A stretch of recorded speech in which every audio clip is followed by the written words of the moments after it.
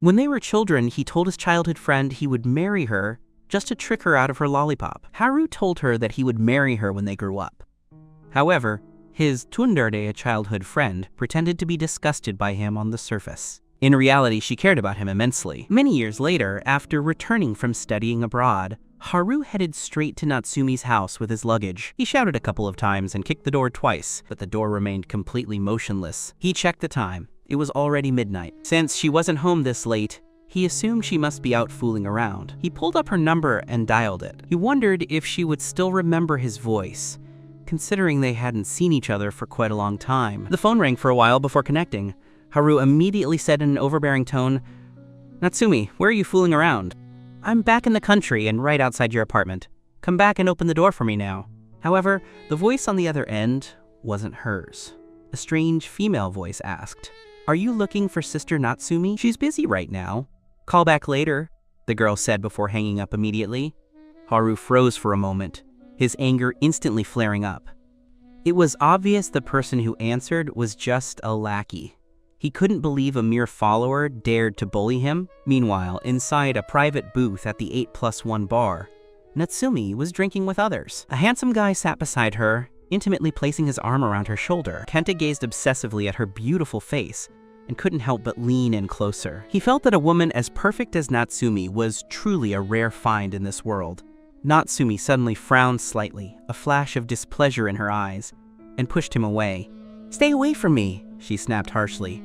"Where is my phone?" Her follower, Yuki, who was sitting nearby, quickly ran over and held the phone out with both hands. "Your phone is here." Just then, the phone rang. Natsumi blinked, looking at the unfamiliar number with no contact name. After she answered, Haru's angry voice shouted from the other end, "Natsumi!" She frowned, failing to recognize Haru's voice at first, which left her in a bad mood. Aside from her family, no one ever dared to call her by her full name like that.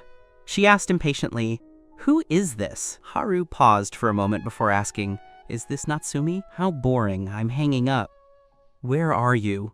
I'm coming to find you." Haru hurriedly tried to stop her.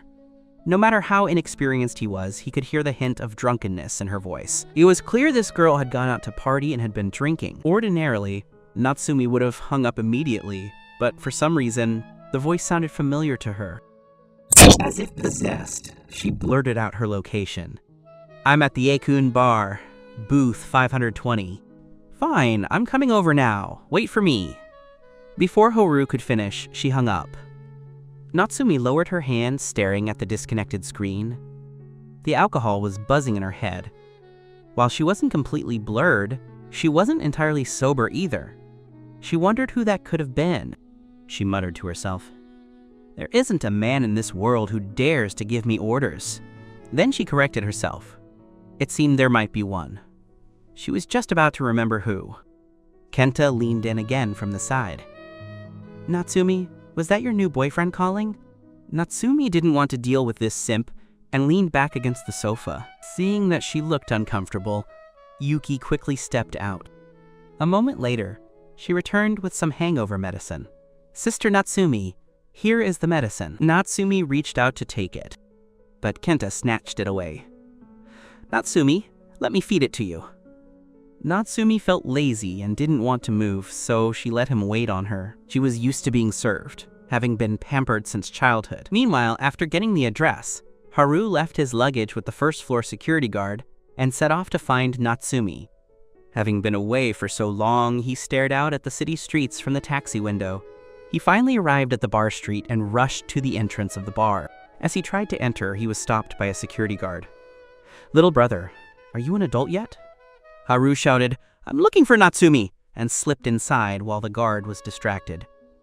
Once the guard heard he was looking for the young Miss Natsumi, he didn't dare stop him and let him through. The bar was surprisingly large. After searching for a long time, Haru finally found booth 520. He pushed the door open and shouted aggressively, "Natsumi!" Everyone in the booth immediately turned to stare at him. A man in a suit walked over with a face full of disdain. "Who are you? You think calling Natsumi's name like that will get her attention?" "Little brother, you're a bit too naive." As Kenta approached, Haru was hit by the scent on him and immediately wrinkled his nose. He took a few steps back and told him, Don't come any closer. Yuki walked over and looked at Haru with a smile. Are you looking for Sister Natsumi? She went to the restroom and will be back in a moment. Kenta, however, was very unhappy. He looked Haru up and down and snorted in annoyance. Don't tell me you're Natsumi's new boyfriend. So she dumped me. Just to fall for you? You're just a little milk dog, pretty boy. I don't see how you're better than me. This comment made the ladies in the room chuckle. Kenta was indeed thick-skinned. He thought that being the school grass of the second middle school made him some kind of noble gentleman. At that moment, Haru's face went dark. He hated being called a little milk dog the most. Can you shut up? I'm not here for you. What are you babbling about? Kenta said displeasurably. What is your status that you dare to yell at me? He was already frustrated. Natsumi had only dated him for a week before breaking up with a perfunctory excuse. Then a few days later, rumors spread that she had a new, very handsome boyfriend. Kenta felt he was losing in looks, height, and now even in momentum. He couldn't stand it. He felt he had to reclaim his dominance no matter what. Haru didn't want to chat with this person at all. Even half a sentence felt like a waste of time. He only wanted to find Natsumi. He looked at Yuki and asked, "Where is the ladies' room? Take me there." Yuki froze. You want to go to the ladies' room? Didn't you say Natsumi went to the restroom? If I don't go to the ladies' room, am I supposed to find her in the men's room? Yuki finally realized that his logic actually made sense. Kenta was about to explode with rage. This boy dared to ignore him, the school grass of the second middle school. How dare you ignore me? Look at me, I'm talking to you. Hey, did you hear me? In his anger, Kenta reached out to grab Haru's hair. The booth only had dim-colored lights. Caught off guard, Haru had his hair pulled. His scalp went numb, and he shouted a reprimand. Kenta was gloating. I won't let go. What are you going to do about it? Haru didn't hold back either. He reached out, grabbed Kenta's trousers, and yanked them down. Kenta turned pale, let go of Haru's hair, and scrambled to pull his pants back up. But his embarrassing moment had already been seen by others, who all burst into laughter. Kenta's face turned green, then purple. Fuming with rage, he roared, I won't let you get away with this today. Haru raised his chin, staring back without a hint of fear. Come at me if you have the guts. Just then, the booth door opened, and a cold female voice spoke up. What's going on?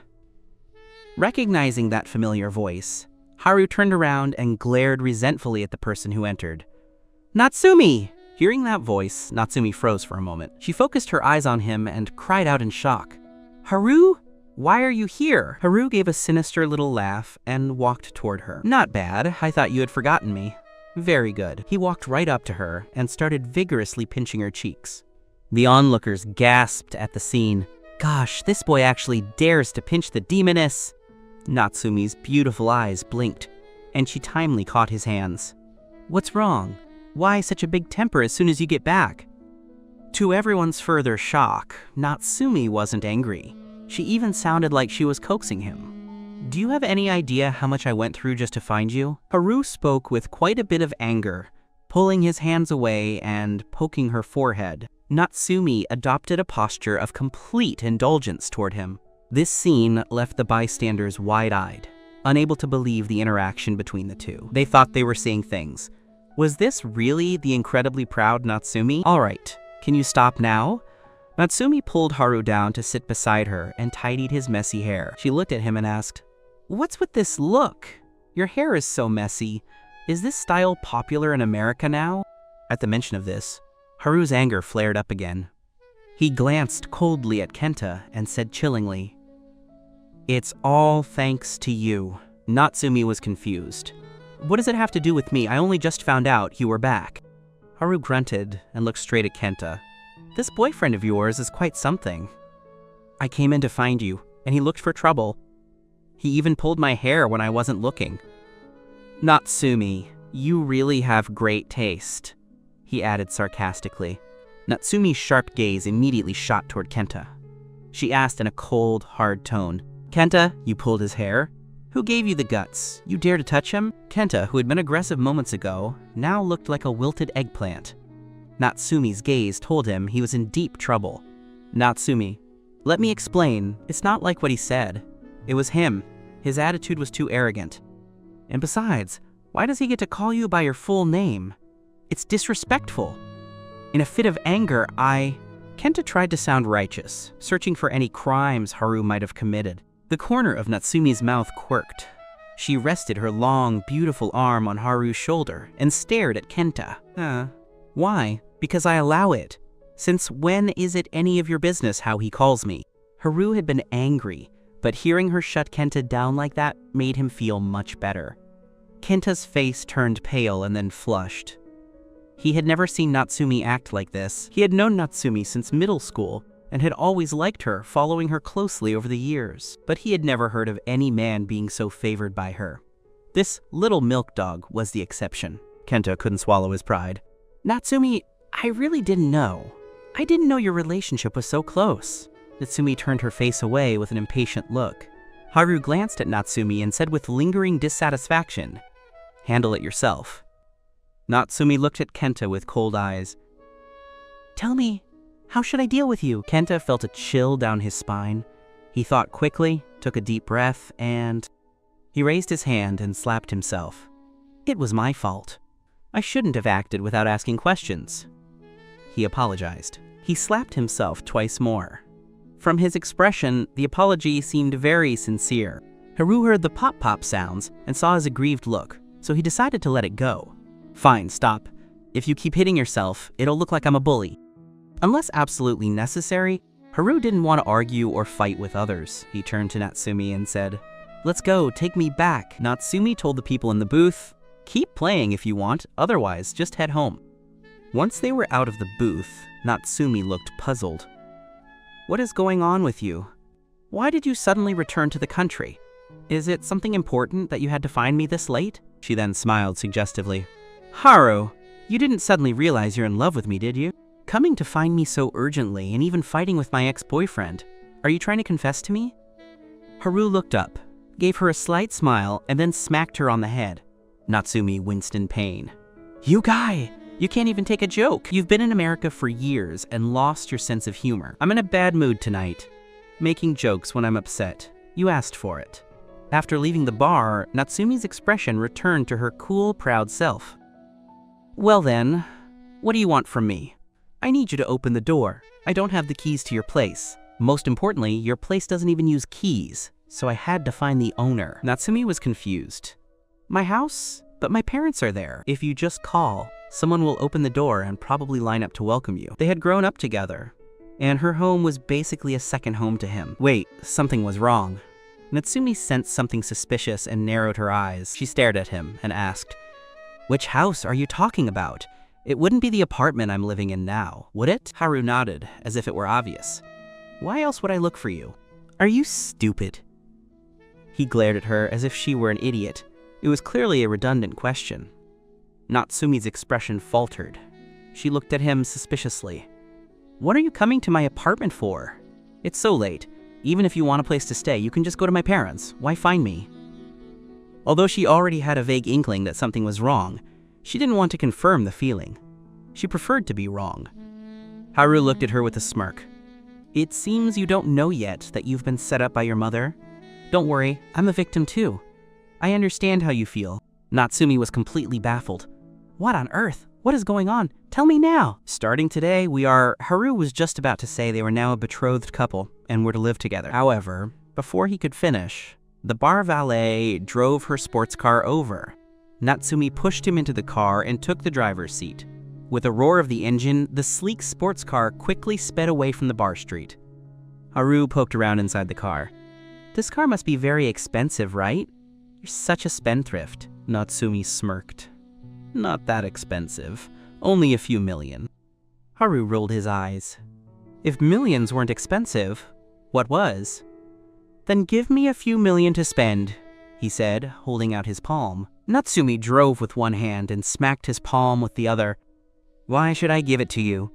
Your old man is loaded too. Go ask him yourself." "Stingy," Haru muttered, glaring at her and deciding to ignore her. Soon, they arrived back at her luxury apartment. Haru looked at her and pointed at the security system on the door. "Register my palm print so I can open the door easily." Natsumi thought he would just grab his bags and leave. She didn't expect this. She crossed her arms and stared at him. Why should I set up a palm print for you, so you can come and go as you please? Haru mirrored her posture, crossing his arms. The two faced off. Because from today on, I'm living here. If you don't register my print, how will I get in and out? Do you plan on being my personal key? He teased with a wicked grin. Natsumi frowned. Living here? Who said you're living here? Did you get my permission? This is my private territory. Your mother told me to live here. Natsumi finally realized what was wrong, remembering what Haru hadn't finished saying back at the bar. You said earlier that my mom set me up. What does that mean? Is it related to this? Haru nodded. Because you and I are getting engaged soon, they want us to live together, to nurture our feelings. Natsumi wondered if she had misheard. She looked at him in a daze. What did you say? Me getting engaged to you? What kind of nonsense is that? Anyway, that's how it is. If you want the specific reasons, ask your mother yourself. I'm too lazy to explain. I'm exhausted. I'm going to shower and sleep. Bye-bye. He yawned, waved a hand at her, and dragged his luggage toward her room. Hey! You explain yourself before you shower. With a slam, the door shut in Natsumi's face, nearly hitting her proud, high-bridge nose. She hammered on the door, shouting, Haru, get out here! A moment later, Haru opened the door, holding a change of clothes and leaning against the frame. I am really sleepy right now. My brain is stuck. Let's talk tomorrow, okay? With that, he brushed past her and headed toward the bathroom. Natsumi looked at him helplessly. Noticing the fatigue on his face, she decided to let it go for now. Early the next morning, Haru came into the living room shouting, Natsumi, is breakfast ready? I'm starving. With sleepy eyes, he sat on the sofa, his head nodding as if he might fall back asleep at any moment. Natsumi poured a glass of water in the open kitchen, her petite frame leaning against the counter. She said lazily, There is no breakfast. I don't cook here. If you want to eat, go out and buy it yourself. Haru frowned and began to wail pitifully. What am I supposed to do? I get dizzy if I miss a meal. I'm still a growing boy. There are all kinds of drinks and milk in the fridge and biscuits and snacks in the cupboard. Just help yourself and eat something to tide you over for now. Then I'll call home and have my parents pick you up and take you back there. As soon as I heard there was something to eat, I scrambled off the sofa and ran over to the fridge. Didn't I tell you last night? From today on, I'm living here with you. I wasn't constrained at all. Acting as if I were in my own home, I casually took out some milk to drink. Seeing an apple, I took that out too. After drinking half a carton of milk, I started munching on the apple. Natsumi stared at me and said, As for the engagement and all that, I won't agree to it. I shrugged. If you don't agree, then go back and tell your parents and Grandpa Shu. I can't make the decisions. Hearing this, Natsumi frowned.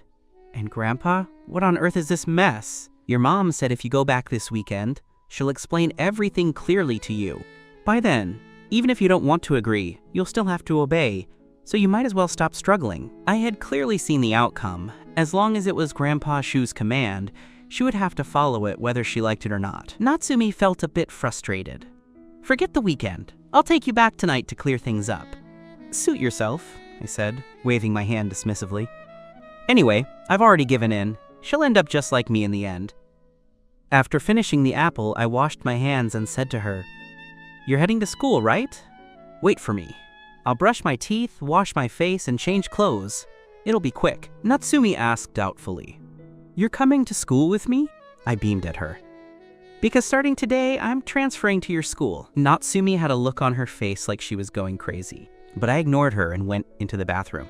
My light humming could still be heard from inside. After I finished freshening up, we finally headed out. Although Natsumi was impatient, she couldn't just leave me behind, so she drove me to school. We were nearing Shande High School. Because it was a prestigious private school, the campus was huge, and the grand school gates could be seen from afar. I immediately shouted, Stop, stop, stop! Just drop me off here! Natsumi had no choice but to pull over, asking puzzledly, We haven't reached the school yet. Why are you getting out here? Before she could finish, I had already hopped out of the car. With a roguish smile, I said, I'm not walking into school with you. It would definitely attract too much attention. I still prefer to keep a low profile. Bye, you go on ahead. I'll buy some breakfast before I head in. Whatever you want, Natsumi replied, not really caring. So many people wanted to be seen arriving in her car for the prestige. I, on the other hand, was the one acting dismissive of her. Natsumi drove off immediately, leaving me alone. I looked around and spotted a bakery, thinking of buying some bread for breakfast. As I walked over, a delicious aroma wafted toward me. I took a look around the shop. I said to the clerk nearby, "I'll take this rock-baked cheese croissant," pointing to the last one left in the display case. The clerk walked over, took out that croissant, and put it in a bag. Once it was packed, I reached out to take it, but the clerk said apologetically, "I'm sorry, this is the last one and it's already been bought. Please choose something else." I was instantly bummed out. I had spent so much time deciding, only for it to be taken. Who bought it? I clearly saw it first. The clerk looked conflicted and pointed to a girl standing at the checkout counter. "It's that young lady. So I'm really sorry. Our European bread and cheese buns are also very popular. Would you like to try one?" "No thanks."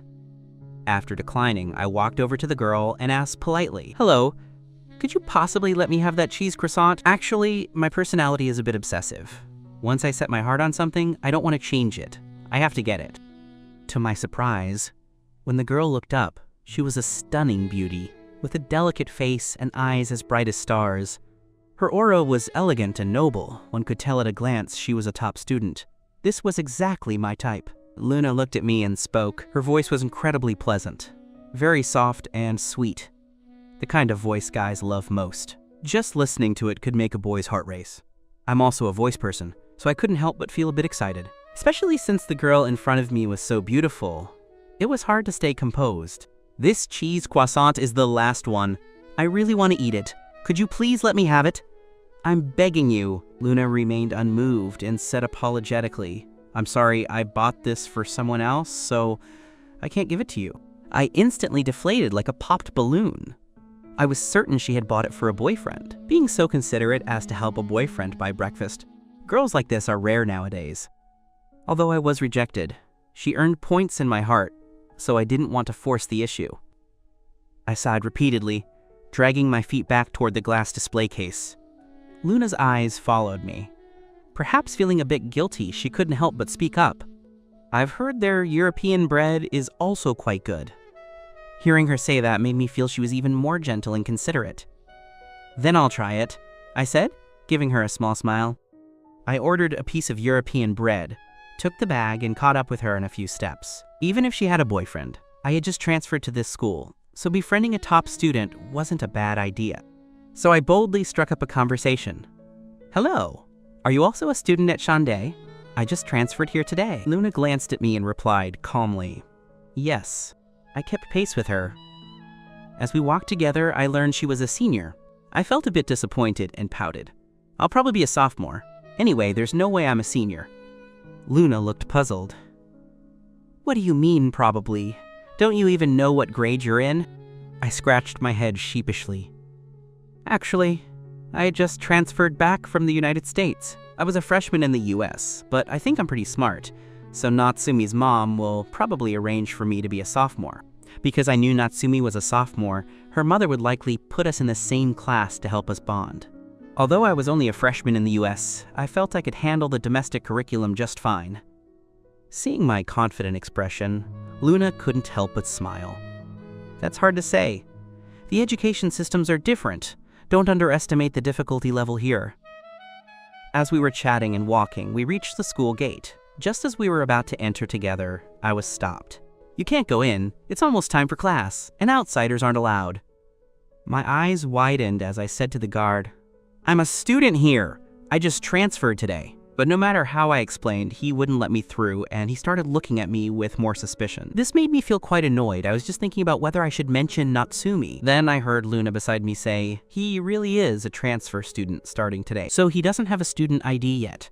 He's on his way to the office to report. I can vouch for him." The guard recognized Luna and said, "I know you. You're Luna, right? All right, for your sake, I'll let him in." Luna nodded slightly. "Thank you." But I was still unhappy. Although I was grateful to Luna for helping me, the guard's attitude bothered me. He was looking at me like I was a thief. I consider myself quite handsome. There's no way I should be treated with such suspicion. "Thanks, but I don't need your help. I'll rely on myself," I said to Luna. Then I pulled out my phone and called Natsumi. Natsumi's lazy voice answered. "Hello? What is it?" "I'm being blocked by the guard. He won't let me in because he doesn't believe I'm a transfer. As soon as I said this, Natsumi burst into loud laughter on the other end of the line. Her reaction made me even angrier. Just as I was about to yell her name, Natsumi stopped laughing. Wait a moment, I'll get it sorted out for you quickly. Suddenly, I heard a male voice near her asking who was on the phone. It was the kind of voice girls find hard to resist. I asked somewhat angrily, "Who are you with?" I don't know if Natsumi didn't hear me or just didn't want to answer, but she hung up. I shouted at the phone in frustration. Luna looked at me with concern. "Are you okay? What's wrong?" I said unhappily, "Someone is putting a date before a friend." In less than a minute, the guard's phone rang. He was clearly startled when he saw the caller ID. He answered respectfully, and after hearing whatever was said, he looked at me in shock. After hanging up, his attitude did a 180-degree turn, and he gave me a fawning smile. "I'm so sorry, it was all a misunderstanding. It's my fault. You can go in now, the principal is waiting for you." Hearing this, I was finally satisfied and walked in with a swagger. Luna looked completely puzzled and followed me, asking, "Who exactly are you, that you managed to involve the principal?" I chuckled and wagged a finger at her mysteriously. "It's a secret. You'll find out once we're better acquainted." Luna gave a small laugh. "Is that your way of hitting on me? I don't just make friends with anyone." "Well, you're a top student, and they're very picky about friends, especially a beautiful one like you, who must have guys pestering you all day." I was laughing happily, having put Natsumi's behavior out of my mind. Luna glanced at me curiously. "How did you know I'm a top student?" I grinned and raised an eyebrow. "Because I'm smart. I can tell at a glance. You're exactly that top student type. Was I right? The guard said he recognized you just now. Why? Are you very famous at school?" "I suppose so," Luna said quietly, not elaborating, as she didn't seem interested in showing off. I quickly followed up with more questions. "How are you famous? Because you're the school belle? Or because you're ranked #1 in the whole school?" "I bet it's both, isn't it?" Luna said calmly. "I wouldn't call myself the school belle, but as for grades, I do have them." I looked at her in surprise. "You're not considered the school belle? You're so good looking. If you're not the school belle, then..." "Wait, could the school belle be Natsumi?" Hearing me say that name, Luna blinked and asked, "You know her?" I didn't notice her change in expression and instead asked excitedly, "She must be very popular at school, right? I heard she has a lot of pursuers.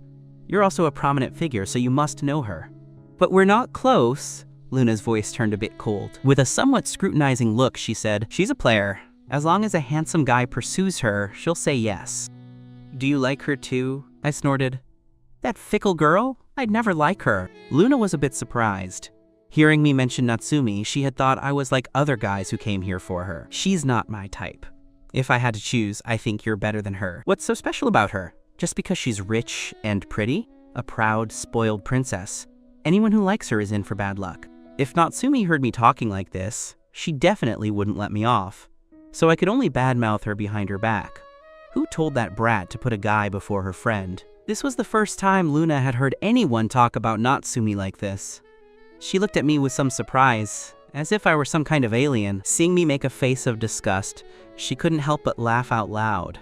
"You're really interesting." My eyes darted around mischievously as I seized the chance. "I forgot to introduce myself. I know your name is Luna. It's a beautiful name. I'm Haru. Your name is very nice too," Luna said with a smile, acting more friendly toward me now, the initial distance gone. "I still don't know which class I'm in yet. Tell me yours, so I can visit you later. I just got back and I'm not familiar with the school. Can I come to you if I don't understand something?" I was trying to get close to her, but my thoughts were simple. I just wanted to be her friend. A beautiful and smart top student. Since we got along so well, of course I had to make friends with her. My biggest hobby is making friends, especially capable and smart ones. Making a few more is never a losing game. Luna nodded and said, "Sure. I'm in senior class S. Okay, I've got it. I won't keep you from class then. I'm going to the principal's office to report. I'll find you when I'm free." After saying that, I headed toward the administration building. Luna watched my back from behind with a thoughtful look. A transfer student reporting to the principal's office. It seemed this guy's background was anything but simple. Usually transfer students just went to the administration office and reported to their homeroom teacher. Thinking they'd have more chances to interact, she stopped probing and walked toward her own class. On the other side, In the principal's office, I had met the principal. Upon seeing me enter, he not only brought out drinks but also kindly asked if I wanted some fruit. I waited on the sofa for a while until a woman wearing black-rimmed glasses walked in. The female teacher knocked respectfully, looking very serious. "You called for me, principal?" The principal immediately took on an air of authority and introduced me. "This is our new transfer student, Haru. Haru previously attended a prestigious high school in America and has excellent grades, so I've placed him in Class S. Take him to class and get him settled. He will be a key student for our school's development from now on. Do you understand?" The teacher understood the principal's hidden meaning perfectly. She nodded and led me away. The principal even personally saw me to the door. Soon, I followed the teacher to the classroom door. I glanced at the class sign and said strangely, "Freshman Class S? Am I not in the sophomore year?" "Because you were a freshman in the US, the principal arranged for you to enter the freshman year here. Besides, our domestic curriculum moves faster than abroad. If you went into the sophomore year, you might not be able to keep up." "All right then." Thinking about my own grades, I didn't push it. Earlier in the principal's office, when I heard him say my grades were excellent, I had to struggle to keep from blushing, but I came back to study with a just for fun attitude anyway, so what grade 1 was in wasn't very important. I'd be going back to the US sooner or later. Ms. Wei led me inside and said to the students, "This is our new transfer student, Haru. Everyone, let's have a round of applause." I stood by the podium and gave everyone a cheerful smile. "Hello everyone, I'm Haru. Male, likes females.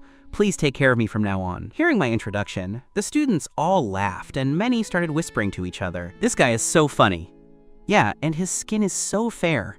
I didn't expect a hottie. Our class hunk is going to lose his title." For a moment, the girls in the class were all cheering, clamoring for me to sit next to them. I scanned the room with a smile, looking to see if there were any beauties.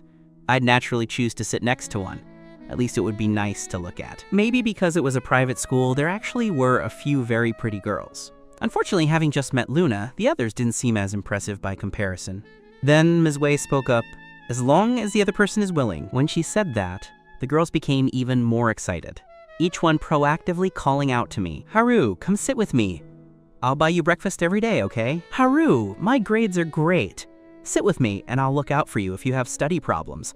I'll even buy you snacks every day. Hottie, hottie, sit with me. I can be your slave and let you boss me around." This last comment caused the others to boo her. I thought they were all very interesting, but I wasn't moved by it. I thought for a moment and asked, "Which girl is the prettiest?"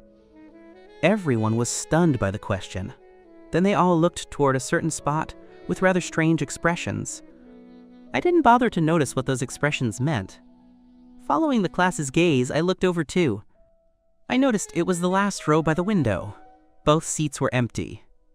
Was the prettiest girl not here today? I, Haru, was naturally going to pick the most beautiful one. I walked over and sat down in the empty seat. I even said to Ms. Wei, "I'll sit here." Ms. Wei's expression was also a bit odd, and she said awkwardly, "Sit there if you like." She tapped the podium with a stick to quiet the students. "Take good care of your new classmate. Be united and friendly, okay?" After Ms. Wei left, the English teacher returned to the podium to continue the lesson. I can't speak for other subjects, but my English is absolutely top-notch. After all, I did spend several years in the US, so I found it incredibly boring. To me, it felt like a primary school class. I let out a yawn. The girl in front of me leaned in. "Haru, are you lost? Why don't we just chat?" "What do you mean lost?"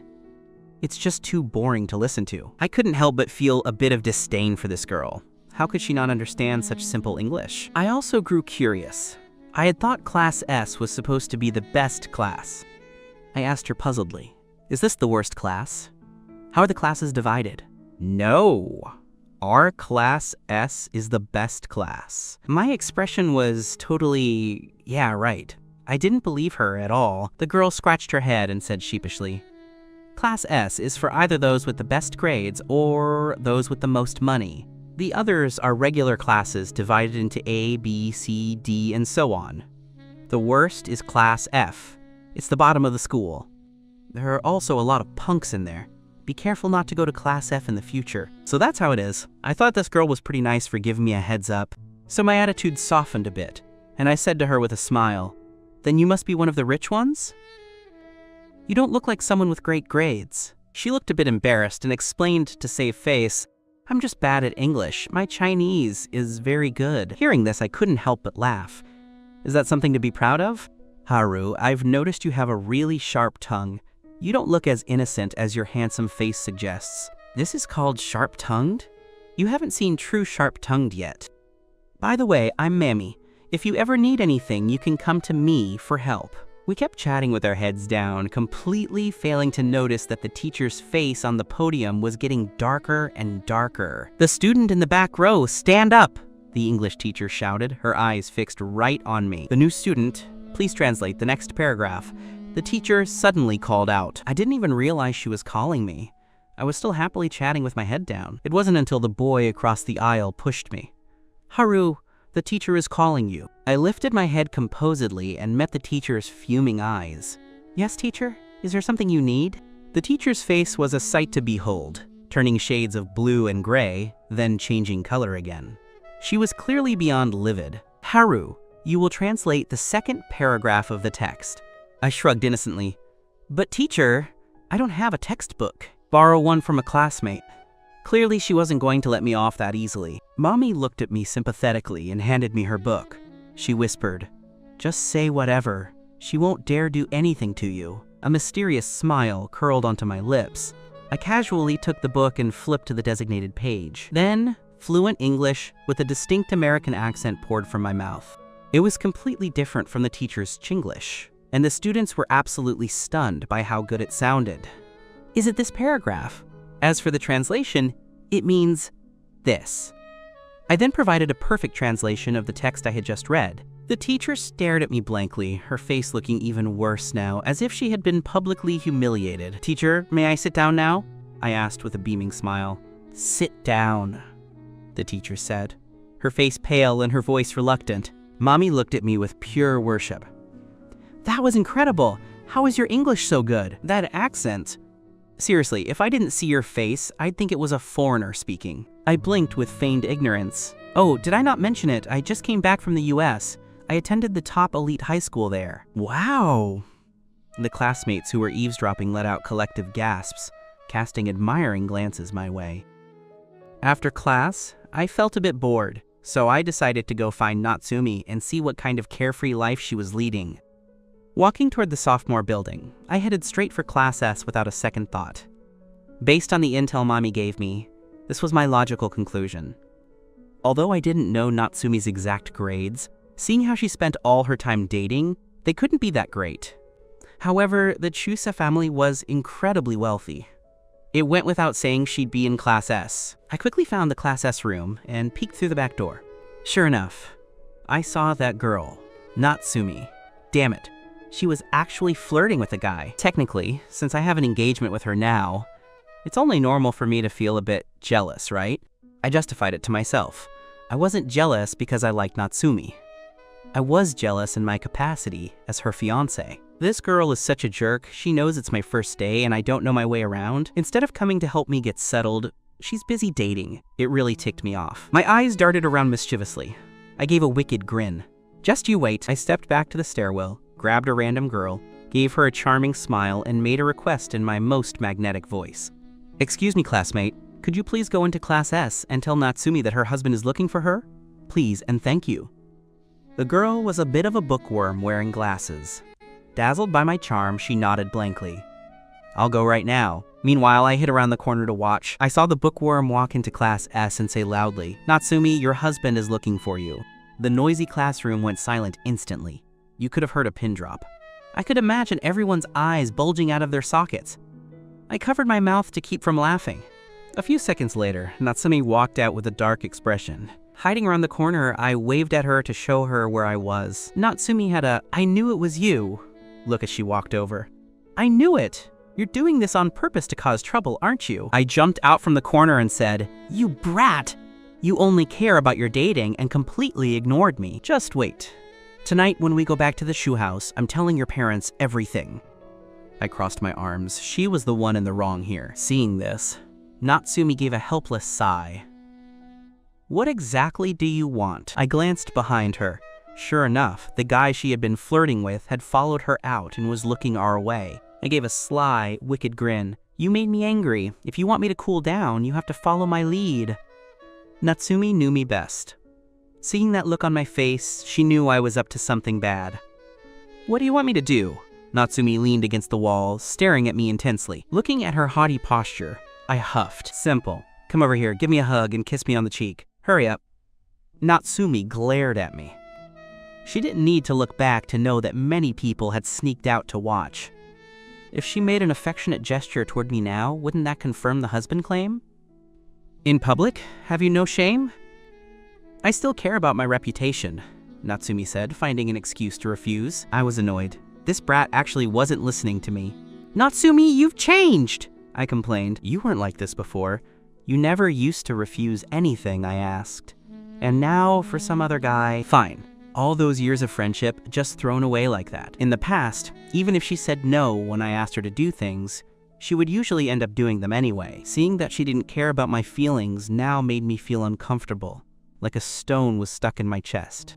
I glared at her and turned to leave. Natsumi sighed, reached out to pull me back, and then threw herself into my arms. Fine, happy now? She said helplessly. Is there any point to these pranks? I'll have to explain this to my boyfriend later. It's such a pain. I gave a low huff. You care that much about your boyfriend? I'm technically your fiancé right now, you know. Natsumi said irritably.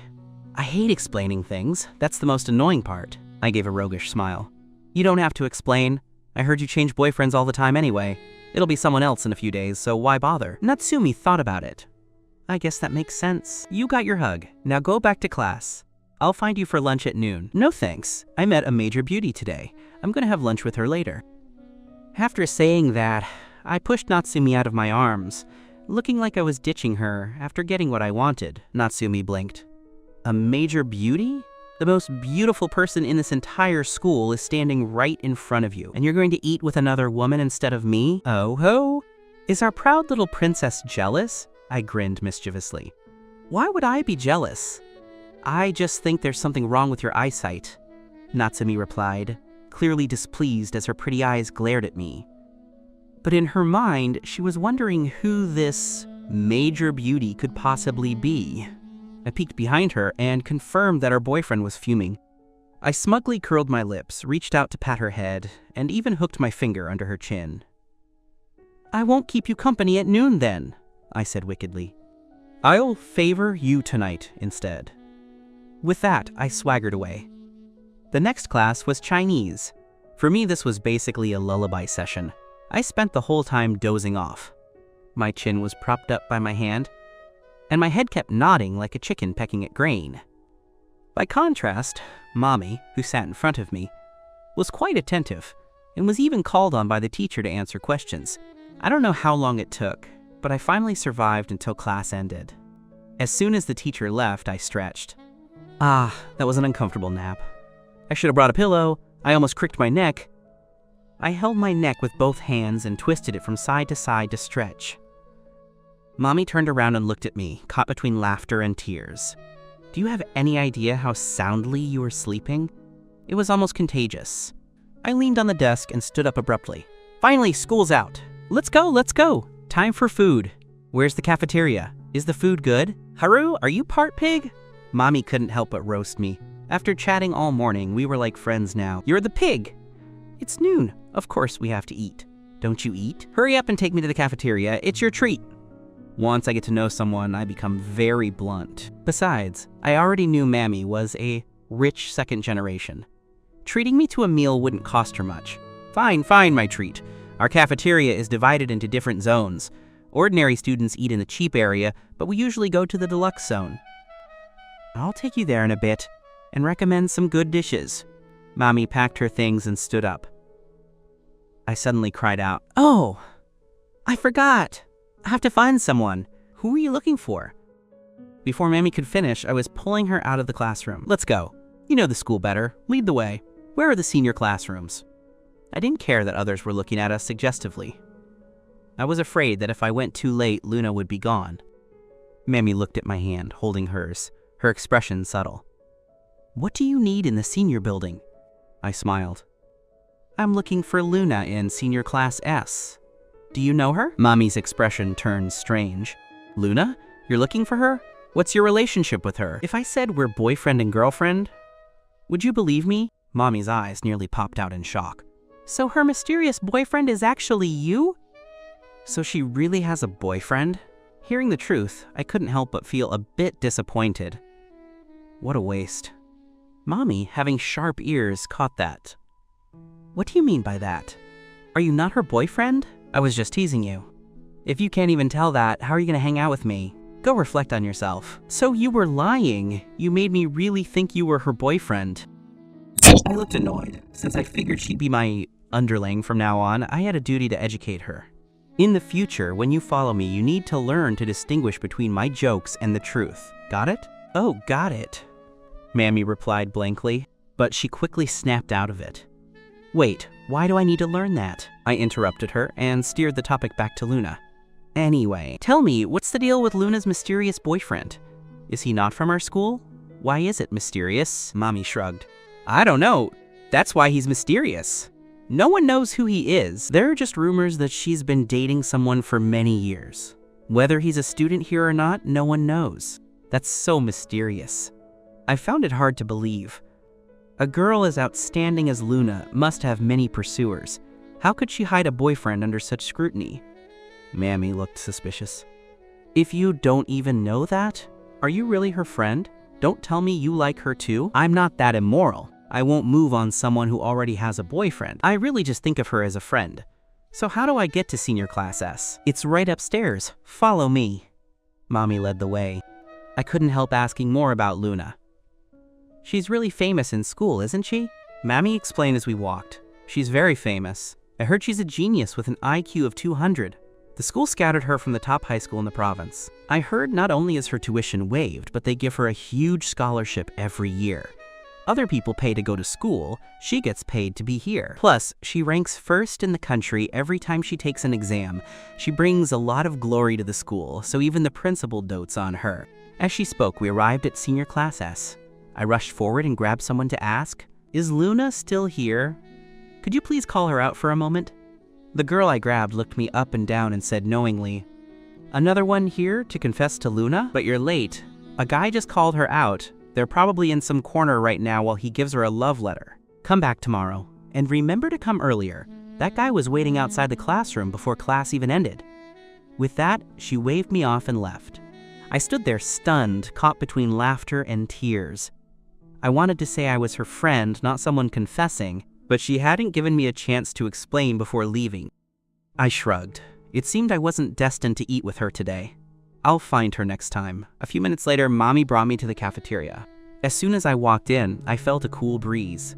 I didn't expect the cafeteria to have air conditioning, as expected of a prestigious school. I asked Mammy, "Where are we eating?"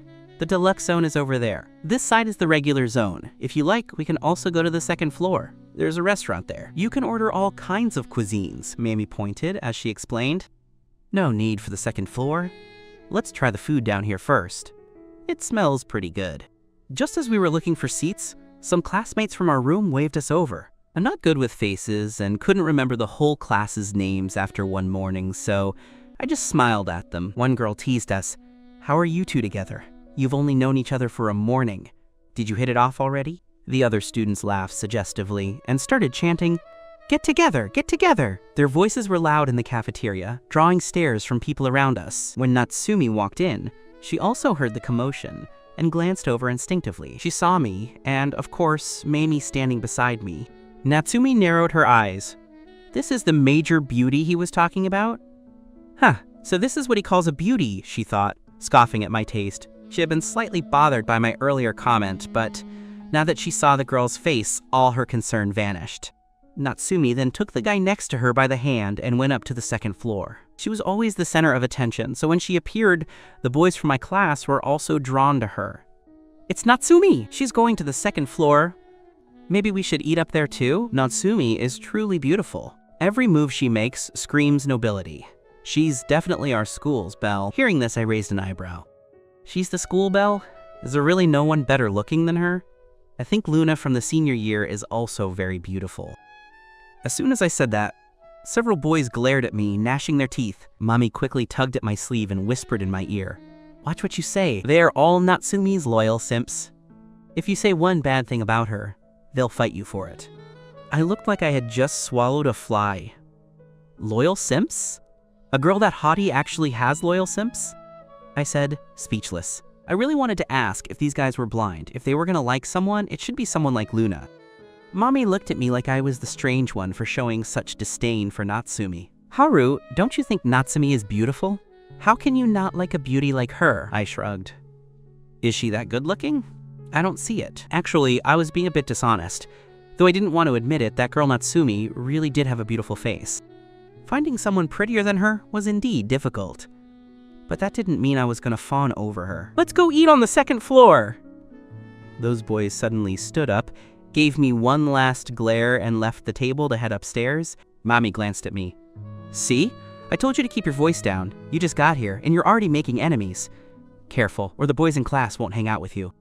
I don't like being fake. Do I really have to agree with them? Making friends that way is pointless. Besides, I'd much rather make friends with someone like Luna. Fine. What do you want to eat? I'll buy it for you, Mommy asked considerately. I'll go with you. I noticed the remaining girls were looking at us with teasing eyes. I sighed. People are so boring. Why do they have to ship every boy and girl they see together? After we got our food and sat back down, a few girls who had just finished eating said before leaving, Haru, why don't you just date Mommy? You guys look like a good match. After saying that, they all giggled together. I rolled my eyes. Mommy is great. I'll consider it. Now stop being busybodies and get going since you're done eating. Since they were my classmates, I didn't want to say anything too harsh. Otherwise, with my sharp tongue, their faces would have turned black by now. Once they left, Mommy turned to me and asked, was what you said just now true? I stared at her. Didn't I tell you? You have to learn to distinguish my truths from my lies. Mommy looked bummed. So that was a lie? I actually thought you really liked me and would consider dating me. My heart is breaking. Mamie clutched her chest, acting out a wounded expression. I was about to say something, but I just happened to see Natsumi coming down from the second floor, looking at me with a displeased expression. I glared back at her. Seeing her holding another guy's arm, I couldn't help but curse inwardly. How excessive. Not only was she holding another guy's arm right in front of her official husband, but she also dared to give me a look. But I couldn't be bothered with her. I acted as if Natsumi didn't exist and stopped looking at her. I turned and smiled at Mammy.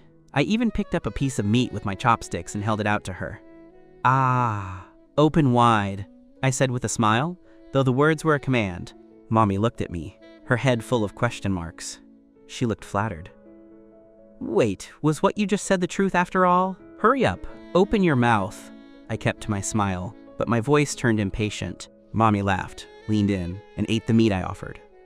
Meat fed by a hottie tastes different. It's full of the flavor of love. I quickly urged her, now I want to eat yours. Feed me, hurry! As I spoke, I couldn't help but peek toward Natsumi. Sure enough, while she was walking out with her boyfriend, she was secretly glancing at me. Mommy asked, confused, which one do you want, the fish or the beef? Whichever, just hurry up. Mommy picked up a piece of meat and held it to my mouth. Ah, open wide. By this time, Natsumi had already left the cafeteria and was no longer watching us. Seeing her gone, I lost all desire to perform. I pushed Mammy's chopsticks away and said nonchalantly, eat it yourself. I don't want it anymore. Mommy looked at me in a daze, completely confused. How did I change so fast? One second we were all lovey-dovey, and the next, Haru, what's wrong? Don't you like fish? How about some steak instead? I looked at her and said one word at a time. What I said just now was a lie. It was just to save your face as a girl. It's impossible between us. If I were to find a girlfriend, it would have to be someone like Luna. Of course, I wasn't looking down on Mammy. I just have high standards. Mommy looked completely disappointed. So you really do like Luna? You just lied to me and said you were only friends. You should just give up. Luna already has a boyfriend, and she's very close with him. No one can get between them. Do you know how many guys have confessed and been rejected by her? Just eat your food and stop nagging. I couldn't be bothered to explain to her that I didn't actually like Luna that way. I just admire her. I still have my principles. I won't go after someone who already has a boyfriend. We are just friends. School let out quickly that afternoon. Mommy walked out of the school gates with me. Her driver had arrived to pick her up, and she wanted to give me a ride. I waved my hand. No thanks, I'll take the bus back myself. You go ahead. See you tomorrow. Mommy still didn't know my true identity. After seeing me show off in English class, she had already categorized me as one of those students who got into Class S based on good grades. Naturally, she didn't view me as a wealthy young master. Thinking I was going to squeeze onto a public bus, she pulled me again and said, "Just let me give you a ride. I have a car right here. It's so convenient.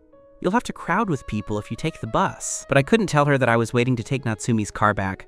I had to follow her lead and say, "Taking the bus is no big deal. You get used to it. Hurry up and get in the car so you can go home," I said as I pushed her and stuffed her into the car. Once the car had driven far away, I quietly returned to the side of the school gate and dialed Natsumi's number. Luckily, it connected right away. I was worried Natsumi wouldn't pick up my call. "Where are you?" "Out. What do you want?" There was a whistling sound of wind on Natsumi's end. It sounded like she was driving. I didn't expect her to leave school so quickly. I said a bit angrily, "You've already left? Why didn't you wait for me?" Natsumi let out a cold laugh. "Don't you have a major beauty by your side? Why don't you just let her take you home? It's a perfect chance for you to play the gallant admirer. I don't care where you are right now, get back here and pick me up." I was certain that brat Natsumi was with her boyfriend. The more I thought about it, the angrier I got.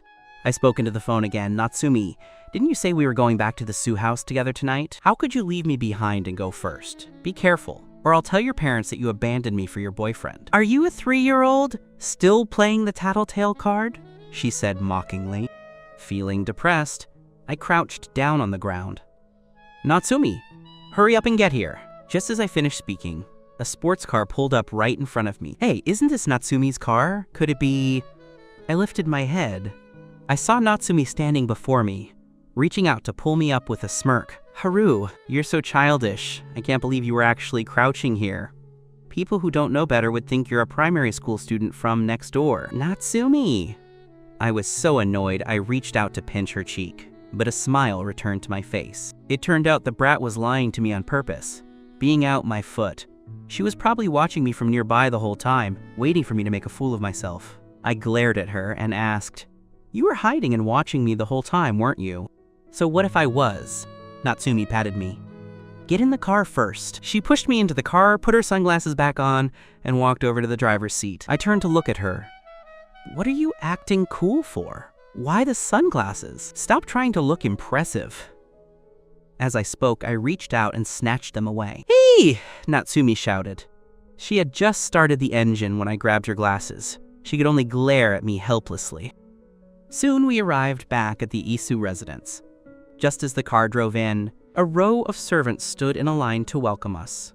"Young mistress, you're back. Young Master Jang, welcome back." I took off the sunglasses and waved to the servants as I got out. "Hello, everyone!" Natsumi also got out and grabbed my arm to walk inside. "You are truly boring." Just as the two of us walked in, we were startled as a shower of streamers fell on us. "You're back! Congratulations on your engagement." The people in the house cheered happily. Natsumi and I were completely stunned. Mrs. Shu walked over, grabbed my hand, and said joyfully, "From now on, you are my son-in-law." Natsumi scanned the room and found that the living room had been decorated very festively. Many guests had been invited, and everyone was dressed very formally. Her brow twitched. "What is the meaning of this?" Mrs. Shu smiled and said, "Today is your engagement party. There's no time like the present, so we decided to hold it today. Come look, I had a beautiful cake custom made for your engagement." Natsumi had a look that was somewhere between crying and laughing as she was pulled over. There was a 10-tier cake, incredibly beautiful, shaped like a princess's castle. It was the kind of thing every girl dreams of. Then Mr. Shu patted my shoulder and said solemnly, "Take good care of our Natsumi from now on. Do you understand? We are entrusting her to you. You must not let her down." Grandpa Shu also nodded, his usually stern face wearing a happy smile. To see Natsumi and Haru together, this old man can die content.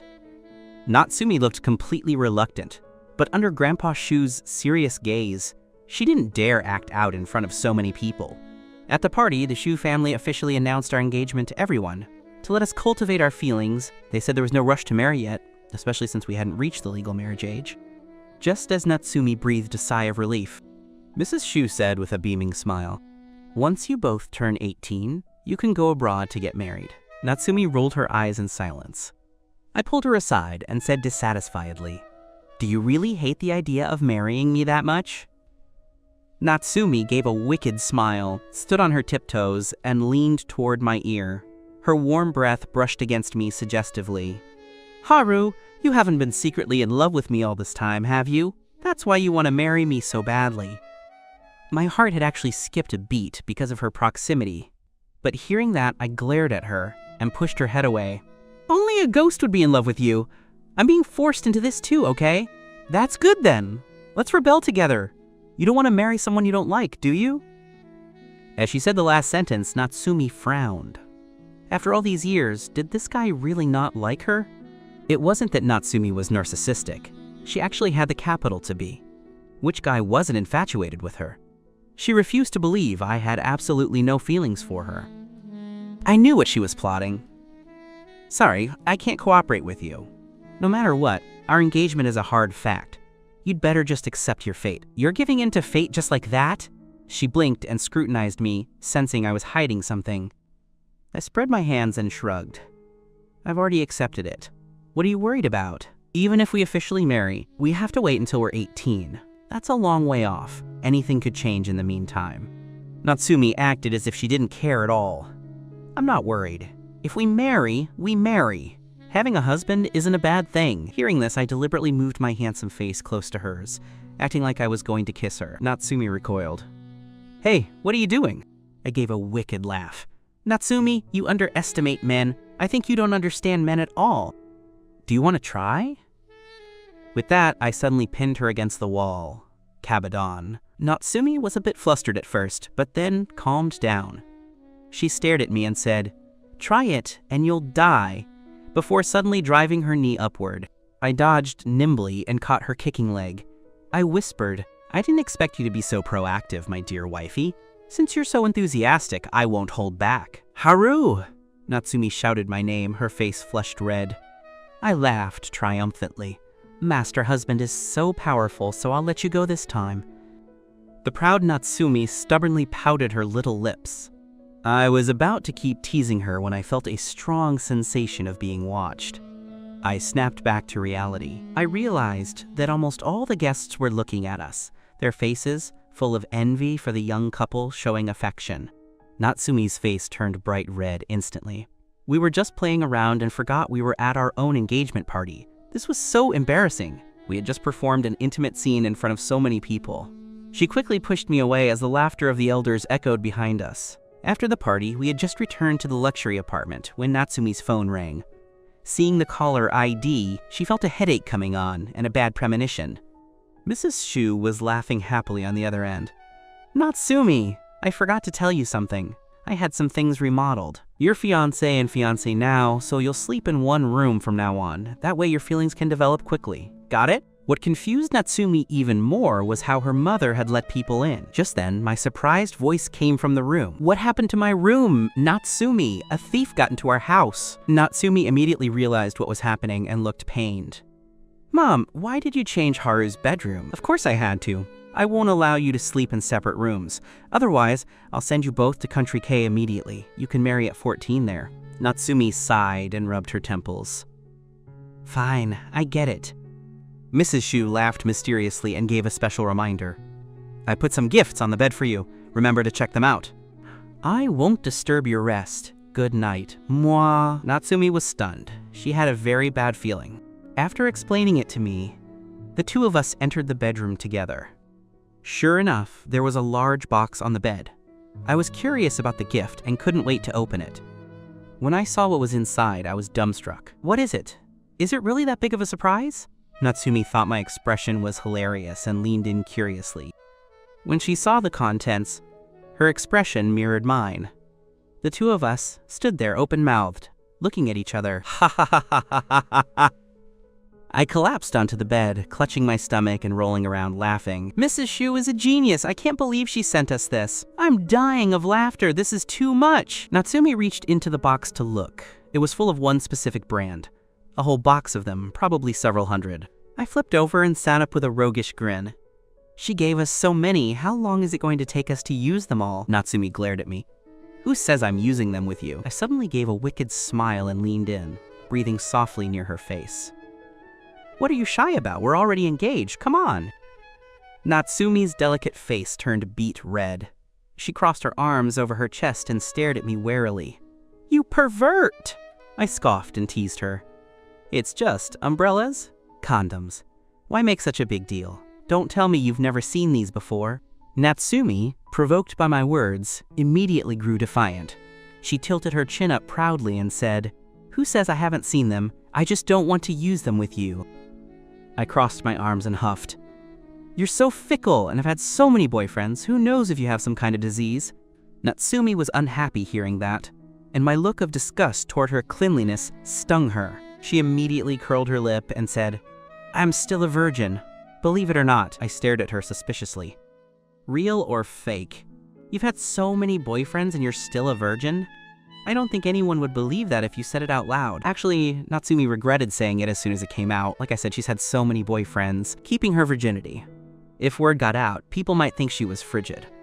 It would damage her image as the school belle. Haru, let's just pretend I never said that and you never heard it, okay?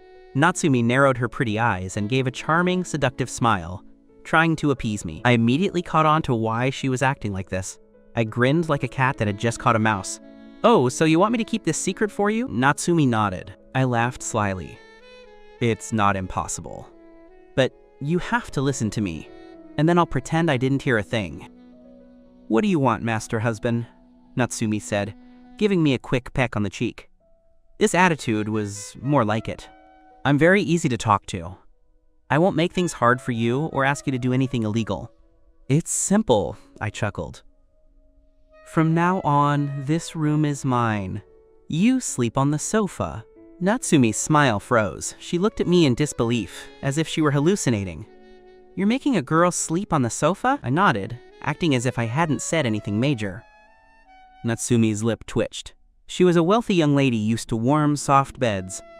How could she sleep on a sofa? Afraid she would back out, I pointed a finger at her and repeated her words. You just said you'd do whatever I said. No backing out. Natsumi was speechless. She was finally experiencing what it meant to lift a rock only to drop it on your own foot. Fine, I keep my promises, Natsumi said with a generous air. But internally, she was already plotting how to reclaim sovereignty over the bedroom. I grabbed a pillow, stuffed it into her arms, and waved her away. Well then, good night. Natsumi gave a soft huff and walked out reluctantly. After a moment, she came back and suddenly spoke. Hey, was that girl you ate lunch with today your major beauty? Your taste is really terrible now if you call that a beauty. I stared at her, the corners of my mouth curling. Are you jealous? TCH, why would I be jealous? Someone of that caliber can't even compare to me. Natsumi huffed, clearly displeased that I had compared her to that girl. I smiled mysteriously. You guessed wrong. My major beauty isn't her. Besides, is my taste really that bad? It's just that my major beauty didn't have time for me, so I found a classmate to eat with instead. Speaking of which, I couldn't help but think of Luna again. I wondered if I should go find her again tomorrow. A girl as popular as she is, if I didn't consolidate her impression of me, she might forget me soon. Natsumi noticed my daze and suspected I really was thinking of that major beauty. She couldn't help but feel a bit sour. Then tell me, who is this major beauty? I don't believe there's anyone in this school more beautiful than me. Besides, today was your first day. Who could you have possibly met? I gave a mischievous smile. I'm not telling you. Anyway, I know you're not the only school belle. Natsumi narrowed her eyes. Looking at that lovesick smile of yours. Do you like her? Don't forget, you're my husband now. Are you planning on cheating? I couldn't help but laugh. Please, my dear wifey, you seem to have quite a few boyfriends yourself. What right do you have to accuse me of cheating? I won't stop you from dating, so don't interfere with me seeing beauties. Natsumi eyed me. She had been worried I would ruin things for her. Like today, I made her boyfriend jealous, and she had to spend time soothing him. She hated explaining things most of all. Suddenly, Natsumi held out her pinky. Pinky swear? Although I thought the behavior was childish, I hooked my finger anyway. Just like when we were kids, we did the pinky swear and the stamp. At that moment, I felt like I was back in our childhood. The two of us always together, inseparable. Our families weren't just old family friends. Our parents were very close, which made our relationship very strong. As children, we were each other's only friends. Natsumi suddenly remembered something and clapped her hands. That's right. When we were very little, I heard my parents say we were. Betrothed before birth, I nodded. I know. That's why they're making us get married. Then, do you remember the past? When we were kids, we often slept together too. I remember. I felt that her bringing up our childhood definitely meant she was up to something. Natsumi gestured to the sofa. While this sofa is comfortable to lie on, it's not convenient for sleeping. Could you really bear to see me have insomnia? I won't be able to go to class tomorrow. I looked at her, immediately realizing the girl was playing the sentimental card. Master husband. Natsumi took my hand and shook it as if she were acting spoiled, coquettish. Fine, fine. You can sleep in the bed, okay? I really can't stand it when girls act spoiled. Besides, it wasn't like I was losing out. Husband, you are so kind. Natsumi's acting worked. I gave a wicked grin. Then let's go, sleepy sleep. Natsumi poked my chest with her elbow, feigning disgust. Who's sleeping? With you. We stay on our own sides. Fine, fine. Own sides. Just don't launch a sneak attack on me tonight. I'm just afraid you won't be able to resist my body in the middle of the night. Ugh. Say one more word and I won't be nice to you. Okay, I'm shutting up. I closed my mouth sensibly. Let's rest. The next morning, I woke up suddenly and opened my eyes. I had to go to school and find Luna. Thinking of the major beauty, all my sleepiness vanished. I stretched my eyes open and yawned. I looked at the person in front of me and jumped. I didn't expect to see a face zoomed in right before me. Because I wasn't prepared, it gave me a big fright. Natsumi's pretty face was only a few centimeters away from mine. Her eyebrows slightly arched as she peered at me. This time I was completely awake. My dark eyes darted around. I looked at Natsumi, who was right there, and accused her. You're attacking me. You had the nerve to tell me not to attack you yesterday, and here you are doing it to me. As I spoke, I pinched her nose with my fingers. Natsumi grabbed my hand, blinked at me, and bluntly stated the truth. Look closely. This side of the bed is mine. You're the one attacking me. I froze. I looked at the rest of the bed. Sure enough, more than half the bed was empty. The two of us were squeezed together on the side she was sleeping on. What's worse, I was holding on to her like an octopus. It was obvious who was attacking whom based on the posture. I was a bit embarrassed. Natsumi looked at me mockingly, waiting to see how I'd admit I was in the wrong. Fortunately, I was quick-witted enough to react. What do you mean this side is yours? Don't forget, this whole bedroom is mine. This half of the bed is just something I'm lending you temporarily, so it still belongs to me. Natsumi was momentarily speechless, her biting her lip looking quite cute. Seeing her expression, I laughed happily. If you're unhappy, then go sleep on your sofa. I'm kind enough to lend you the bed and you still dare to complain? Natsumi threw up her hands helplessly. Okay, you win. She really couldn't find a reason to refute me. At the same time, Natsumi vowed in her heart that she would definitely reclaim sovereignty over the bedroom. So the two of us got up, washed up, and headed to school. We went down to the garage together. Natsumi got into the driver's seat and buckled her seatbelt. I was outside, pulling at the car door. I had to tap on the window and shout, "Hey, why won't the door open?" Natsumi narrowed her beautiful eyes and looked at me with a smile. The car is mine. Why should I give you a ride? I didn't expect her to use this move. Natsumi, if you don't take me to school, am I supposed to go by myself? If you trade for the usage rights of the bedroom, I'll take you to school every day from now on. Natsumi stated her condition. I won't agree. Just you try leaving me behind. Be careful, or I'll tell... Before I could finish my threat, Natsumi started the engine and the cool sports car drove straight away right in front of me. Natsumi! I was so angry my face turned blue. I looked around the garage in a daze. Because it was still very early, there was no one else in the garage. The vast, spacious garage was empty except for the cold cars.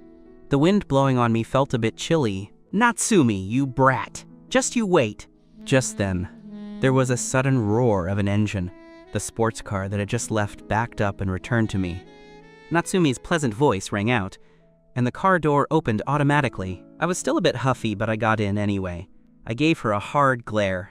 The two of us looking at each other like that seemed particularly childish, like two kids having a tantrum. Natsumi couldn't help but find it funny. It was like a memory from childhood. Okay. It was all my fault. My foot just wouldn't listen, and I accidentally drove off. I'll treat you to a meal to make up for it another day, okay? Seeing that her attitude was sincere, my anger cooled slightly. I couldn't be bothered to hold a grudge against a mere woman. Natsumi stepped on the gas and sped along. We were finally almost at school. I stared boredly out of the car window, considering what to buy for breakfast in a moment. Suddenly, a petite figure caught my eye. It was Luna! I widened my eyes in surprise as I saw her enter the same bakery from yesterday. I hurriedly shouted to Natsumi, "Stop the car! Stop the car! Hurry!" I even waved my hands around frantically to get her to pull over. "What's the matter? We're not there yet," Natsumi said, but she followed my lead and pulled over to the curb. "I don't want to show up at the school gate with you. If people see me getting out of your car, everyone will know I know you." With that, I unbuckled my seatbelt and prepared to get out. I paused suddenly, turned back, and gave her a mischievous smile. Natsumi glared at me. One look at that smile and she knew nothing good was coming. "What else?" I held out my hand and wiggled my 5 fingers. "Give me your wallet." Natsumi helplessly took out her wallet, placed it in my palm, and said with feigned disgust, "Why don't you get your own money?" I gave her a, "I'm just lazy, what are you gonna do about it" look. "Besides, you're my wife now. Isn't it only natural that I spend your money?" I flipped open her wallet and saw a thick stack of large bills. My eyes lit up, and I greedily took them all. "Hey, leave some for me!" Natsumi protested against my bandit-like behavior. "Don't you have a card? You can just swipe it." Speaking of which, I remembered something. I pulled several cards out of her wallet, picked one, and slipped it into my pocket. Natsumi huffed. "You really know how to pick. You took my black card directly. This one is off limits." I felt a bit dissatisfied. "You have so many other cards." Despite saying that, I obediently put the black card back into her wallet. Natsumi snatched the wallet, pulled out a card, and handed it to me. "That one is the primary card. Only I can use it. This one is a supplementary card for the black card. Use this one." I took the card with a happy grin, looking at her in disbelief. "Can I swipe it whenever I want?" "Wow, so generous. You should know that a supplementary black card also has no spending limit." Natsumi deliberately put on a fierce face and stared at me. "Just you try swiping it recklessly." Although that's what she said, her willingness to give me the supplementary card already showed her trust in me. "That's hard to say," I said with a wicked smile. "Anyway, I've already accepted it. How I swipe it is my business." With that, my eyes crinkled into a smile, and I suddenly beckoned her over. Natsumi looked at me, puzzled. "What do you mean?" She thought I wanted to whisper something to her, so she leaned in without suspicion. But as she leaned closer, I suddenly gave her a kiss on the forehead and said with a grin, "Thanks, wifey." After the kiss, I slipped out of the car. Natsumi froze for a moment, then smiled. "This guy, honestly." I waved to her through the car window and then entered the bakery nearby. Natsumi prepared to start the car once I disappeared, but she paused for a moment. With one hand on the steering wheel, she thought to herself that I seemed a bit strange just now. Meanwhile, inside the bakery, I walked up behind Luna with a bright, sunny smile and patted her shoulder. "Hello!" Luna turned around. "Not expecting it to be me," she said with slight surprise. "Why is it you again?" "Yeah, it seems we're destined to meet." I leaned in and saw the croissants in the display case in front of her. My heart skipped a beat. I couldn't help but wonder, was she buying them for her boyfriend again? If so, just then, Luna said to the clerk, "I'll take 1 rock-roasted cheese croissant." "I'll take one too." There were several croissants left today, so I could finally fulfill my wish from yesterday. The clerk packed them up and handed them to us with a smile. "Thank you for your purchase. Is there anything else you need?" Luna didn't want anything else. I, however, ordered a lemonade. "Do you want a drink too? The drinks here are quite good." "Oh right, you girls seem to like milk tea. How about one?" Luna said in a calm voice. "No thank you." Watching her slight nod and polite manner, I thought she was so beautiful, especially when the sunlight fell on her hair, highlighting her graceful silhouette. The two of us then left the bakery together. I was a bit hungry, so I took a secret bite of the croissant, a satisfied look on my face. The croissants here really are delicious. Luna looked at me and asked, "Haven't you had breakfast yet?" No. Didn't I just transfer here? I'm not familiar with the area and don't know where the good breakfast spots are. Can you introduce me to some? I don't want to eat these every day. I'll get tired of them quickly. Perhaps seeing my pitiful look made Luna feel sympathetic. Plus it was still early, so she replied, "Sure, actually, there are many good places to eat near our school. I'll take you there." "Great!" I nodded happily. Not long after walking out of the bakery, I caught a glimpse of a car parked nearby out of the corner of my eye. It was a very eye-catching sports car, hard not to notice. Most importantly, it looked like Natsumi's car. Sure enough, as we got closer, I saw that it really was. Natsumi was sitting in the car, looking in our direction. Her gaze was dark and unreadable, fixed on Luna and me. Oh no, caught red-handed. Luna suddenly asked, "Haru, it's nothing. Let's go quickly. I'm so hungry I can't stand it." With that, I nervously pulled her along, walking quickly ahead. Soon we entered a breakfast shop. Under Luna's recommendation, I ordered a serving of soup dumplings, xiaolongbao. After taking a small bite, my eyes widened at how delicious they were. "Do you want to try one?" Anyway, I just ate bread, I can't finish all of these. Luna waved her hand and said, "No thanks, I'm not hungry." "Okay then." I stared curiously at the croissant by her side and finally couldn't resist asking, "Why aren't you eating it after buying it? Is it for your boyfriend?" Luna paused. Instead of answering, she changed the subject. "Do you like rock-roasted cheese croissants that much? You seem to have a special fondness for them." I didn't push her, but this only made me more certain that she had bought it for her boyfriend. After finishing the soup dumplings, I brushed the crumbs off my hands. Done. Luna thoughtfully handed me a tissue. As the two of us walked out of the breakfast shop, I warily looked left and right. Once I confirmed Natsumi's car was gone, I breathed a sigh of relief. Luna noticed my strange behavior. "What is it?" I shook my head with a smile. "Nothing. Do you usually eat breakfast here?" Luna smiled and shook her head. "Occasionally. Actually, I went to your class to look for you yesterday. Your classmate said you were called out by a boy to confess. My gossiping soul is stirred up." "I rejected him," Luna said calmly. She looked at me and asked, "Was there something you wanted to see me about?" "Not really. I just wanted to say I'm not familiar with the school and wanted to find a guide." I rubbed my nose guiltily. "I'm in Class S of the first year. You can come find me if you need anything in the future." Actually, I really wanted to exchange phone numbers, but I felt we weren't familiar enough yet. It would be too abrupt, so I didn't mention it. Luna wasn't surprised I was in Class S. She had already sensed my status wasn't simple yesterday. Now it just confirmed that I was indeed a young master from a wealthy family. The two of us walked to the school gate together. Since it was almost time for class, many students were rushing along. I felt the intense stares of others. No need to guess, it was all because of Luna. But she seemed oblivious to it, clearly used to it. Just then, Luna casually glanced at the security guards. She noticed one was new, and the guard from yesterday was gone. The two guards were chatting. The senior guard said, "You better be sharper in the future. Don't be like Xiao Li, getting fired for accidentally offending someone." Luna suddenly came to a halt and frowned. She turned to them and asked, "The person you said was fired, was it the guard from yesterday?" The old guard was taken aback. He clearly recognized her, so his attitude was very polite as he explained, "Yes. Is something the matter?" "When was he fired?" Luna asked further.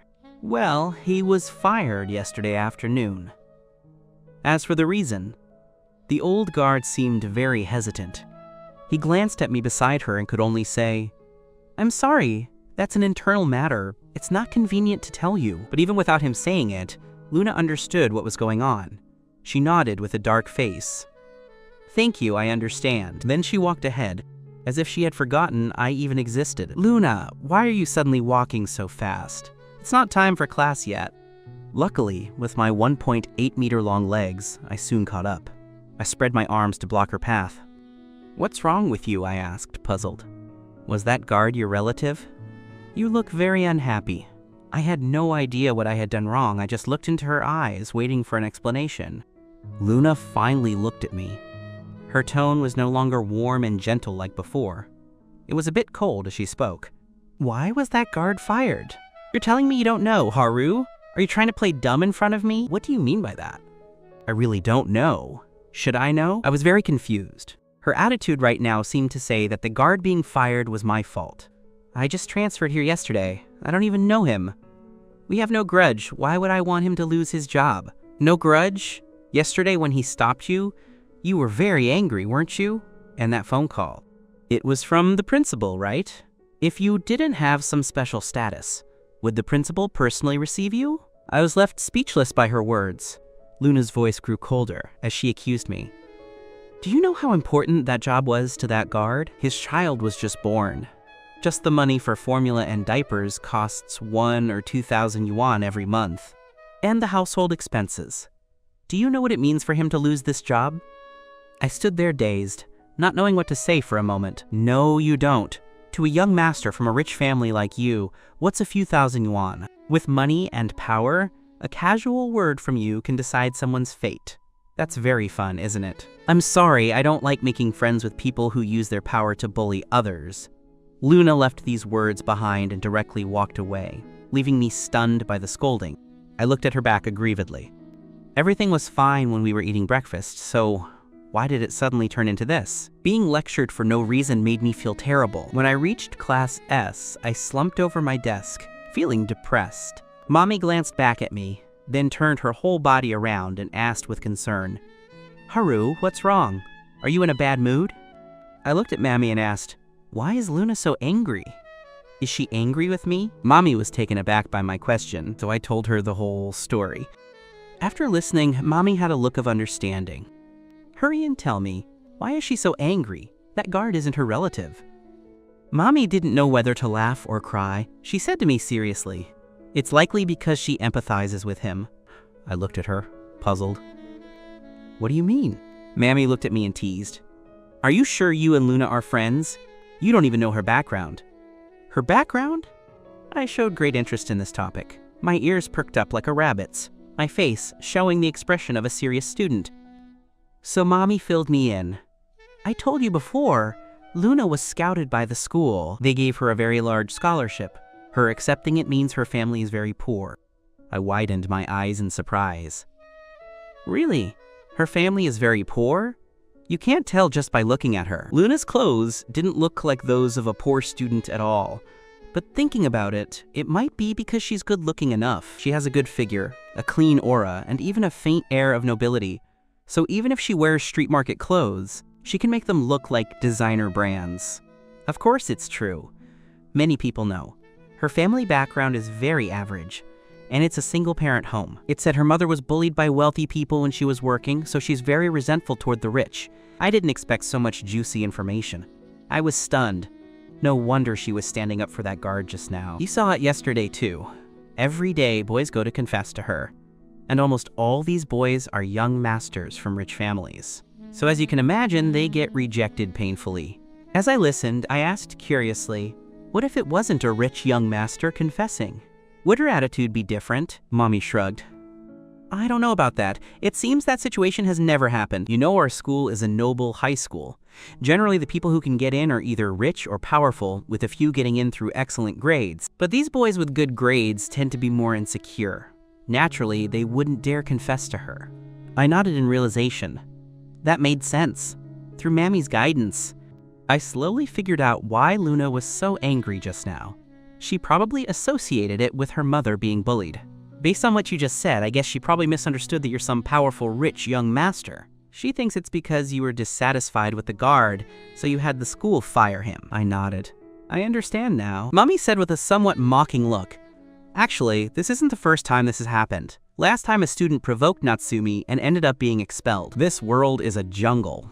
You can only blame yourself for being too weak. Hearing this, I paused slightly. Natsumi has that much power? She can get a student expelled with just a casual word? Didn't you just say everyone who can get in here is rich or powerful when talking about Natsumi? Mommy's attitude was a bit different, as if she were quite admiring. She said, of course, Miss Ku has absolute power in the school. Her father is the chairman of Shangdae. You could say Shangdae is owned by her family. Naturally, she can do whatever she wants. Upon hearing this, I was stunned. I really didn't know Shangdae was owned by the Shu family. No wonder that brat Natsumi could act so overbearingly at school. I had a hunch. It was very likely Natsumi had the guard fired to stick up for me. So no matter how you look at it, I'm responsible too. I slapped the desk with a firm look in my eyes. I know what to do, Mommy asked curiously. What do you want to do? Suddenly, we felt the air freeze for some reason. We couldn't help but look at the classmates around us. Hey, why is everyone looking at the two of us? Only then did I realize the teacher was standing behind Mammy, her eyes glaring at us as if they were spitting fire. And by some coincidence, it was the English teacher again. I gave an awkward smile. Hello, teacher. Has class already started? Actually, class had been going on for 10 minutes. The English teacher's face was taut, and she was conflicted. Since I had embarrassed her last time, she already knew my English level. She couldn't very well pull out the old, "if you don't listen, your grades will be bad" routine. With my English level, it didn't matter whether I attended her class or not. After hesitating for a long time, she finally coughed and tapped my desk with her pointer to assert her teacher's authority. Student Haru, the teacher knows your English is good, but you can't talk during class and affect other students. Listening. Pay attention next time. Otherwise, don't blame me for making you stand in the corner. Do you understand? Understood, teacher. I'm sorry, I promise it won't happen again. I wasn't angry and apologized with a very good attitude. I had been so engrossed in the chat with Mommy that I didn't even notice class had started.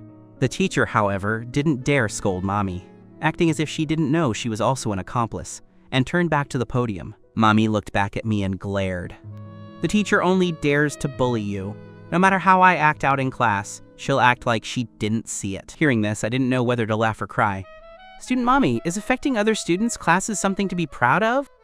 As I spoke, I gave her head a little push. Okay, listen to the lesson properly. Who knows how long passed, but finally class was over. I ran like the wind to the third-year teaching building to find Luna. Outside the door of the third-year Class S, I stopped a girl. Can you help me call Luna? Tell her Haru is looking for her. Thanks. The girl saw me, let out an "oh" sound, and looked at me suggestively, teasing. Coming to confess so early today? Not bad. What a coincidence. It turned out to be the same person I met yesterday. I gave a bitter smile. No, anyway, please just call her for me. Fine. Since you're so handsome, I think you have a good chance. Make sure to seize the opportunity and conquer that iceberg. The girl seemed very cheerful. After agreeing, she entered the classroom and shouted loudly, Luna, a boy is looking for you. He's very handsome. He says his name is Haru. I waited outside, worried Luna wouldn't come out. To my surprise, she actually did. Seeing her, I was even a bit startled.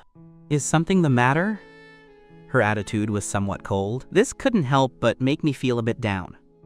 I felt she was still misunderstanding me, which is why I wanted to clarify things.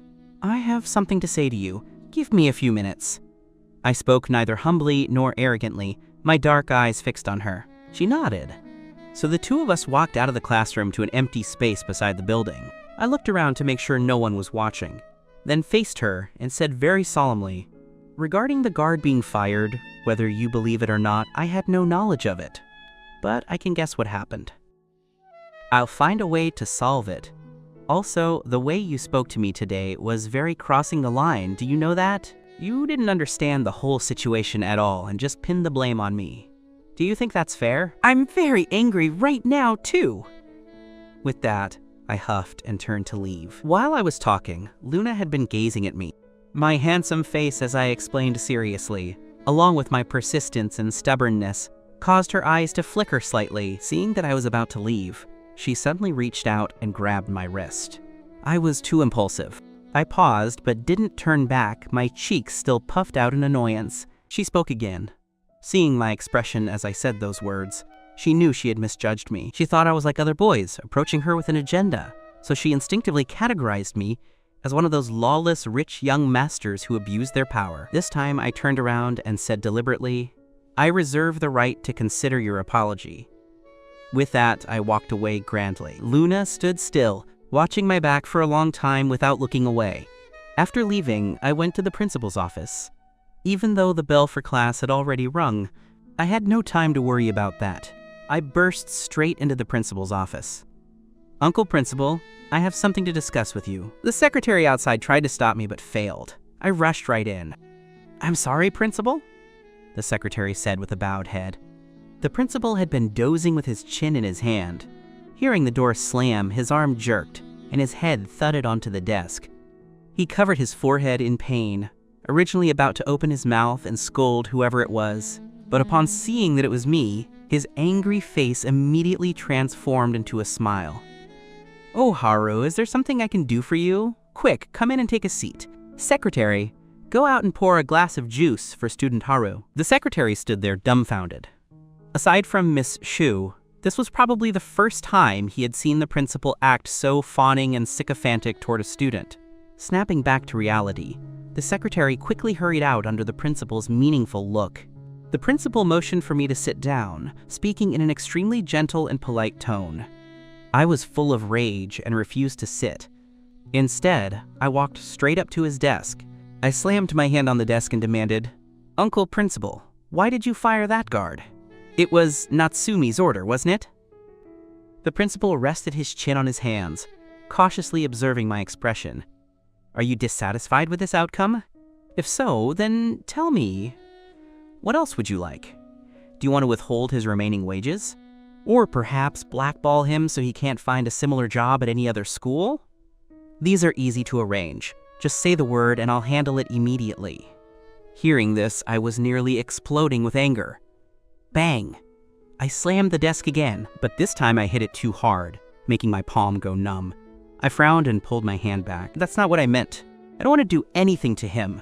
Can you just listen to me clearly first?" Yes, of course. Sit down and speak calmly. There's no rush, we're in no hurry. You can talk as long as you like. Uncle Principal will listen to everything you have to say," the principal said, coaxing me as if I were a child. At that moment, the secretary brought in the juice and placed it respectfully in front of me. "Please enjoy, student Haru. If there's nothing else, I'll head back to work." The secretary then retreated. The principal remained all smiles, gesturing toward the drink. "Have some water first. Whatever request you have, you can tell me slowly." After talking so much with Luna earlier, I was indeed a bit thirsty. So I unceremoniously picked up the juice and drank it down. After finishing, I licked my lips. It was actually quite delicious. I set the glass down with satisfaction. I didn't even bother looking for a chair. I just got straight to the point. My meaning is this. I don't want him fired. Rehire him and let him come back to work. The principal's expression turned hesitant. This was Miss Shu's direct order. I think it's better if you discuss it with her first. Once you have a consensus, let me know, okay? So it really was that brat Natsumi's doing. My face was full of frustration as I slowly explained. She only fired the guard because she wanted to stick up for me. So as long as I don't mind, it should be fine. Uncle Principal, please let that man come back to work. I'm begging you, okay? The principal sat in his chair, looking extremely torn. Suddenly, a cold voice rang out. Natsumi pushed the door open and walked in with a frigid expression. I looked at her in shock. "How did you get here?" Natsumi huffed, walked right up to me, and restated her position forcefully. "I do not agree with what you just said." Having said that, she turned a sharp gaze toward the principal. "Principal, it is impossible for a person I have fired to be rehired." Do I make myself clear? Seeing Natsumi's sudden appearance, the principal, who had been sitting, startled and stood up, wiping cold sweat from his forehead. He nodded submissively. "I will absolutely follow your instructions." I was so angry I nearly choked on her name. "How can you be like this? Does that guard have a grudge against you? Why do you have to take away someone's livelihood? This is hateful." Natsumi walked up to me and said indignantly, "I only did it to stand up for you. And look at you. I fire someone, and you want to hire them back. Aren't you just slapping me in the face? I never asked you to stand up for me like that." My chest was heaving with anger as I glared at her. Natsumi glared back, a flush of fury on her pretty face. "You're doing this for that Luna girl, aren't you?" "What?" I looked at her in confusion. "You know Luna." Natsumi curled her lip in a sneer. "She and I have a history. How could I not know her?" "Why are you being such a simp? As soon as you see a pretty face, you throw everything aside and dive right in." Natsumi finally realized that the major beauty I mentioned before was Luna. At this thought, her anger flared up again. Plus, the fact that I had jumped out of the car this morning just because I saw Luna, it all added up. I tried to explain myself. I only think of her as a friend. I'm not trying to... Before I could finish, Natsumi interrupted me. The video of you two pulling and tugging at each other has already spread through the whole school. By now, who doesn't know that you are the first boy Luna has ever treated differently? What video? What pulling and tugging? I was completely bewildered by Natsumi. I had no idea what she was talking about. At that, Natsumi took out her phone and played a video for me. I was stunned. It was actually a video of my conversation with Luna earlier. Because of the distance, you couldn't hear what we were saying, but you could see our movements. It did look like we were tugging at each other, which would naturally lead people to think there was something romantic between us. Seeing this, I hurriedly defended myself. You've misunderstood. What have I misunderstood? You clearly went looking for her and were all over each other. And yesterday you said the major beauty you wanted to eat with was Luna, right? You only met her yesterday. Are you already that in love with her? Do you even know she has a boyfriend? Haru, have you lost your mind? Natsumi was beyond furious. She thought I had been infected by liberal ideas from abroad and found it fun to try and steal other people's girlfriends. Hearing those words, my body trembled. I was already feeling wrong today. It was bad enough being misunderstood by Luna for no reason, but to have even Natsumi view me this way made me feel even more hurt. I glared at her fiercely, no longer wanting to explain. I turned and walked out in a fit of rage. This made Natsumi even angrier, her expression turning ugly. Behind her, the principal looked at her hesitantly and asked cautiously, "Mishu, then I should." Natsumi whipped around in a rage. "Shut up!" she cursed under her breath and quickly chased after me.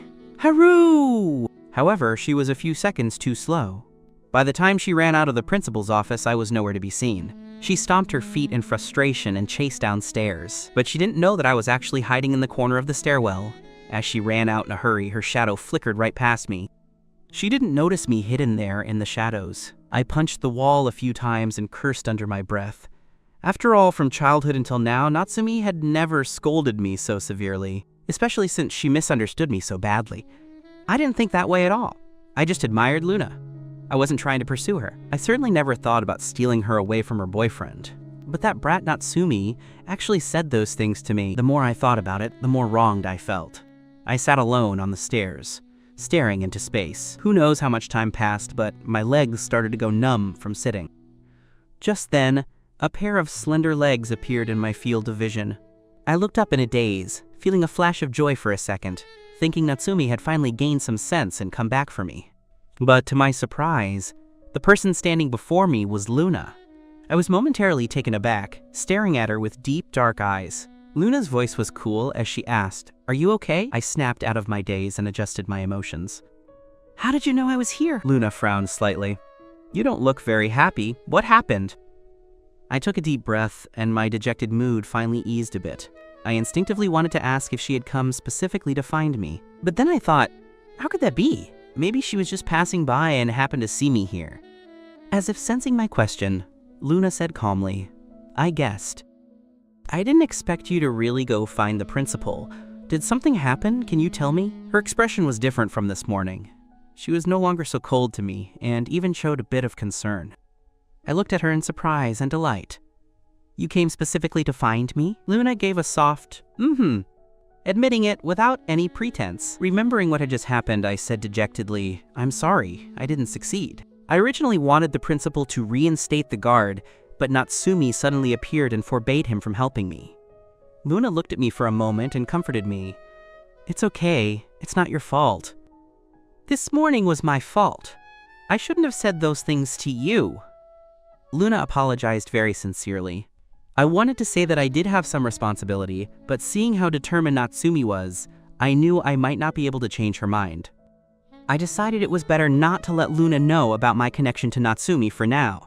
I immediately suggested, "Let's not stand here. Let's get out of here first." I had originally hoped Natsumi would come back to apologize, but now with Luna here, I was afraid Natsumi would find us. If the two of them met, it would be bad, so I planned to leave first. Afterward, Luna and I walked along the empty school path. Since it was class time, there was no one around. It was very quiet. Luna spoke first. "Where do you want to go?" "I'll go with you." Hearing this, I was slightly startled and looked at her in a daze. "Go with me? But what about your classes?" Luna gave a faint smile and said, "I'm skipping. Actually, sometimes I don't really like being in class. Is that strange? I wanted to say yes, but I quickly shook my head. It's not strange. It's normal for students to dislike class. Luna nodded, appearing to agree with my point. It's class time now. Wandering around the school is too noticeable. Why don't we leave campus? Hearing this, I was instantly energized. Let's go, right now. I was about to head toward the main gate, but Luna pulled me in another direction. I was confused and asked curiously, "Aren't we going out through the gate?" "Of course not. There are people guarding the gate. It's not convenient. Just follow me." Before long, we arrived at the sports equipment room. Luna walked ahead, leading me toward the back door. There was a passage there, facing a wall. I immediately understood. Do we jump over here to get outside the school? Exactly. The wall here is relatively low, and unless there's a PE class, very few people come here, Luna explained as she pulled a small ladder out from a nearby corner. I was amazed. She looked like a straight-A student. Who would have thought she'd have such a trick for skipping class? Soon, we used the ladder to successfully exit the campus. Luna looked at me and asked, "Is there anywhere you want to go?" I thought about it and gave her a smile. Rule number 1 of skipping class: you can't stay near the school, or it'll be a disaster if a teacher spots you. Luna was amused by my expression. It seems you're quite experienced. Then let's head to the bus stop first, and we can decide where to go from there. Okay, I'll follow your lead. I'm not familiar with this area anyway. Luna pondered for a moment. How about going to a bowling alley? I happen to know a place. I nodded without objection. Sure. Just then, a bus arrived. Luna gestured for me to board. Probably knowing I wouldn't have any change, she paid the fare for me. She swiped her bus card and told me to stay behind her. Then she remembered something and asked, "Have you never taken a bus before?" Of course I have. With that, I stepped up into the bus, poked my head in to look at the cabin, and said gloomily, "But there are no seats left. Let's get off." Actually, I was lying just now. I had never taken a bus in China, but I had taken them abroad, and over there, if the seats were full, you couldn't get on. Seeing that I really was about to get off, Luna laughed in surprise and quickly stopped me. Don't get off. The next bus will be the same. There won't be seats. Although the seats are full, the standing area is still very empty. I was glared at by the driver and quickly got on the bus. Meanwhile, in the second-year Class S, the atmosphere was extremely eerie. For the teacher, this class was like sitting on a bed of nails. Finally, the bell rang for the end of class.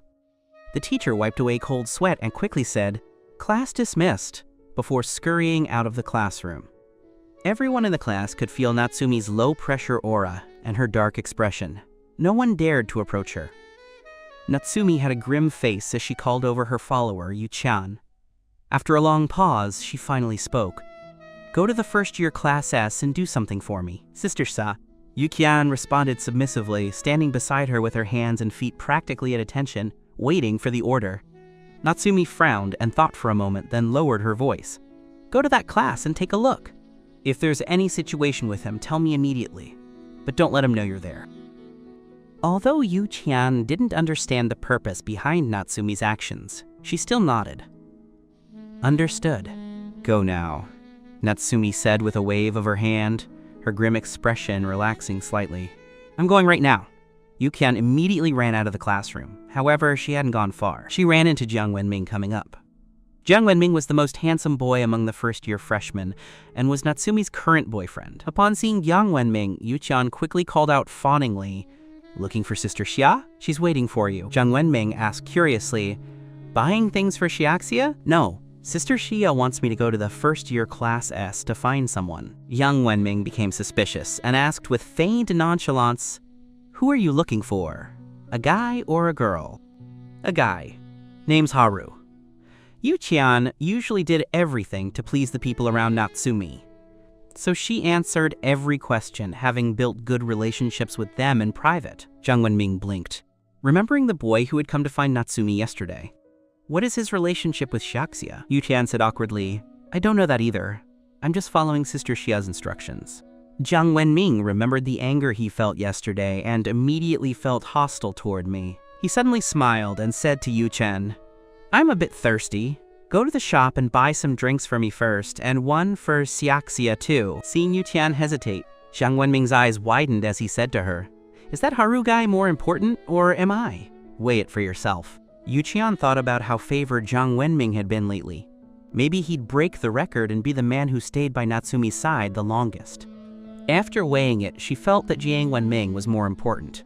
So she hurriedly said, "Brother-in-law, what are you saying? Of course you're the most important. I'll go buy them right away." Jiang Wenming then smiled with satisfaction. "Don't worry, Shihaxia won't be angry. Buy the drinks first, then go find that Haru guy." Jiang Wenming calculated in his heart that by the time Yu Qian returned with the drinks, class would nearly be starting. Yu Qian smiled fawningly again. "Of course. 1 word from you, brother-in-law, is worth 10 from anyone else." Jiang Wenming urged. "All right, go quickly." Yu Qian nodded. "I'm going right now." Watching Yu Qian walk toward the shop, Jiang Wenming smirked and turned back toward the second-year Class S. Upon entering, Jiang Wenming walked toward Natsumi. He sat in the chair next to her and began showering her with concern and attention. However, he didn't receive a response for a long time. Only then did Jiang Wenming notice the atmosphere in the classroom was very strange. He looked up at Natsumi's pretty face, that cold look. It gave him a fright. "Shaxia, what's wrong? Who made you angry?" he asked with a look of great concern. Natsumi was already quite annoyed. Seeing him only made her feel more irritated. She didn't want to deal with him at all. Jiang Wenming felt dissatisfied but didn't dare show it. He guessed that what Natsumi was thinking about right now was that man named Haru. Before long, Yu Qian returned with the drinks, panting as she stopped at the door, holding a bottle in each hand. She walked over. "The drinks?" With that, she placed them in front of the two. Natsumi's face was ashen. Her gaze moved from the drinks to Yu Qian's face. "Did I tell you to go buy drinks?" she asked, her voice sounding like she was gritting her teeth. Jiang Wenming hurriedly explained. "I asked her to buy them. I was worried about you, afraid you'd be thirsty." The air seemed to freeze for half a second. Suddenly, Natsumi violently pushed Jiang Wenming away, her eyes sweeping over him coldly. She roared without mercy. "Disappear from my sight! I don't want to see you again!"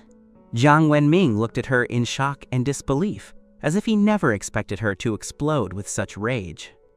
It took him a while to snap out of it and hurriedly try to appease her. "Siaxia, what do you mean by this? Don't be angry." But he had miscalculated. Natsumi was in no mood to listen. "Don't make me say it a second time," she barked. Her gaze shifted to Yu Qian. "What about the thing I just told you to do?" "No." Yu Qian trembled under her gaze. Reacting faster than Jiang Wenming, she quickly said, "Sister Xia, don't be angry. I'm going right now, immediately." Then she turned and bolted out. Beside her, Jiang Wenming asked blankly, "So, what you meant just now is that you're breaking up with me?" Natsumi said coldly, "Yes.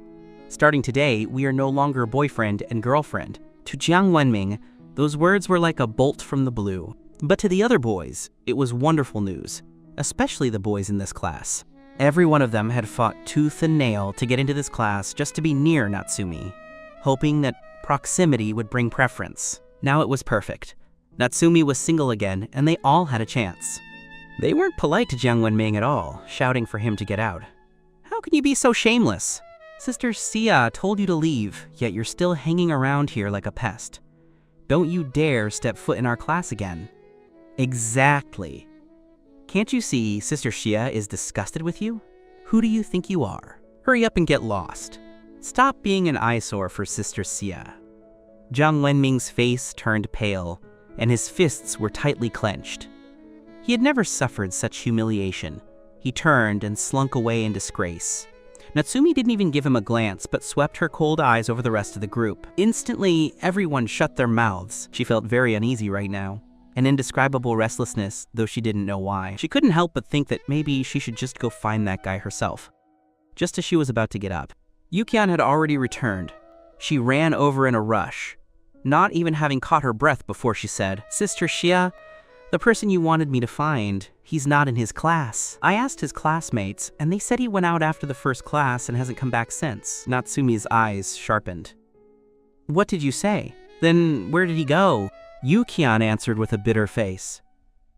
"This. I'm not sure either. Yuqian couldn't help but feel puzzled, this boy named Haru. What exactly was his relationship with Natsumi that could make her care about him so much? At that moment, Natsumi stood up with a dark expression.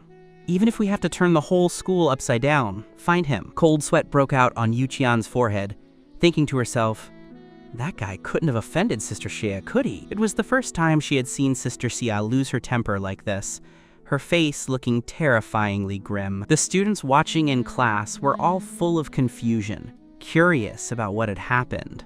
But no one dared to step forward and ask, much less make any noise.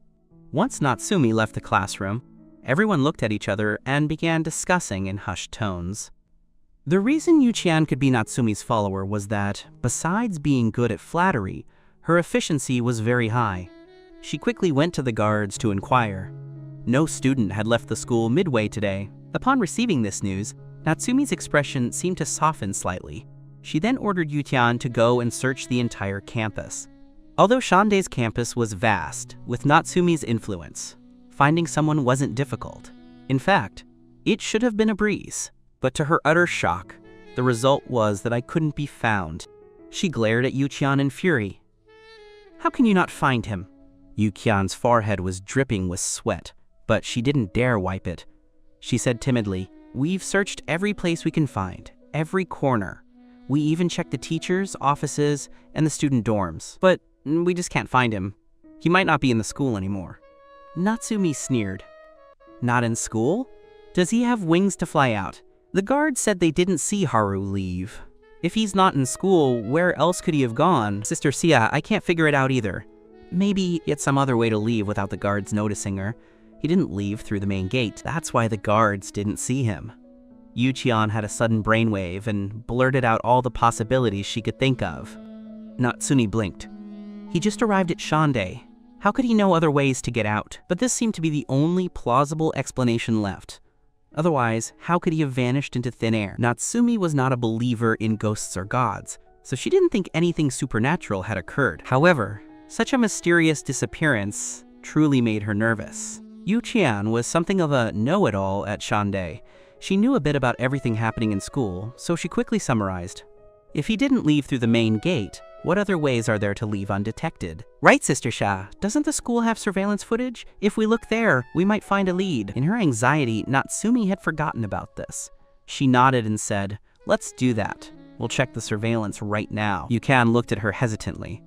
But only the principal has the authority to view the surveillance. I know, Natsumi said calmly as she headed toward the principal's office. Soon, the two arrived.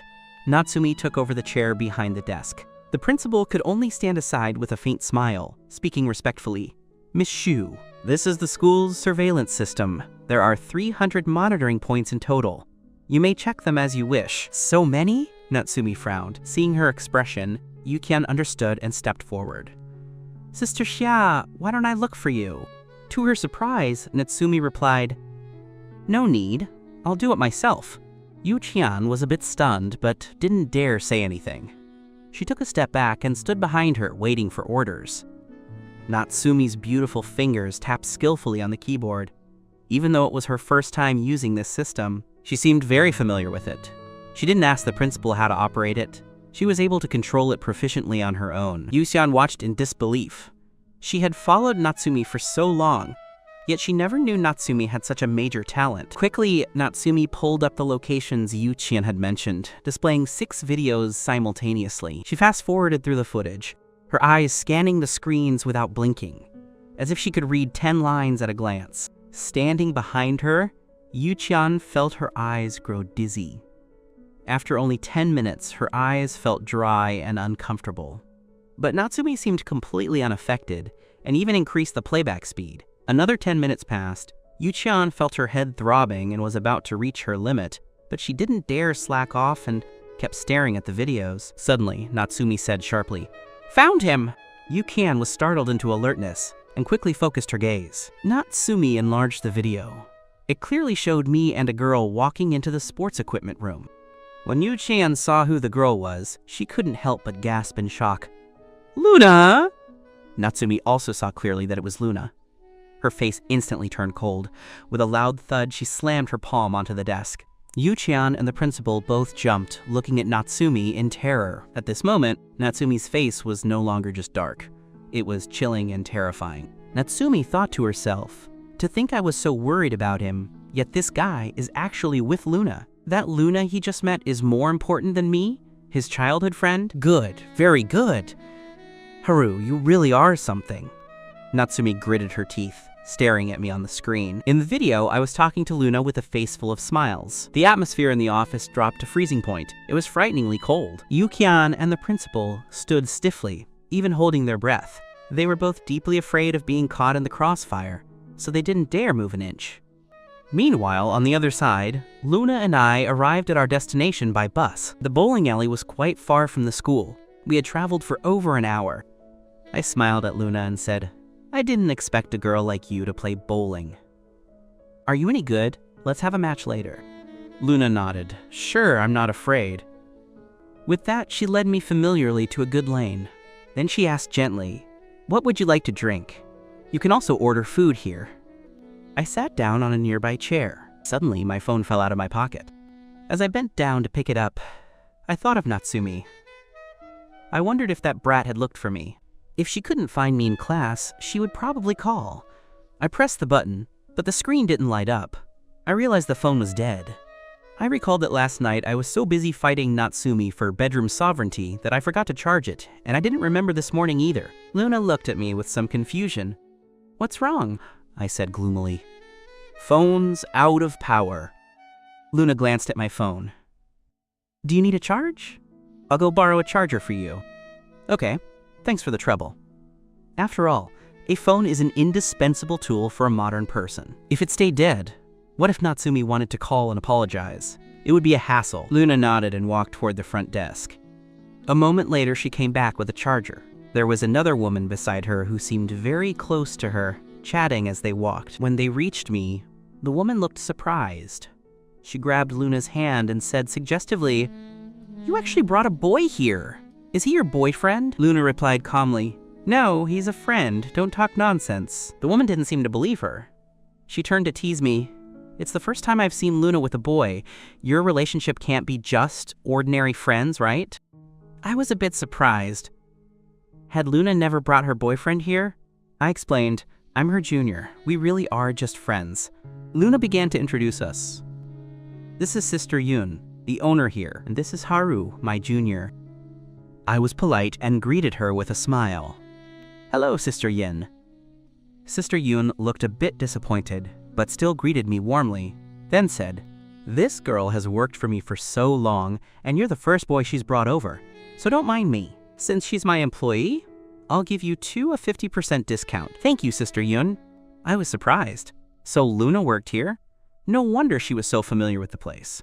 But what amazed me was that even though she was in her senior year, she still had to work outside.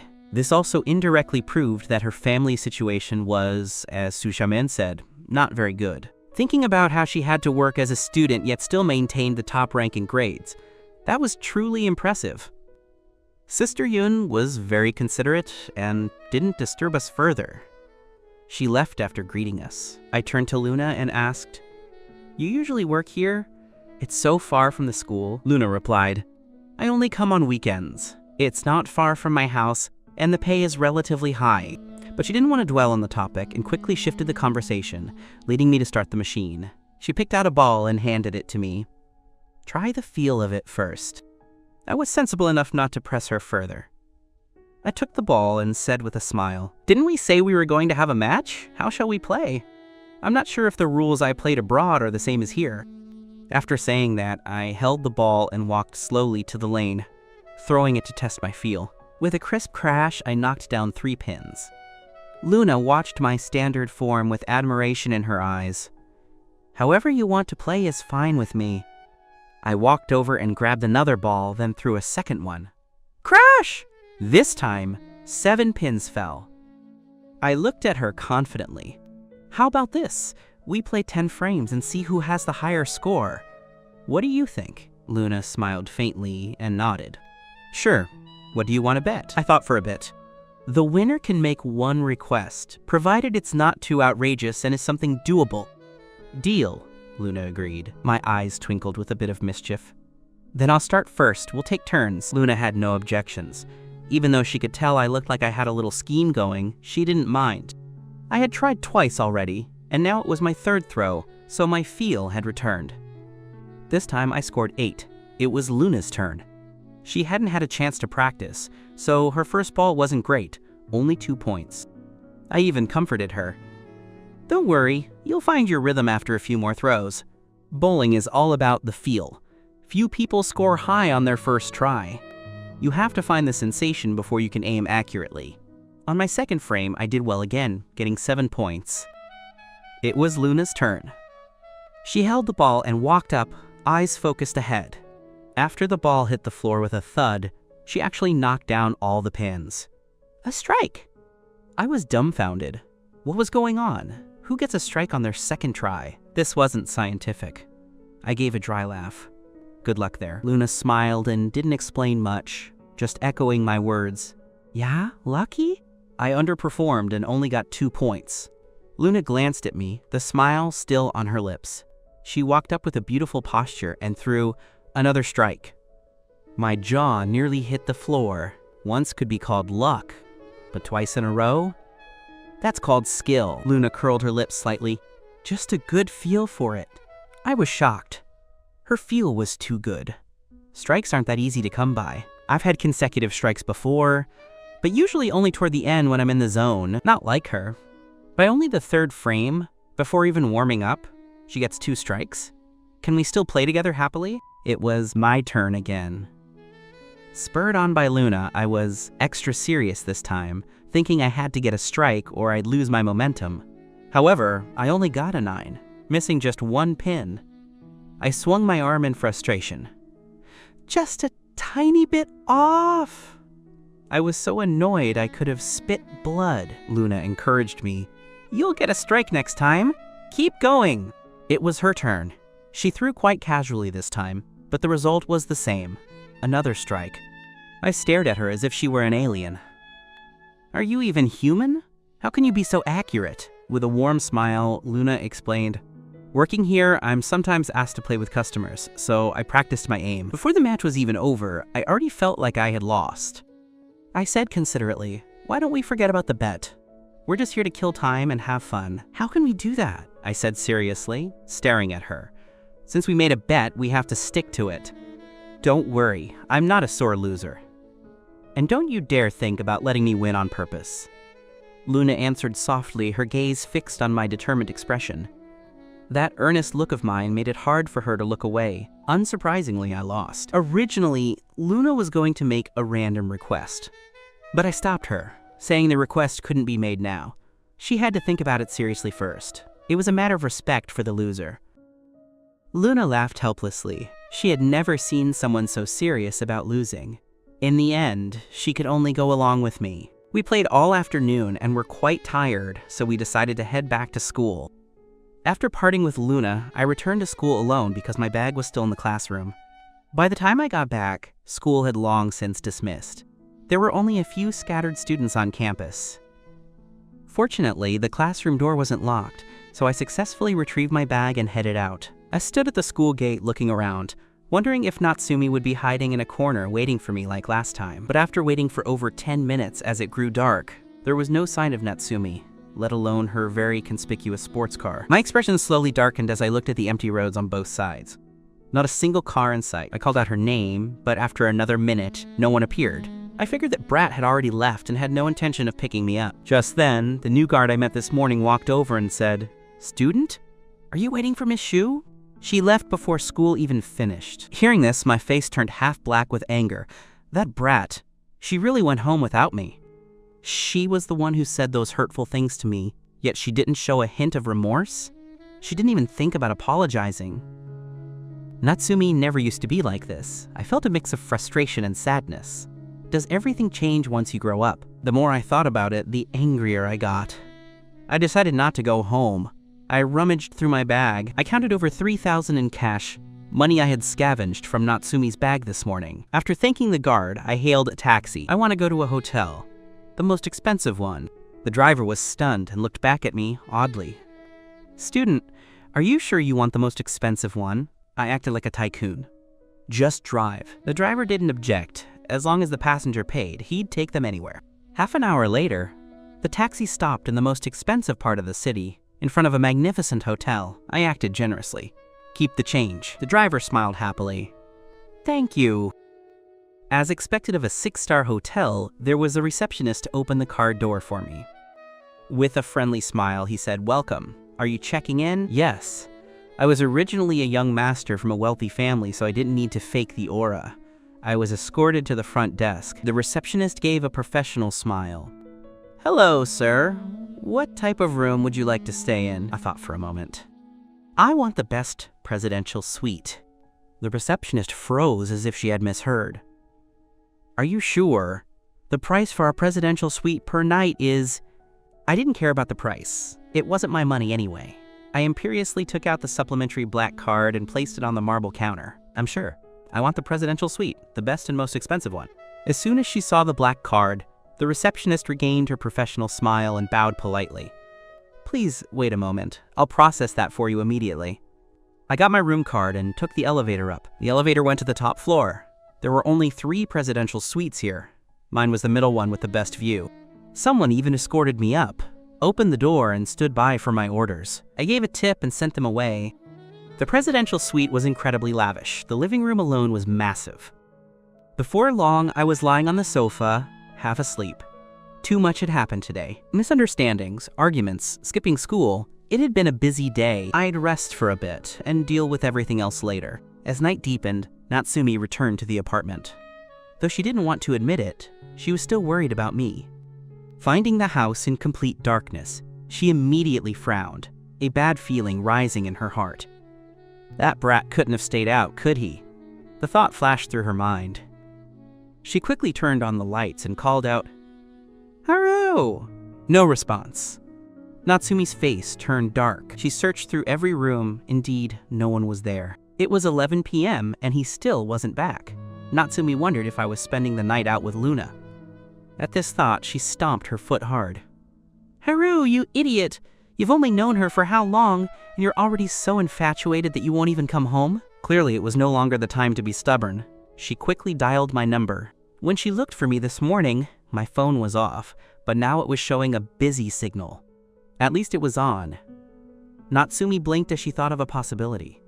Did that guy block me? So she used the landline to try my number. This time, it wasn't busy.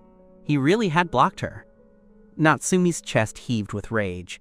She swore that once she found me, she would give me a good beating. The call went through, and my voice came across, muddled as if my mouth were full of food. "Hello? Who is it?" I asked, sounding half asleep. Natsumi frowned. "Is this guy eating right now? Where are you?" I was taken aback, clearly recognizing her voice. After a moment's pause, I snorted and said, "Find me if you're so capable. You went too far today. I don't want to talk to you until you apologize. Bye." With that, I slammed the phone down with a clack. Natsumi stared at the receiver for a while. A wicked smile curled on her lips as she hissed, "Don't think for a second I can't find you." Natsumi entered the study, pulled out another phone, and dialed my number. The ringer went off, and I answered. Natsumi deliberately waited a second. Using the gap, her long, elegant fingers tapped rapidly across the keyboard. Then she spoke. "If you don't give me a hint, how am I supposed to know where you are?" "A hint? Let me think. I'm in a very luxurious place. It's very comfortable here. Guess where?" Natsumi suddenly said, "All right, that's enough for now." I let out a confused, "Huh?" "I will find you." Natsumi blinked, looking at the results on her screen. She already knew exactly where I was. Before I could say another word, she hung up. I stared at my phone in a daze for a good while. I wondered if I had missed something or if I had accidentally let my location slip just now. Thinking back, I snorted to myself and tossed the phone aside. I didn't believe she could actually find me. 20 minutes later, lying on the sofa, I let out a yawn and stretched. I walked over to the floor-to-ceiling windows to admire the beautiful night view. Suddenly, the doorbell rang. I was puzzled. Hadn't everything I ordered already been delivered? Was something missing?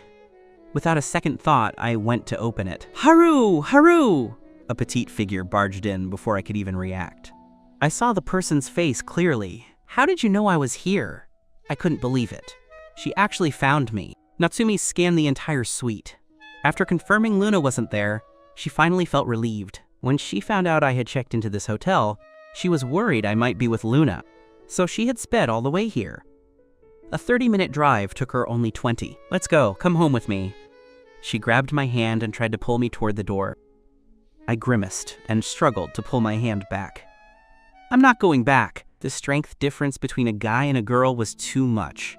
I broke free from her grip with one jerk and took the chance to push her out. With a loud slam, the door shut right in Natsumi's face. Natsumi went to the door and pounded on it. "Haru, open up! Come home with me right now!" I replied stubbornly. "I'm not going back." Outside the door, Natsumi frowned, just as she was thinking of how to get in. A man in a suit walked up to her and said respectfully, "Miss Shu." This man was the hotel manager. This 6-star hotel was under the Shu Corporation, so the manager had rushed over as soon as he heard Natsumi was here. Natsumi reached out her hand and stared at him. "Give me the room card." The manager looked a bit hesitant, as this was against the rules. He said, quote, "This might not be appropriate. Miss Shu, who exactly is the guest inside to you?" Natsumi thought for a second and said, "Have the front desk check it, and you'll know. He's using my card. Also, I want to know, did he check in alone, or was he with someone else? I need to know immediately." "Certainly. I'll have someone check right away," the manager replied quickly. He called the front desk. Once the answer was confirmed, he immediately had a room card brought up. The front desk confirmed that the gentleman had checked in entirely alone. Hearing this, Natsumi truly relaxed. She knew she had misunderstood me. Recalling what happened this morning and the harsh words she had said, she realized she was in the wrong and was already thinking of how to coax me. It didn't take long for someone to deliver the room card. "It's fine now. You all can go." "Yes, Miss Shu. Please let us know if you need anything else." The manager left with the staff. Inside the room, I noticed the noise outside had stopped. Because the soundproofing was so good, I couldn't hear the conversation outside unless they shouted. Did that girl actually leave? Just as I was feeling dejected, I heard the beep of the card sensor, and then the door was pushed open. I happened to be leaning against the door and was pushed right onto the carpet. Natsumi walked in. Seeing me like that, she couldn't help but laugh. "What are you doing lying on the carpet?" Though her tone was teasing, she walked over and reached out to pull me up. I glared at her and demanded, "How do you have a room card? This hotel is so unreliable, giving my card to someone else without permission." Natsumi smirked and said playfully, "Because I told the manager you're my husband." "Who's your husband?" "I'm telling you, I'm very angry this time. If you don't apologize, I will absolutely not forgive you." Thinking of the grievances I suffered today, I stared at her resentfully. "Do you know how out of line you were today? Saying those things to me.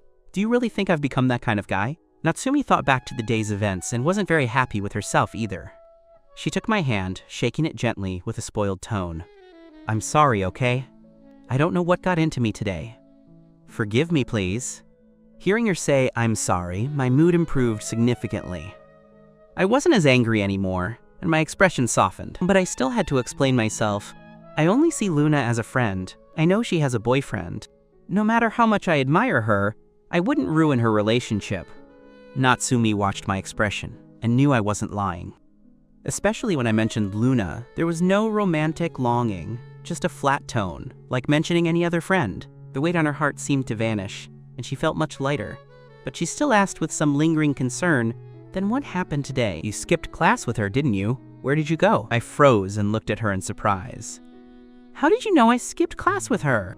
Natsumi chuckled and said proudly, "If you don't want people to know, don't do it. Shonde is my territory. Nothing can be hidden from me." I looked at her in disbelief, my mouth agape. I clearly believed her. Natsumi suddenly said, "A fly just flew in." I jumped and quickly clamped my mouth shut, but I soon realized I'd been tricked. I was so annoyed that I pinched her little face and kneaded it. "You lied to me." Natsumi grabbed my hands, her expression turning mock serious. "All right, no changing the subject. Tell me quickly, where did you go with her? What did you do? Did you do anything to betray me?" "Betray you?" I quickly understood what she meant and explained immediately. "I was just unhappy, and she accompanied me to clear my head." "What are you overthinking? What do you mean, betray you? Even if something really happened between us, it's none of your business." Natsumi crossed her arms and stared at me. "Have you forgotten again? We are officially engaged. You are my fiancé. If something really happened with her, How is that not betraying me? You have the nerve to talk about me? What about you? Don't you have a bunch of boyfriends? Isn't that betraying me? Natsumi frowned. What, bunch of boyfriends? I don't have a bunch of boyfriends. There are plenty just at Tsundere, not to mention the school grass, from other schools. Which one of them isn't your boyfriend? I have informants, you know. Don't try to fool me. Hearing this, Natsumi smiled. You mean those? Those are all in the past. Don't listen to the school gossip. I'm not that flirtatious. Even though I've dated quite a few guys, I only date one at a time. I only get a new boyfriend after the old one is over. I'm very devoted, okay? I snorted at that. You call that devoted? However, hearing her admit she had so many boyfriends made me feel a bit uneasy. Natsumi didn't know whether to laugh or cry. She probably felt she was in the wrong, since I had never had a girlfriend. Compared to her history, it did seem a bit unfair. In truth, she had only casually dated those boys. She hadn't even kissed them, so she immediately changed the subject. Let's not talk about that.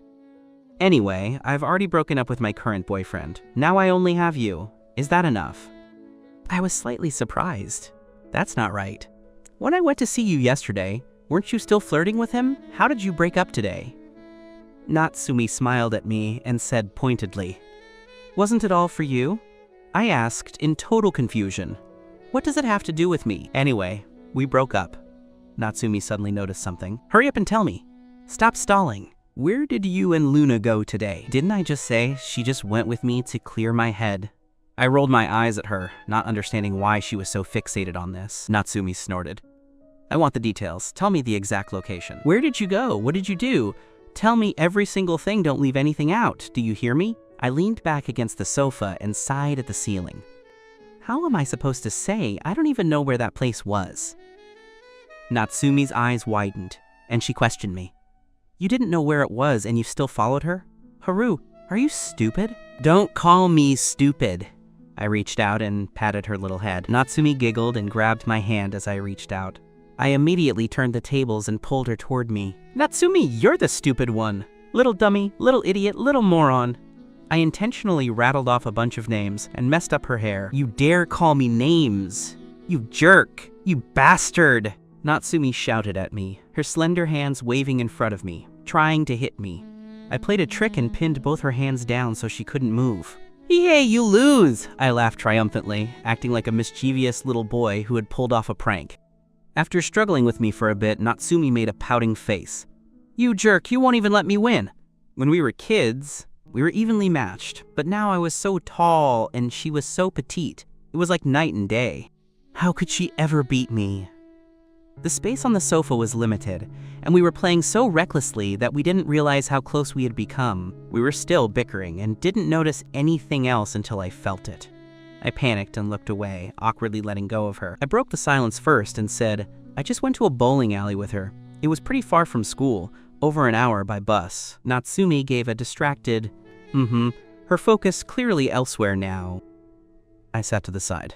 The wrestling just now had made me sweat, so I glared at her and complained. It's your fault. Why did you have to act up?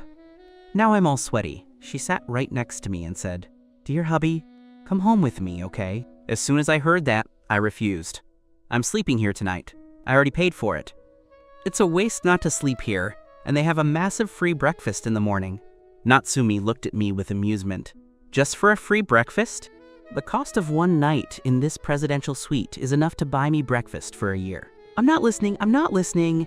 If I knew the actual price, I'd definitely regret it. Even if it wasn't my money, I'm not the type who likes to waste it.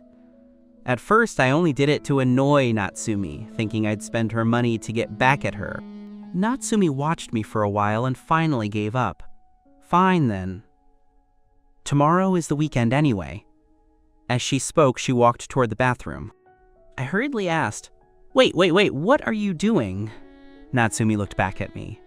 Showering. I'm not going back either. I'm staying over tonight. I was stunned. Why are you sleeping here? Go back to your apartment. But Natsumi acted as if she hadn't heard and had already gone in to shower. Whatever, let her be. I'm not the one losing out. After I finished washing up, I was so tired that I fell asleep as soon as I hit the bed. When I woke up the next day and opened my eyes, Natsumi's face was right in front of me again. I looked down and saw we were in the same position as before. I muttered, "Why does it always end up like this when I sleep with Natsumi?" I disentangled myself from Natsumi's embrace, sat up with groggy eyes and pinched her cheek. "Hey, wake up." Natsumi, woken by me, looked at me with a bit of morning crankiness.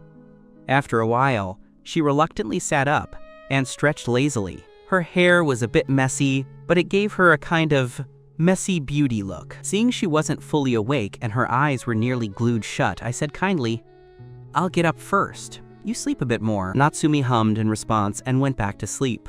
I got out of bed quietly, and after washing up, I called for breakfast to be delivered. But Natsumi didn't sleep much longer, just an extra 10 minutes of eye shutting before getting up to wash. When she came out of the bedroom, I asked in surprise, "You're up so soon? Why didn't you sleep more?" Just then, the hotel breakfast arrived. Natsumi walked over lazily and sat down next to me. "I'm hungry. Can't sleep," I said with a smile. "I ordered what you like. Eat up." Natsumi squinted at me for a while. Unexpected kindness usually means a hidden motive. "Why so nice? What's the scheme?" She looked at the breakfast on the table and saw her favorites were indeed there. I handed her a piece of bread and got straight to the point. "Isn't it the weekend? You must have plans. I just got back and don't have many friends. How about you take me out to have some fun?" Natsumi raised an eyebrow and teased. "No." I took the bread back and stuffed it into my own mouth as a sign of protest. Natsumi gave me a mock glare, seemingly thinking it over, and said slowly, "It's not impossible to take you, but I get it. Half the rights to the bedroom go to you? Happy now?" I quickly offered the condition. Natsumi finally curled her lips in satisfaction. "That's more like it." I shouted at her. I knew she'd find a way to take back control of the bedroom, but I was clever too. I only gave her half. I still have half the rights. After breakfast, we left the hotel. Natsumi's car was in the underground garage, so we took the elevator down together. As we walked, I asked curiously, "Where did you go yesterday?"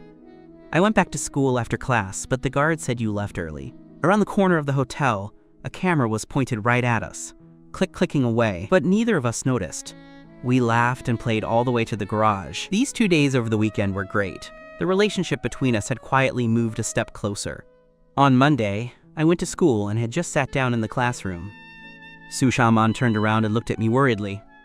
"Haru, are you okay?" I asked in confusion, what could be wrong with me? Sushaman turned her chair to face me. She hesitated for a long time before finally speaking. "Is it true that you confessed to Luna? Did she say yes? You went to see her because you liked her and wanted to confess, right?" That's when I remembered the video incident, I said, caught between a laugh and a cry. "Of course it's not true. You saw that video too? I just had something to talk to her about." "I don't know who filmed that, but they're talking nonsense without knowing the truth." Getting my denial, she asked, "Really? You really didn't confess to Luna? You don't like her?" Hearing that, I gave a playful smirk. Su Xiaoman's expression froze, and a flash of disappointment instantly colored her eyes. I laughed and explained, "I like her in an admiring way, not romantic way. A girl like Luna, pretty, smart, steady, and gentle, is basically a goddess in every guy's heart. Few guys wouldn't like her." Hearing this, Su Xiaoman breathed a sigh of relief. "Don't scare me like that," I said with a bit of longing. "This isn't fair. Even if I really confessed, it wouldn't be a big deal, right?" Su Xiaoman's face turned an unnatural shade of red, and she quickly covered it up. "I just thought it was surprising." "As long as you didn't confess, you should probably find a way to clear this up. But don't worry, I'll help you. There's not much to clear up. It's just gossip. The students will forget in a while." I didn't think much of it. After all, I had already explained it to Natsumi. What others thought wouldn't hurt me, but Su Xiaoman didn't see it that way. She acted as if it were a serious matter. She said worriedly, "You might not know. Luna has many admirers. If they really think you succeeded, they might." I waved it off. "Don't worry, nobody dares to do anything to me." One more thing. Su Xiaoman remembered something, her expression looking a bit uneasy. She looked around cautiously at the people nearby, then leaned in and whispered, "On Friday, I heard Natsumi searched the whole school for you. I don't know if it's true. Did something happen between you two? And I heard that on that same day, Natsumi broke up with Jiang Wenming. Everyone is saying that the one Natsumi likes is you. and you're her next boyfriend. You said Natsumi searched the whole school for me that day? Hearing this, my eyes lit up, and I couldn't help but laugh happily to myself. I could almost imagine her frustration at not being able to find me anywhere and not being able to get through on the phone. And then, somehow finding out I skipped class with Luna. She must have been furious. No wonder she was so angry that night. Usually, she acts like she doesn't care about me. I felt a surge of joy and lowered my head to send Natsumi a text message. Seeing how relaxed I was, Su-shaman was like, "The eunuch worrying more than the emperor?" She asked anxiously. "Was it true when you said you didn't like Natsumi? What if she actively pursued you?" Before I could answer her, the bell rang for class. The English teacher walked in right on time, and her eyes landed on me immediately. I quickly gave Su-shaman a nudge. "Sit properly, the teacher is here." The English teacher already had a low opinion of me, and I didn't want to become a thorn in her side. Su-shaman was dying inside without an answer. "Fine, we'll talk after class." However, as soon as class ended, I received a text message and let out a surprised hum. Seeing the teacher leave, Su-shaman turned back to look at me and caught the happy expression on my face. "I have something to do. I'm heading out for a bit." Knowing it was related to the text, Su-shaman hurriedly asked, "Who sent you a message? Where are you going?" There was no way I was telling her. I walked out of the classroom at a brisk pace. However, as I rounded the stairs to go down, I ran into 3 boys walking toward me aggressively. It was clear they weren't looking for a friendly chat. "You're Zhang He, right?" The leader had dyed hair that looked meticulously styled. Noticing the unfriendly tone, I gave a dry laugh. "You've got the wrong person. My name isn't Zhang He." With that, I prepared to turn and leave. The leader suddenly shouted, "Grab him!" The 2 boys behind him lunged forward, each grabbing one of my arms to keep me from leaving. "What are you doing? I told you, you have the wrong guy." I tried to make a final stand. I remembered the video wasn't very clear, surely my face wasn't that easy to recognize, but while I was struggling, the phone I was clutching dropped. Hearing a crack, my heart ached. I'd had this phone for less than a month. The leader walked over and snatched the phone up first. He happened to see the latest text. "I'm waiting for you by the poster wall." The sender's name was Luna. The boy's face darkened instantly. He held up the phone, his eyes practically spitting fire as he glared at me. "You still dare say you're not Zhang He? You bastard, how dare you lust after Senior Shan-chan?" I didn't know whether to laugh or cry. I blamed Su-shaman's big mouth. She had actually predicted this perfectly. I was baffled. Wasn't this the kind of plot that only happened in idol dramas? How could this actually happen in real life? You've misunderstood. Luna and I are just friends. Ordinary friends. That video was taken out of context. I just have something to talk to her about. Come with me to find her, and we can clear this up. There were 3 of them, and none looked easy to deal with. To avoid unnecessary conflict, I thought it best to show some weakness. I couldn't fight 3 people alone, and it wasn't a good idea to brawl here anyway. Since I was at a disadvantage, I had to use my wits. The boy curled his lip coldly. He suddenly stepped forward, grabbed my collar, and roared. "Who's talking to you about Senior Shan-chan? We came for Sister Natsumi, you jerk! If I, Chen Wei, don't teach you a lesson today, how can I call myself the president of Natsumi's fan club?" I was stunned. It turned out they were after me because of Natsumi. Now I felt even more wronged. I put on a pitiful act. If it were for Luna, I'd accept it. But Natsumi and I have nothing to do with each other. Don't believe the rumors. Rumors are usually false. Chen Wei snorted coldly. You think I'll just believe that? Don't think I'm so easy to fool. Sister Natsumi would never actively pursue a guy. Stop dreaming. The boy holding my left arm suddenly said, "Bro, I just thought of something." Could he have started the rumor himself? Just to get Sister Natsumi's attention and make her interested in him? As soon as he said that, all 3 glared at me with murderous eyes. I let out 2 dry laughs and said weakly, "Your imaginations are too vivid." I was starting to feel a bit uneasy. How did things spiral like this? If people really decided I was behind this and word got out, the countless guys at school who liked Natsumi could drown me in their spit alone. Just then, the phone in Chen Wei's hand rang. The 3 of them looked at each other. I had a bad feeling. Who would be calling now? Was it Luna? If it was Luna, it might be fine. But if Chen Wei glanced at the caller ID and froze, he said in a daze, It's Sister Natsumi. How is that possible?" The other 2 boys looked shocked and unbelieving. No way. How could this guy have Sister Natsumi's number? We'll know if it's really her if we answer it. Chen Wei looked grim. but he made a decision, swiped the screen, and connected the call. "Jung-hae!" A sharp roar came from the phone. That voice was all too familiar to them. It was the voice of the woman they were obsessed with. It was Sister Natsumi. It really was her. I looked at their infatuated faces in shock. Was this really necessary? Natsumi was gorgeous, sure, but getting this starstruck just from hearing her voice? My brain suddenly clicked. Seeing the two guys had loosened their grip, I snatched my phone back from Chen Wei and bolted down the stairs. By the time the three boys reacted, I had already run down the flight of stairs. They couldn't catch me. Bro, are we just gonna let him run? Why does he have Sister Natsumi's number? I can't accept this. Chen Wei gritted his teeth, glaring at my retreating figure. HMPH. This isn't over. He's still in school. Where can he go? Unless he never comes back. Next time we catch him, he's dead. But he has her number. Could he actually know her? If we beat him up, we'll... Shut up! Chen Wei roared. He must have used some trick to get her number. I don't believe Sister Natsumi would like him. Who does he think he is? Even if I beat him to a pulp, no one will come after us. The two boys nodded in agreement, taking the chance to suck up to Chen Wei. Exactly! With your status, why fear that jerk? We have to wreck him next time. On the other side, I ran all the way to the senior year building, leaning against a wall and panting as if I were about to collapse. Just then, the phone rang again. Caller ID Natsumi. Hearing my weak voice, Natsumi frowned and asked unpleasantly, "What just happened?" "You're getting bolder, actually daring to hang up on me. Where are you now?" I caught my breath and patted my chest. "I'm in the classroom! Why are you looking for me?" "Huh? You dare lie to me?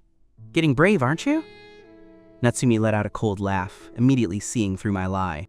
I was startled and looked around. Was she hiding somewhere watching me? How else did she know I wasn't in class? "It's all your fault." I decided to turn the tables and complain. I was just caught by a bunch of boys. I almost got beaten up, you know? "What happened? Can't you just say it? Do you have to wait for me to ask?" Natsumi sounded very impatient. "I just escaped a dangerous situation and haven't even caught my breath. Let me breathe for a second before I talk, okay?" I said crossly, annoyed that I'd been dragged into her mess. "Is your mouth rested enough now? Can you talk?" I took 2 more deep breaths before describing what happened. "He claimed to be the president of your fan club." "A fan club? Oh my god," I teased, acting like I couldn't handle the absurdity. Natsumi was annoyed by my tone, as if I were mocking her. "That fan club has nothing to do with me. Those boys started it themselves. Don't pin that on me." "Fine, let's not talk about that. Come to my place. I'll give you 5 minutes. If you're not here, you'll face the consequences." I wanted to say I was busy, but Natsumi had already hung up. I glared at the phone. HMPH. You tell me to go and I won't go. How dare she use such a threatening tone? I didn't want to deal with that brat. I didn't know why Luna wanted to see me, so I hurried to find her. The poster wall she mentioned was right next to the senior building. From a distance, I saw Luna's petite figure leaning against a pillar. As a gentle breeze blew, it lifted her long hair. She looked like a picture-perfect poster, making it hard to look away. "Luna!" I called out and walked quickly to her. "Sorry, I ran into some trouble and got delayed. Have you been waiting long?" Luna had a faint smile, her voice gentle. "Not long. I'm glad you're here. Come sit." There was a place to sit by the pillar, but she hadn't sat down because the pillar would have hidden her from view. If I had come, I wouldn't have been able to see her. Only then did I notice a familiar bag and my eyes lit up. Luna picked up the bag and handed it to me with a smile. "I bought this for you. Don't you really like these croissants?" "Thank you!" I was overjoyed and felt a small surge of emotion. I didn't expect her to be so thoughtful or to remember what I like to eat. The two of us sat down. I opened the bag. There were 2 croissants inside. 2 is too many. I can't eat this much. Luna smiled slightly, looking a bit embarrassed. "Actually, 1 is for me." I was surprised. A thought occurred to me, and I looked at her with wide eyes. "Wait, were the croissants you bought before all for yourself? I thought you were buying them for a boyfriend." Luna looked awkward but nodded in admission. "Yes." Having solved the mystery, I laughed happily. I gave her 1 croissant and took the other, eating it with total satisfaction. "You eat too." I never expected our tastes to be so similar. This must be fate. She was the first friend I made at tsundere, and our connection started over a lava cheese croissant. I didn't expect the coincidence to go even further. Perhaps after spending time together while skipping class, Luna's attitude toward me had changed significantly. She was much closer now, without that initial sense of distance. Suddenly, Luna said, "There's something I need to tell you."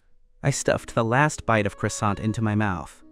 "What is it?" I asked, my voice muffled. With a smile on her lips, Luna said, "That security guard? He's been rehired by the school." "Really? That's great!" I was genuinely happy. I knew without a doubt that Natsumi was behind this. She'd been so arrogant before, saying that anyone she fired could never be rehired. Look who's eating their words now. But thinking that she had made an exception for me made me feel happier the more I thought about it. Suddenly, I remembered Natsumi had told me to find her. A sense of worry bubbled up. Was that girl still waiting for me? But she should think about it. Who would want to go after hearing a threat like consequences? I just forgot that Natsumi was used to giving orders. To her, it was just normal speech. Who around her ever dared to disobey? Luna looked at the time. Class had already started. What class do you have now? Don't you need to go? I answered absent-mindedly. I think it's math, but I don't want to go. Honestly, I didn't care about the domestic curriculum. To me, I'd be going back abroad sooner or later anyway. Whether I attended class here or not didn't matter, since I didn't need to take the college entrance exam in China. Luna stared at me for a moment, looking hesitant. Finally, she said, I have PE this period. We have a volleyball match. Do you want to come watch? Sure, I agreed reflexively, but the anxiety in my heart reached a peak. I felt like I was sitting on needles. I suddenly stood up and said to Luna, "Actually, I have something urgent to handle. I'll come find you later when I'm free." "Do you know where the volleyball gym is?" Luna thoughtfully remembered I was new and might not know the campus layout. "It's fine, I'll just ask someone." I was in a hurry to leave. Luna smiled. Seeing my urgency, she didn't try to make me stay. "Go take care of your business then. If you can't find the place later, just call me." "Okay, I'm off then." I couldn't stay a second longer. I practically jogged all the way to the sophomore building, panting as I braced my hands on my knees. Just as I was about to head up the stairs, someone grabbed my arm. I jumped. "What are you doing?" "It's me," a cool voice said. Recognizing the voice, I turned to look at Natsumi and patted my chest in relief. "You scared me to death. Don't you know you can scare someone to death like that? What are you doing here?" "Waiting for you." There was displeasure in Natsumi's eyes as she glanced in the direction I had come from. "That looks like the senior building over there." She stared at me as if conducting an interrogation. "Where did you just go?" she asked in a cold, stern voice. "Didn't I tell you to be here in 5 minutes? Has it been 5 minutes? It's been over 15. I told you there would be consequences. You tell me, what should I do with you?" Well... My brain worked at lightning speed, trying to think of a lie. Natsumi crossed her arms, her red lips curving slightly as she stared at me. "Go on, make it up. Let's see if you can come up with a logical lie I'll actually believe. Hurry up, weave your tale." We grew up together. She knew all my little tells before I lied. I instantly felt like a deflated balloon. I wasn't going to lie. "Then tell me, where were you just now?" Natsumi continued to press. Suddenly, I didn't dare say it. This girl seemed to have a serious issue with Luna. If she knew I went to see Luna first and left her waiting, she'd definitely blow up. "You went to see that girl named Shen, didn't you?" Natsumi's face turned cold as she finished my sentence for me. Just the thought that both she and Luna had looked for me at the same time, but I chose to see Luna first instead of her, made a fire of rage burn in Natsumi's chest. "No, I didn't," I denied it instinctively. But as soon as the lie left my mouth, a strong sense of unease filled my heart. Natsumi took a step closer, narrowing the gap between us. Her gaze was piercing, as if she were trying to see right through me. Just as I was thinking about whether to confess and beg for mercy, Natsumi spoke up. What did that mean? Even if she really saw that I'd gone to see Luna, that didn't count as cheating, did it? Natsumi raised her hand, her slender finger brushing against the corner of my mouth. A few crumbs stuck to her fingertip. It was as if she had caught me red-handed. "You were hiding away eating bread. You didn't even wipe your mouth properly." I breathed a sigh of relief. So by cheating, she meant sneakily eating bread. Natsumi brought her finger to her lips and licked off the crumbs. "Why do you like that stuff so much?" I was stunned by her action. Why did she have to lick them off? In a tone full of disdain, Natsumi added, "Isn't that the kind of bread kids eat? You're so childish." I immediately retorted, "You're the childish one. Just because you don't like it doesn't mean no one else can eat it. I'm telling you, don't insult my favorite food." With that, I turned to leave. Natsumi quickly pulled me back. All right. I glared back at her impatiently. "Why did you call me here anyway? Was it just to insult me?" "Of course not."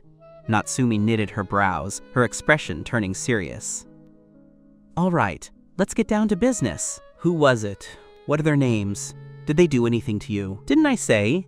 The guy claimed to be the president of your fan club. You should know him." I got annoyed again just thinking about it.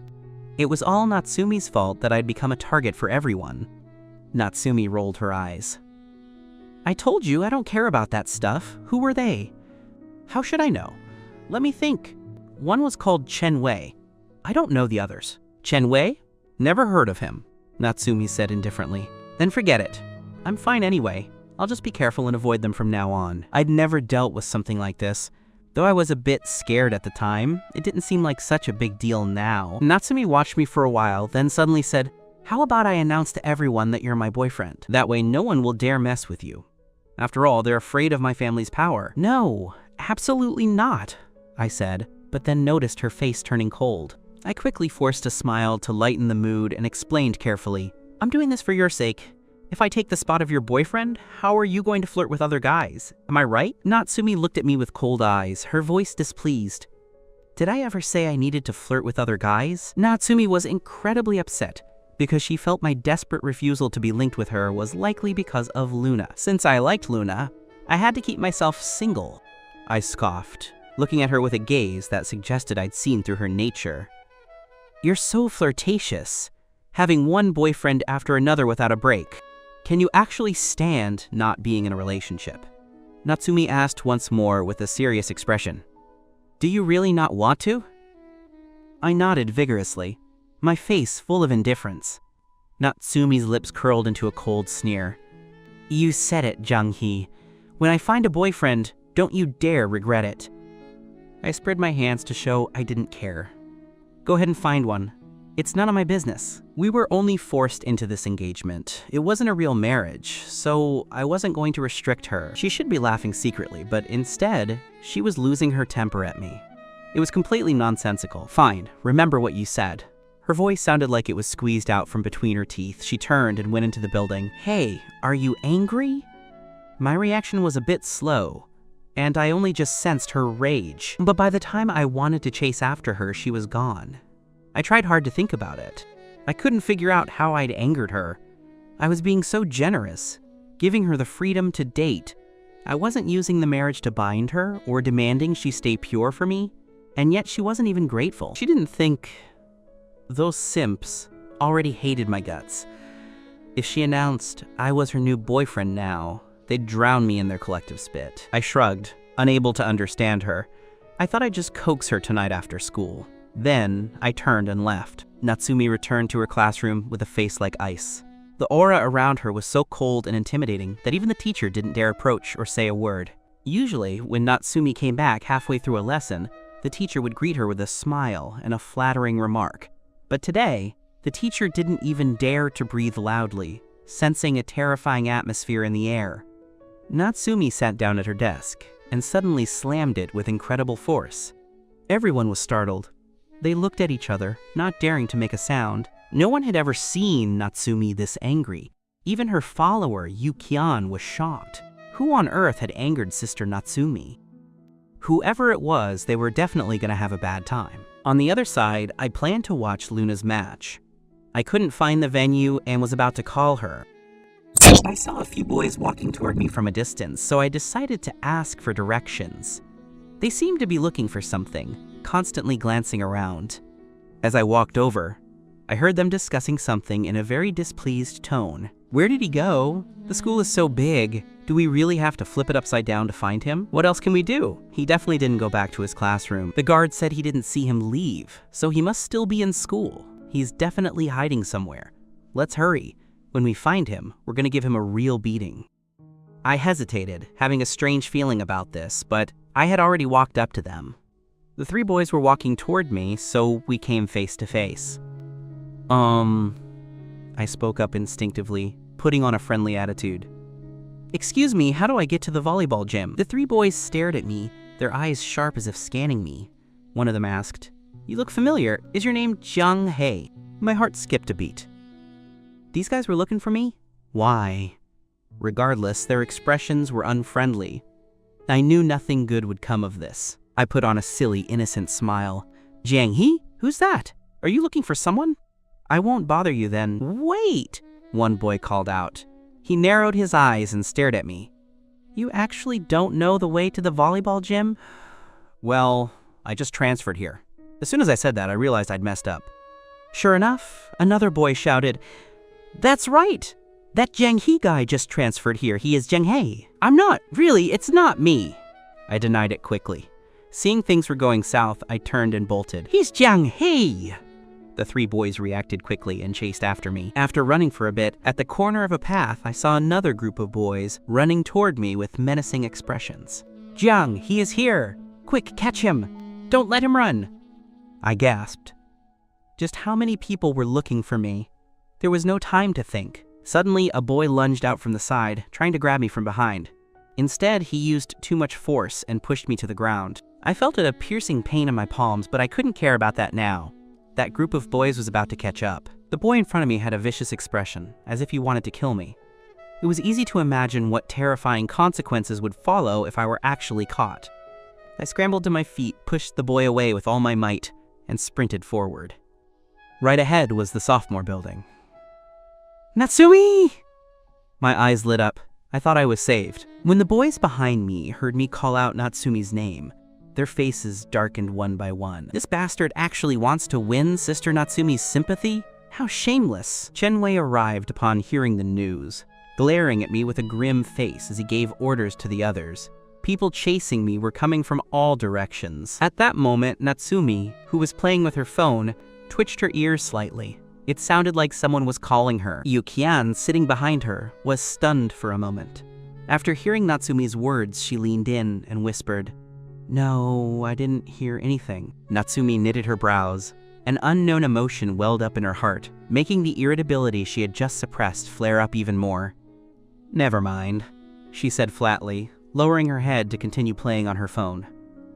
I was running toward the teaching building with every ounce of strength I had.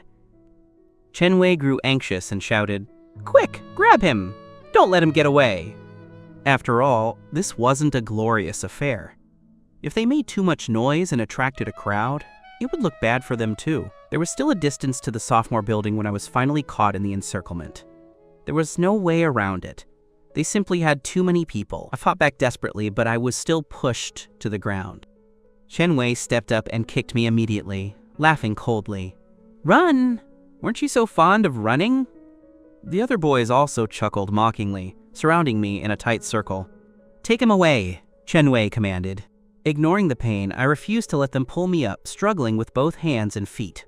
I had a premonition that they were going to take me somewhere secluded. I had no idea what they would do to me then, and it terrified me. At this moment, I remembered back when I was abroad. My friends all went to practice karate. They had asked me to join, but I was too lazy to go. I regret it to death now. If I had known, I would have practiced a bit. Then I could have fought 10 of them at once, and these guys wouldn't be able to do a thing to me. One of the boys, having been kicked by my flailing legs, angrily stomped on my back. How dare you lust after our sister Natsumi? A commoner like you trying to score with a goddess? You're absolutely shameless. The reason these guys dared to touch me was that they had asked around in Class S. They knew I only got into the elite class because of my good grades. I wasn't some rich young master. Because of this, their indignation toward me was even more intense. Natsumi's previous boyfriends all had status, so even if these guys were jealous, they didn't dare do anything and could only love her in silence. But that had caused a lot of resentment and envy to accumulate. This time, they were using me as an excuse to vent it all out. He's just a commoner anyway, no matter what we do. That was the mindset these boys had. So even seeing me in such a pathetic state, they didn't have a shred of sympathy. They even wanted to take it further. Bro, what now? Someone asked Chenwei anxiously. We have to get Jong-hee out of here quickly, or we might attract attention. Chen-wei glared at me coldly and suddenly ordered. The others were surprised. Did you hear me? If he won't walk, beat him up. Hurry! Chen-wei barked. The others reacted quickly and began to gang up on me. I fought back with everything I had, punching and kicking, but they were too many. Don't touch me! Get lost! I was kicked again, this time directly in the stomach. The pain made me curl into a ball, clutching my stomach tightly. Fine beads of cold sweat broke out on my forehead, and my handsome face was contorted in pain. Because I had been rolling on the ground, my face was covered in dust. I looked a mess. I tried to resist, but how could I hold out against a mob of boys? Stop! A clear, cold voice cut through the air. Then, a petite figure was seen sprinting over. She forcefully pushed aside the boys in the circle and pulled me up from the ground. Sis! Sister Natsumi! The boys who were pushed to the ground stared at her in shock. They never expected this. Chen-wei also wore a look of astonishment. Everyone looked at Natsumi, only to see her small face filled with urgency and worry. Jiang-hei, are you okay? How are you? Natsumi carefully cupped my head, looking down to check my condition. Hearing her voice, I let out a sigh of relief. Natsumi's brows were tightly knit. Seeing my clothes in disarray, she hurried to straighten them for me. Then she asked anxiously, "Tell me quickly." I shook my head, struggling to stand up. I'd been kicked a few times, but luckily it didn't hurt that much anymore. Natsumi didn't believe me, her face full of concern. "Don't lie to me." I leaned on her hand and stood up unsteadily. Looking at myself, I was covered in gray dust. Not a single spot was clean. I said it again. I was really fine. Although being mobbed was terrifying, it only hurt while I was being kicked. Natsumi saw the red scratches on my arm, and her cold face instantly darkened. She swept a sharp gaze across the boys. Her voice sounded like it came from an ice cellar, cold enough to make one shiver. Who scratched him? The boys were terrified by her ruthless gaze. They had never seen Natsumi like this. They all took a trembling step back. And those kicks just now? Who kicked him? Natsumi barked again. The two boys who had kicked me looked terrified. They wanted to hide it, but Natsumi had already seen through them. Her cold gaze settled on their faces. The two boys quickly explained, "Sister Natsumi, it's not like that. We didn't do it on purpose." At this moment, Chen-wei glared at me with eyes full of resentment. Pointing at me, he shouted furiously, "And you said you had nothing to do with Sister Natsumi? You big liar!" Seeing Natsumi look like she was standing up for me, Chen-wei was so angry he had lost his mind. If Natsumi hadn't been there, he would have charged forward to pummel me. Hearing this, Natsumi's eyebrows shot up. She suddenly let go of my hand and asked in a voice laced with a chill, "You really told him that I have nothing to do with you?" Sensing she was angry, I got a bit anxious and hesitated, about to speak. Chen-wei looked at Natsumi, asking with a final shred of hope, "Miss Shu, do you or do you not have a relationship with him? Actually, you have nothing to do with him, right? Then why do you care about him so much?" I don't know why I felt uneasy, as if I had hurt Natsumi. I was just about to explain. Suddenly, a cold voice rang out. "I have nothing to do with him." I froze completely. Natsumi said she had nothing to do with me. I didn't expect her to say that. It felt as if a giant boulder was pressing down on my heart. It was painful, and I felt so much grievance. Clearly, I was the one who tried to clear the air first. I was the one who said I didn't want people to know we were related. But when I heard her answer like that, my heart still wrenched. I was so sad. I finally understood why she was angry. It was such an awkward feeling, so hurtful. "I'm sorry, Natsumi." Chen-wei, however, was gloating. He had the answer he wanted and immediately stared at me. "Sister Natsumi said it herself. She has nothing to do with you. You bastard! Don't think that by acting weak, our sister Natsumi will take pity on you." Hearing Chen-wei call me a bastard over and over, Natsumi was incredibly annoyed. She barked sharply, "Shut up!" Chen-wei was surprised. "Sister Natsumi, Seeing my disheveled appearance, Natsumi felt as if her heart had been punched. She took my arm, deeply regretting her impulse just now. Just because she heard that I had distanced myself from her, she was so upset that she wanted me to feel the same way. However, the onlookers who saw this were almost all stunned. Because the commotion had been so loud, most students had ignored their classes and run out to watch. Now the whole building was packed with people. Seeing the scene, everyone couldn't help but start gossiping. Chen-wei watched this, gritting his teeth, wanting to rush over and pull us apart so I wouldn't touch his beloved woman. But Natsumi's furious gaze from earlier was too terrifying. It made him feel panic. He didn't even dare move. Sister Natsumi. He finally found his voice, staring at Natsumi reproachfully. Didn't you say you had no relationship with Jiang He? Why are you... The boys around him were all gnashing their teeth. Some clenched their fists, but the Shu family's power was too great. No one dared go against Natsumi. Hearing Chen-wei's voice, Natsumi looked up and turned a cold, contemptuous gaze toward him. Who are you? Do I need to explain my relationship with him to you? Chen-wei looked wounded and said emotionally, I'm the president of your fan club. I'm not some nobody. I am. Natsumi curled her lip in a cold sneer. I never acknowledge such a thing. If you guys want to play around, fine. I usually can't be bothered to care. But don't actually start thinking you're somebody. Chen-wei was clearly devastated, swaying on his feet. He had always believed that because he was the president of Natsumi's fan club, she must know of his existence, and that he was special to her. Chen-wei shot a hateful look at me and roared in fury. It's all because of you. If you hadn't used some trick, why would she treat me like this? You little prick. How can you be with Natsumi? Chen-wei was nearly insane as he rushed toward me to start a fight. I grabbed Chen-wei's wrist, but as a result, blood began to seep from my palm. How did you get hurt like this? Natsumi was shocked. Her gaze swept over the crowd again, her aura becoming even colder. You guys did this? Turning her gaze back to me, she said with a mix of anger and worry, Didn't you just say you were fine? You call this fine? Your palm is still bleeding. Come on, I'm taking you to the infirmary, Natsumi said, her brow furrowed. Looking at this wound, I probably should have gone to a hospital, but Shandai Academy's infirmary was different from other schools. The infirmary here was like a small private hospital, fully equipped with all kinds of medical tools. Wait! After taking 2 steps, I frowned. Although the injuries weren't heavy, I had been mobbed after all. Every movement made my body ache. Natsumi glanced at me, then pulled my arm over her shoulder and scolded.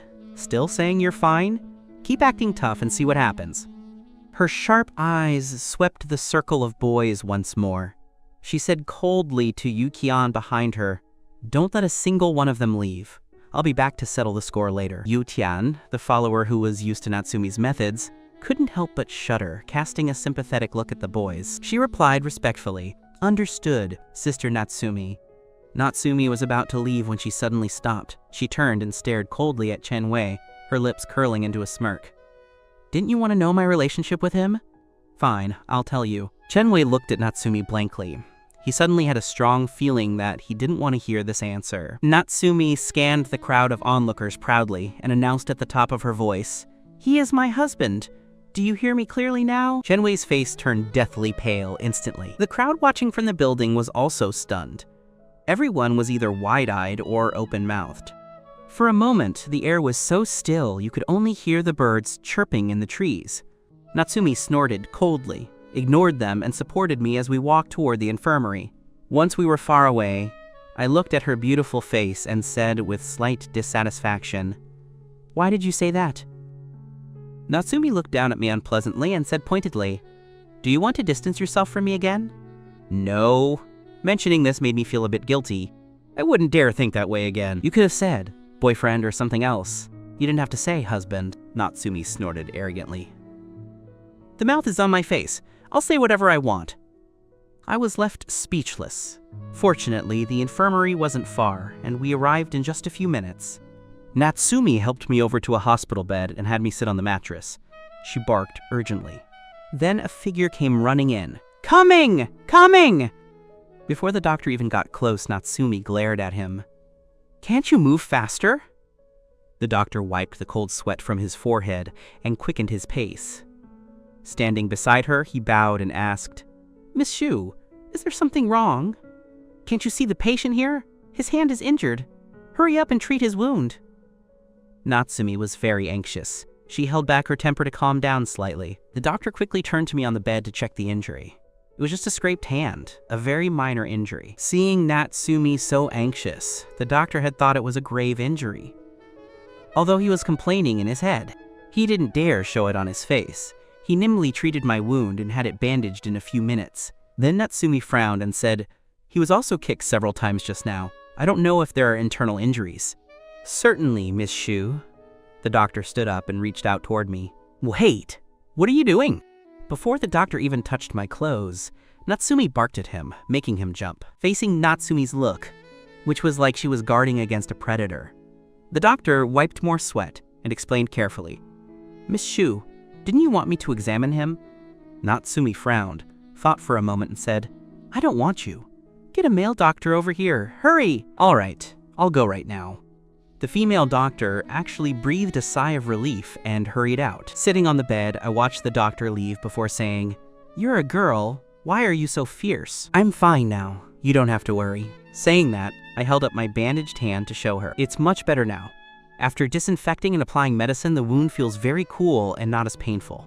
Natsumi, seeing me able to smile, said against her true feelings, "Who's worried about you? Don't flatter yourself." However, her heart, which had been hanging in suspense, finally relaxed. I teased her. "Not worried about me? Then why were you so tense just now, looking all fierce and mean?" I really didn't expect her to be so worried about me. Our years as childhood friends weren't for nothing. Now is not the time for that. Do you know what you did wrong? Natsumi's face looked a bit unnatural, and she intentionally changed the subject. This was to prevent me from continuing to nag about her concern, making it hard for her to argue back, and leaving her to be laughed at. Remembering the danger from earlier, I sighed with exhaustion. Those guys are too terrifying. I never encountered this kind of thing abroad. Natsumi stared at my expression and asked in a strange tone, "Do you regret coming back?" I instinctively wanted to nod, but I caught her eye and noticed the displeasure there. I quickly smiled and said, "Of course not. Isn't that why I have you? You hold all the power here. No one should dare touch me from now on," Natsumi said arrogantly. "Of course. Who would dare touch you?" By now, the whole school had likely heard the announcement she just made. I stretched lazily, accidentally pulling on the sore spot on my stomach. My face twisted slightly as I grumbled. "I'm so unlucky. How did I end up crossing paths with those mad dogs?" Natsumi saw my reaction. "Is it very painful?" She frowned toward the door and said unpleasantly, "Why hasn't the male doctor arrived yet? Where did they all go?" Just then, the male doctor reached the door. Hearing this, he was startled and walked in tremblingly. "Miss Shu, I came as fast as I could. Although this is the infirmary, the building is quite large. Running down from the 3rd floor takes time." Natsumi glared at him. "Hurry up and examine him!" The male doctor nodded and walked to the bed, giving me a careful examination. "Miss Shu, from the initial check, it seems there are no injuries to the internal organs. However, seeing how dirty this student is, there might be injuries elsewhere, so I'd like to do a more detailed checkup." Then he turned back to me and said, "You stay here. I'm going out to handle something. Remember to wait for me." I nodded in response. Only then was Natsumi satisfied. She looked at the doctor and instructed, "Take good care of him." "I understand, Miss Shu. Rest assured." The male doctor replied respectfully. Natsumi then left the infirmary with peace of mind. After a while, she returned to the scene of the incident. Yu-chan had found some help from somewhere and surrounded those dozen or so boys, preventing them from escaping. Seeing Natsumi return, Yu-chan hurried up to meet her. "Sister Natsumi, according to your orders, not a single one got away." Natsumi nodded with satisfaction, her gaze cold as she looked at the boys. Although the bell for class had already rung, many students were still watching, curious to see how she would handle this matter. Natsumi curled her lips. This was exactly what she wanted. Seeing her arrive, the boys whispered apologies, saying they were wrong and wouldn't dare do it again. Only Chen Wei, standing at the very front, had a dark face and was still holding out stubbornly. Natsumi walked over with her long legs, stood in front of them, and barked, "Who kicked him? Step out yourself." She remembered who those two people were, so she swept her sharp gaze over them to see if they dared to admit it. However, facing such an intimidating gaze, who would dare step out? No one made a sound. Natsumi snorted. "You dare do it, but not own up to it?" The two boys who had been singled out instantly panicked. They lowered their heads and said, "It was us, Miss Shu. We didn't mean it. We didn't know he was someone so important to you. We thought he was trying to seduce you, so that's why. If we had known he was yours, we would never have touched him. Please believe us." "So this is my fault?" Natsumi curled her lip coldly. The two boys shook their heads vigorously. "No, it's our fault." Natsumi gave Yukian a look. Yukian nodded in understanding and ordered two boys to drag them aside and teach them a lesson. This time, Natsumi's gaze turned toward Chen Wei. In the past, Chen Wei had pleaded and hoped she would look at him. But now that his wish had come true under these circumstances, he felt no joy, only a chill from the bottom of his heart. The screams of those two boys echoed in his ears as they were beaten until they begged for mercy. Chen Wei gritted his teeth, still not admitting that he had also had a part in kicking me. Natsumi looked at him with cold eyes. That terrifying pressure nearly broke Chen Wei, but he still said nothing, just kept his head down in silence. "Very well."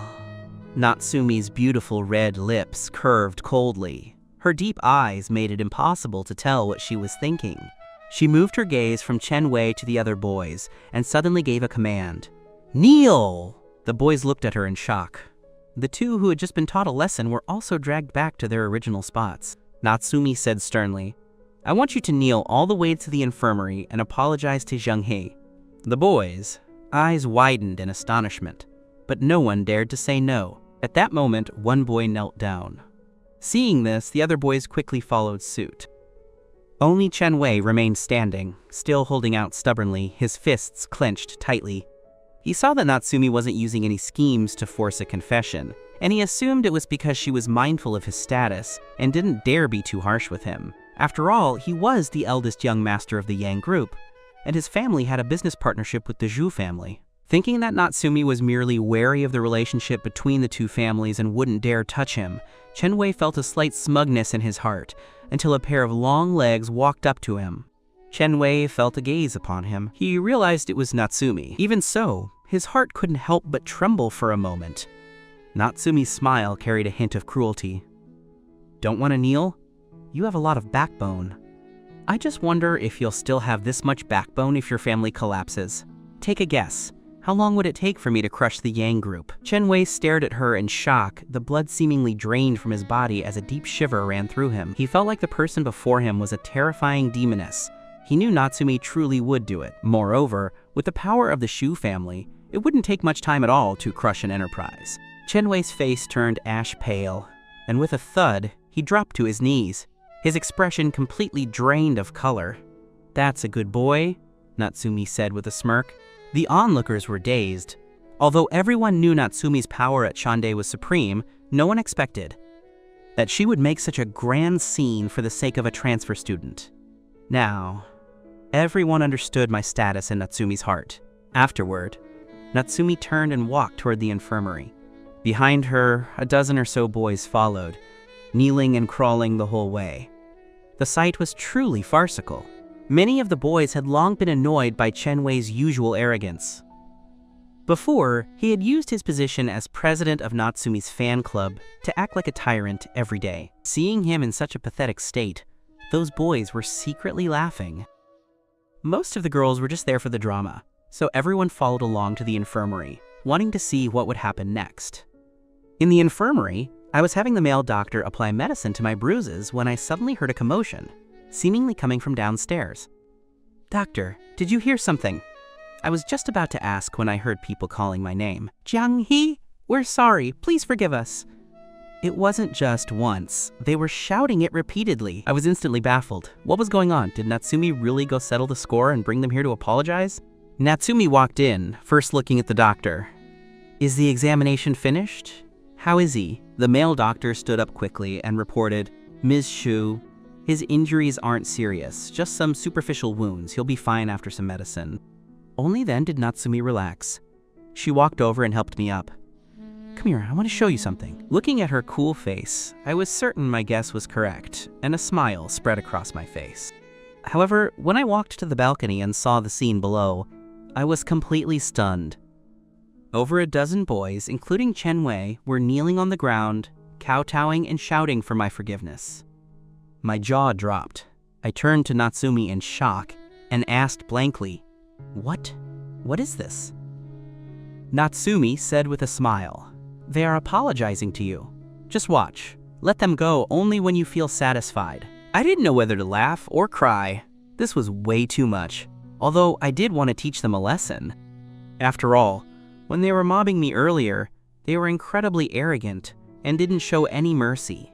But looking at the scene below, I felt a bit awkward. Having so many people kowtowing to me was quite terrifying. Eventually, I couldn't bear it anymore. Forget it. Call it my kind nature. Tell them to stop. It's making me uncomfortable. The boys downstairs were all pampered rich heirs who had never suffered such humiliation, so they were doing this quite reluctantly. Natsumi glanced at me disapprovingly. "Don't be so soft-hearted. Think about how they didn't show any mercy when they were hurting you." I noticed the boys' knees were filthy, and some of their pants were worn through. I frowned as a terrifying realization hit me. They didn't crawl all the way here, did they? I stared at her in disbelief. Natsumi nodded nonchalantly with a cold expression. "Yeah. Otherwise, did you think I'd let them off that easily? They dared to hurt you. Paying this price is already me showing mercy." I was speechless. This was showing mercy? If she hadn't shown mercy, what would the result have been? I couldn't imagine it at all. This was the first time I had witnessed her crazy side. Since they hadn't received my forgiveness, the people below kept kowtowing, not daring to stop. I really didn't like seeing such a sight. Seeing that Natsumi wouldn't speak up for me, I took a step forward and said to the boys, "I forgive you, hurry up and leave." Only then did the boys stop their movements. Natsumi looked at my expression, snorted, and took my arm to lead me back inside. "If you don't want to look, then don't. Next time, can you consult me before you act?" I sighed, looking at her. Natsumi acted as if she hadn't heard. She took the medicine from the doctor and led me away. Back at the apartment, I was exhausted and fell asleep on the sofa almost immediately. Seeing this, Natsumi snorted and said in a mock, disdainful tone, "What a terrible sleeping posture." She then brought a small blanket from the bedroom to cover me. Just then, a ringtone sounded.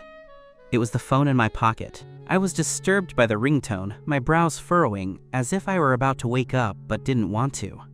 Natsumi quickly fished the phone out of my pocket to keep it from waking me. To her surprise, the caller ID showed Shen Yuyu. Her eyes narrowed unpleasantly. This guy actually had Shen Yuyu's number? Just how good was the relationship between these two? The phone kept ringing, and seeing that name flashing on the screen made Natsumi furious. Without hesitation, she hung up. Then she added the number to the blacklist and deleted it from the contacts. Natsumi completed these steps in one smooth motion without a shred of guilt, then placed the phone on the coffee table. She looked down at my sleeping face and reached out, pinching my nose. "Flirting with girls everywhere. Do you even respect me as your wife? It's bad enough you're talking to girls, but it had to be that Shen Yuyu who I have a grudge against." Thinking about how special Shen Yu was toward me made her even angrier. With my nose pinched, I found it hard to breathe and felt like I was suffocating. I groaned and turned my head, instinctively opening my mouth to breathe. Natsumi's gaze deepened as she stared at my lips, especially with my mouth slightly open. No matter how she looked at it, it seemed like an invitation for a kiss. I was already a bit oxygen deprived and turned over in an attempt to breathe, finally waking up.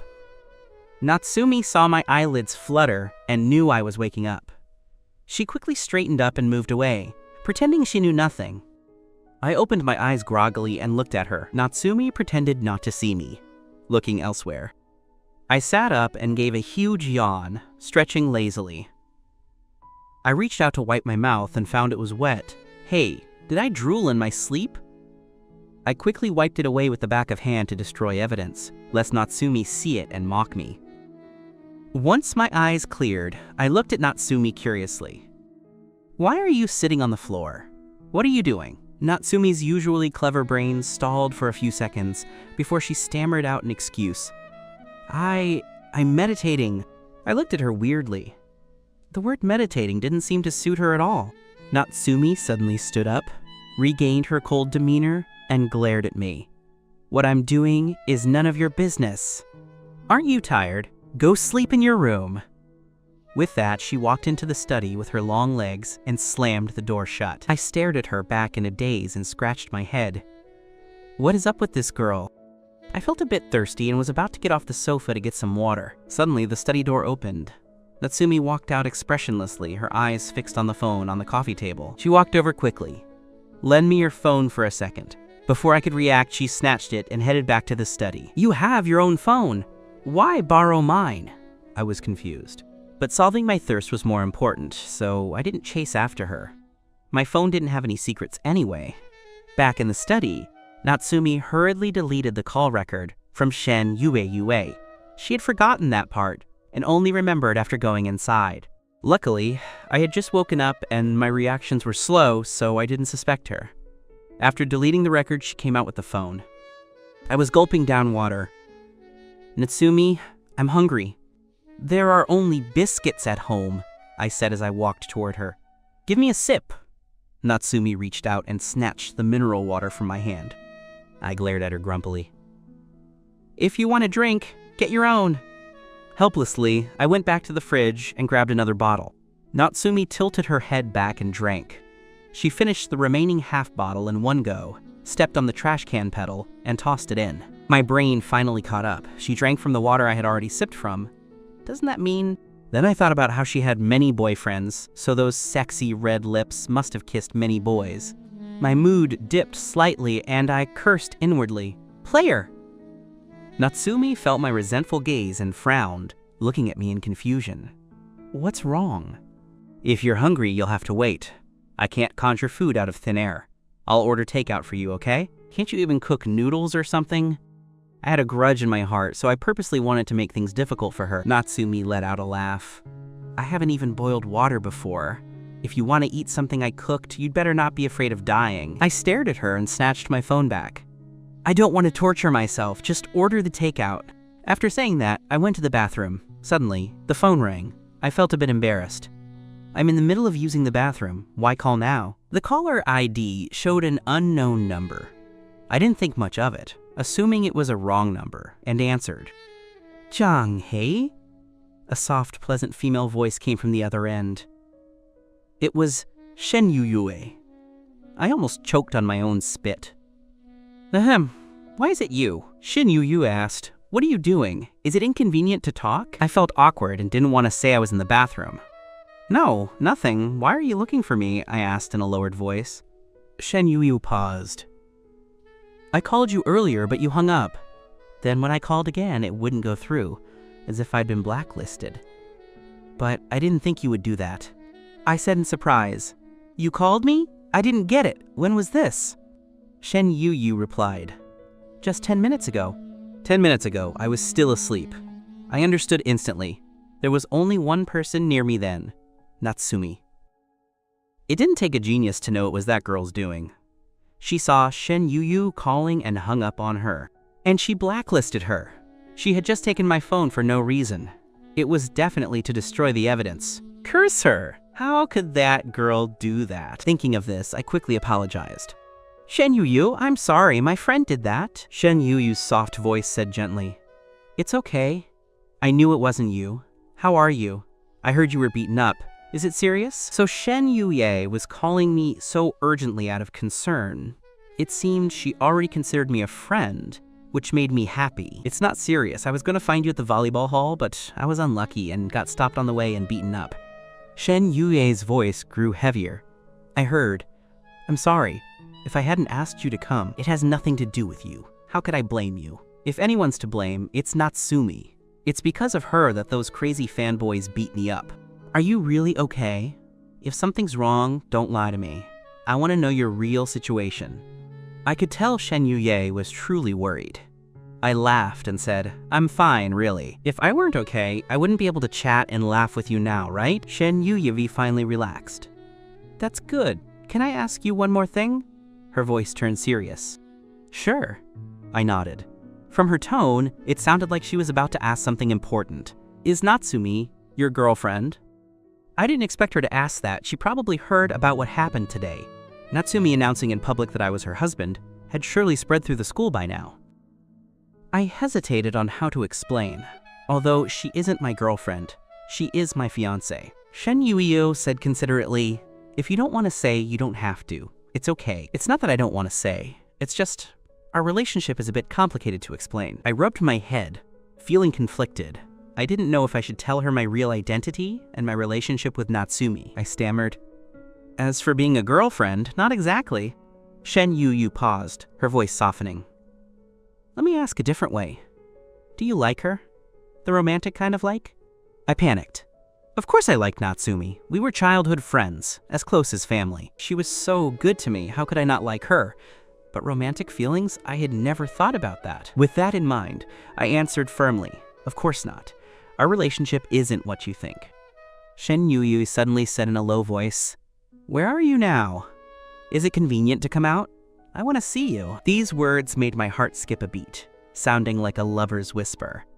As I mentioned before, I'm a voice lover. Shen Yu's voice was so soft and pleasant. Hearing her say, I want to see you in such a gentle tone, really made my imagination run wild. I shook my head. Don't overthink it. She probably just has something she wants to say in person. It's not what I'm thinking. Sure. Let's set a time. Before we could pick a time, there was a sudden pounding on the door. Natsumi's teasing voice came from outside. Jiang-hei, you've been in there a long time. What are you doing? I was startled, afraid Natsumi would find out I was talking to Shinyule. I whispered to her, I'll contact you later. After hanging up, I remembered I was still sitting on the toilet and felt a bit embarrassed. I hurriedly pulled up my pants, flushed, hid the phone in my pocket, and opened the door. Natsumi had her arms crossed, looking at me playfully. Finished? I thought you fell into the toilet. I glared at her. You're the one who fell in. Natsumi peered into the bathroom and wrinkled her nose. Then what were you doing in there? None of your business. What are you thinking about all day? I said, patting her on the head. Natsumi sniffed. It didn't smell bad, so she pulled me out. Get out quickly. I need to use the bathroom. I'm dying. She had also drunk a lot of water. My movements were a bit slow, and I only moved when she pushed me. I looked a bit dazed and off. Natsumi looked at me with a wicked grin. Do you want to stay and watch? I don't mind. I don't want to watch. Being teased by her brought me back to my senses, and I hurried out. Natsumi watched me with a laugh before entering the bathroom. I went back to the living room, checked that she was inside, and then sneaked off to the side. I took out my phone, removed Shen Yu from the blacklist, and sent her a message explaining the situation. She replied quickly, Can you come out at noon? I know it's inconvenient for you to come to school, so let's meet outside. I looked at the message, debating how to reply. The takeout hadn't arrived yet. After eating, I'd have to find an excuse to sneak out without Natsumi noticing. The timing was tight. I replied, Is after school okay? Within seconds, her gentle reply came, Sure. See you then. Just as I finished the message, Natsumi came out. Seeing her look over, I instinctively hid my phone. The phone is out of battery, I said guiltily. I'm going to go charge it. I walked quickly into the bedroom. Natsumi glanced at me, her thoughts unreadable. The takeout was efficient, arriving within 30 minutes. Natsumi had ordered many things, all of which were my favorites. After eating, I lay on the sofa satisfied, rubbing my full belly and letting out a burp. Looking at the time, it was already noon. I said to Natsumi, I don't want to go to class this afternoon, you go ahead. Help me ask for leave. Just say I'm badly hurt and need to rest for a few days. It was the perfect excuse to skip class legitimately. Natsumi was sitting on the other end of the long sofa with an iPad. I don't want to go either. I'll stay home with you. She was searching online for medicinal food shops. She planned to order some medicinal soup for dinner to help me recover. She could have asked the Shu family chefs, but if her family knew I was hurt, they would worry. You're not going either? I didn't expect this and said nervously, You don't have to. You don't need to stay home with me. I'm fine on my own. Go to class. Natsumi felt I was being weird and squinted at me suspiciously. Why are you trying to kick me out? Are you planning something behind my back? Whenever I felt guilty, I couldn't help but stammer. Natsumi put down the iPad and blinked her beautiful eyes. Really nothing? I nodded vigorously. Really, I just don't want you to miss class because of me. Don't worry about me. Go to class. I can take care of myself. I patted my chest confidently. If she stayed here and watched me, I wouldn't be able to go see Shen Yu. I jumped off the sofa, afraid she'd keep questioning me. I hurried toward the study. It's so boring. Lend me your computer so I can play some games. I hadn't touched a computer since I got back and suddenly really wanted to play. Wait! Natsumi suddenly dashed over and blocked me, her face serious. The study is my private area. You can't go in. What private area? I complained. Why can't I go in? Don't tell me. I gave a knowing smirk. Are you hiding something scandalous in there? Natsumi grabbed my finger and pushed it back, then gave me a flick on the forehead. What are you thinking? Anyway, the study is my territory. If I say you can't go in, you can't, especially my computer. You are absolutely not allowed to touch it. Clear? Fine, I won't. Stingy. It's not like you're hiding treasure. I turned and went into the bedroom, slamming the door. Natsumi shook her head and went into the study. Inside the bedroom, I pressed my ear to the door, listening to the sounds outside. When I heard the door close, I guess she had entered the study. Should I take a gamble? Rush out while she isn't in the living room? But if I do that, she'll realize I ran out. This isn't a good time. It will cause suspicion. It's a massive headache. I still need to think of a reasonable excuse that lets me go out openly without her wondering where I went. I walked to the floor-to-ceiling window and gazed at the brilliant sunlight and the height. I leaned in to peek down. It was over 30 stories. That height is terrifying. Even with a safety harness, I wouldn't dare climb down from here. What should I do? I threw myself onto the bed, lying there spread-eagled. It's easy to get sleepy after eating, so as I lay there, I eventually drifted off. By the time I woke up again, it was already past 3 in the afternoon. I stretched my neck.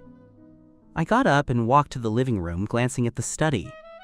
Hearing no sound, I wondered if Natsumi Shuzixia had fallen asleep in there or was playing games. If I slip out for an hour now and then come back, she shouldn't notice, right? I grabbed my phone and tiptoed to the entryway, changing my shoes as quietly as possible. I closed the door with extreme care. Every movement felt like slow motion. Once I successfully made it out, I quickly messaged Shen Yuyu to tell her I was on my way.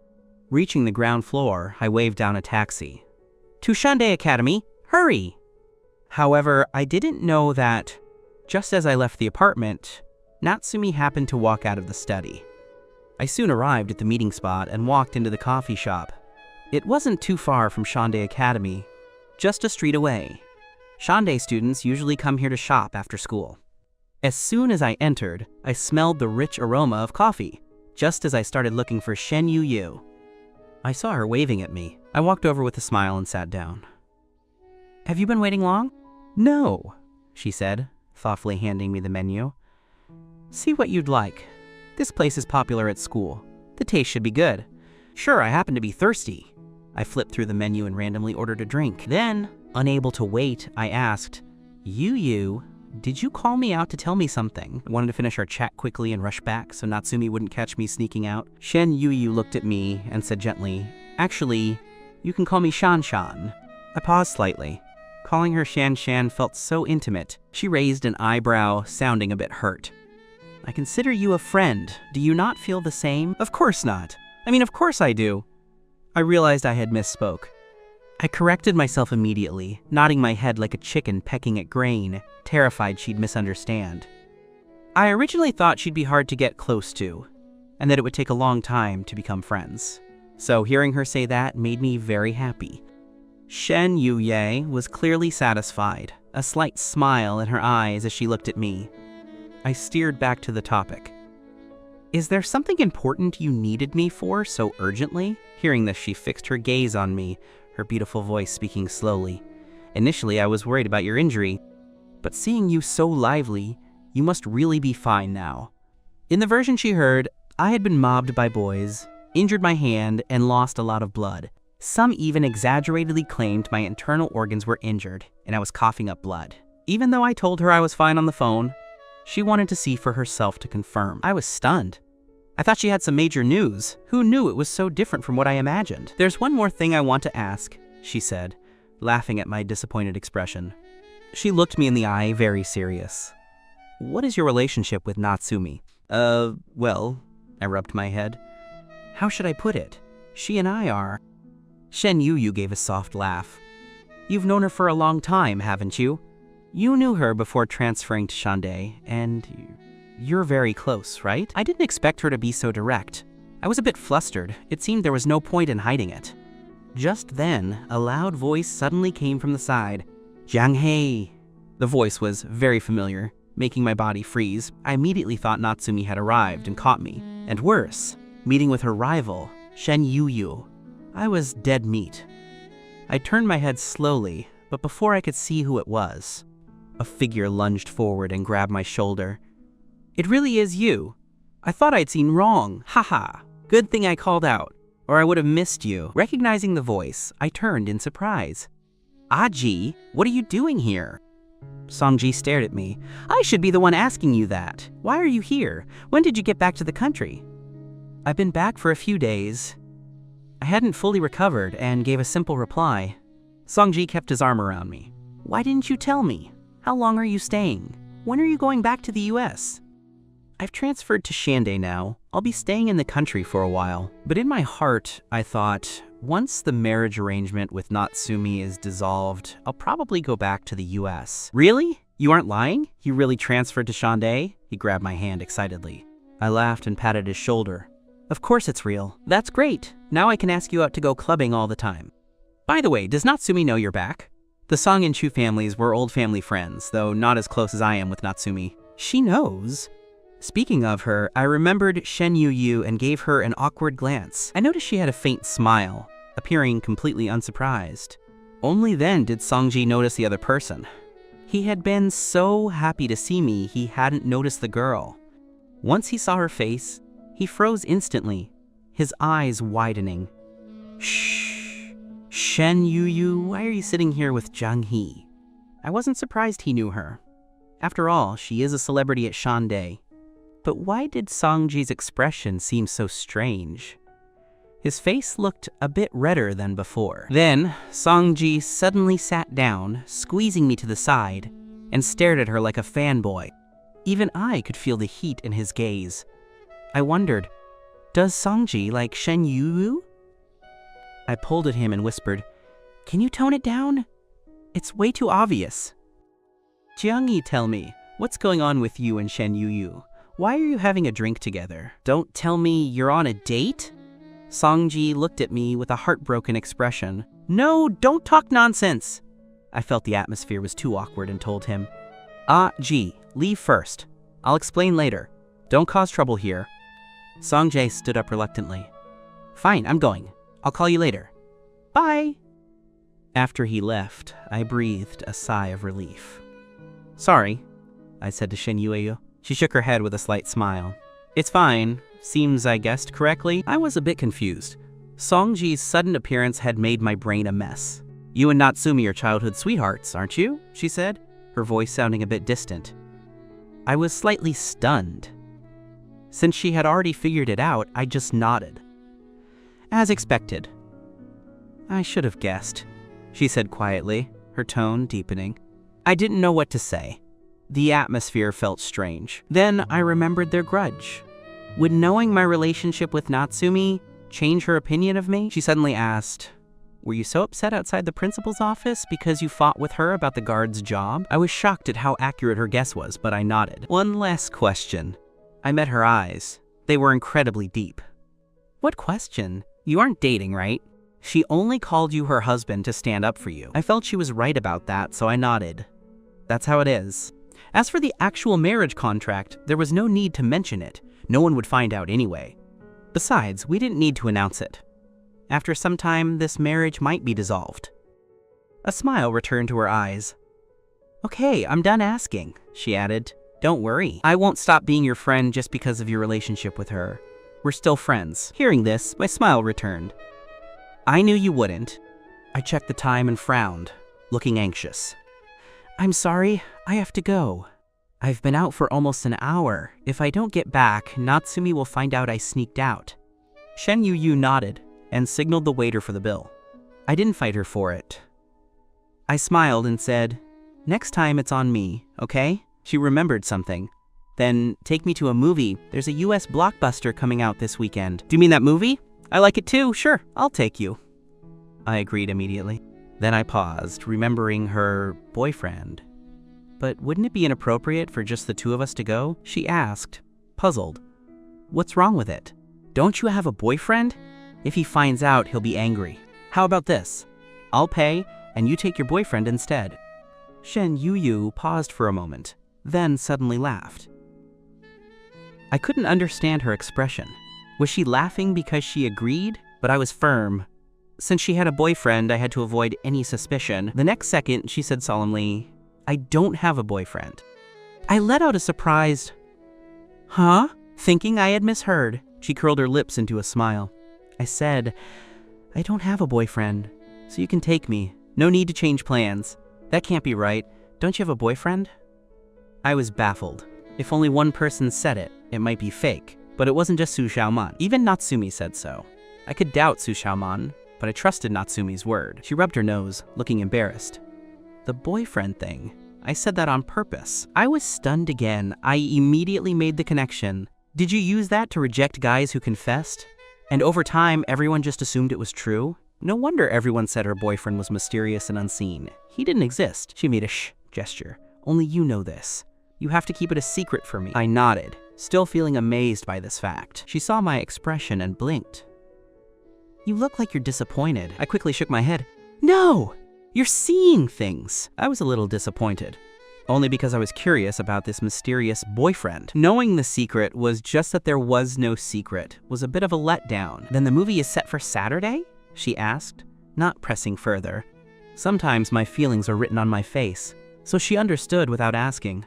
I figured it was fine and nodded. Sure, we'll set a time then. I really have to go now. Xingyue watched me panic and run out, a slight smile on her lips. Back at the apartment, I opened the door stealthily and closed it with extreme caution. I bent down at the entryway, changing my slippers with very quiet movements. Suddenly, a dark shadow loomed over me, and a cold voice came from above. Where did you go? My body froze. I slowly raised my head. I met Natsumi's fierce gaze. I gave a dry laugh. When did you find out I was gone? Half an hour ago. Her hawk-like eyes stared at me like I was prey. I pulled a bag from behind me and said with a smile, I woke up and wanted a snack, so I went down to buy something. She wasn't that easy to fool. She smirked. Gone for over half an hour? Which shop? Looking at the store name on the bag, it was indeed a nearby shop. It wasn't because I was clever. I just happened to pass by the store on my way back and got a craving. It came in handy. Oh! My brain worked at lightning speed. It was like this. I met a Samoyed on the way. It was so cute. I played with it for a while before buying the snacks. Seamless explanation. I gave myself a mental thumbs up. Natsumi blinked. A Samoyed? I've lived here a long time and never seen one. How old was it? What was its name? Was the owner a man or a woman? I was speechless. How would I know? I panicked for a few seconds. Then I put on a serious face and glared. What's that supposed to mean? Do you not believe me? After I bought your favorite snacks? Fine, no snacks for you. I pretended to be angry and tried to push past her. She caught my hand and looked at me helplessly. Why is your temper so bad? I didn't say I didn't believe you. I just wanted to ask. You're injured and running around without even telling me. She led me to the sofa, taking the bag and placing it on the table. Since I was already guilty, I didn't keep up the act, afraid of overdoing it. While we were eating, my phone suddenly rang. I paused. What if it was Xingyue? I glanced at Natsumi. To my surprise, she was looking right at me. Her gaze was terrifyingly deep. The phone is ringing. Aren't you going to answer? She reminded me. Her eyes fixed on me. It made my skin crawl. I took out the phone. It was Songji. I breathed a sigh of relief. I showed her the screen. It's Aji. Why would he suddenly call you? I froze. If she found out I had just seen him, she'd know I was lying about the dog. I started to stammer. I don't know. I'll take the call first. Terrified he'd blurt it out, I left the sofa and headed for the fridge, pretending to get water. Songjai's voice rang out like a machine gun. Jiang-hee! What's going on with you?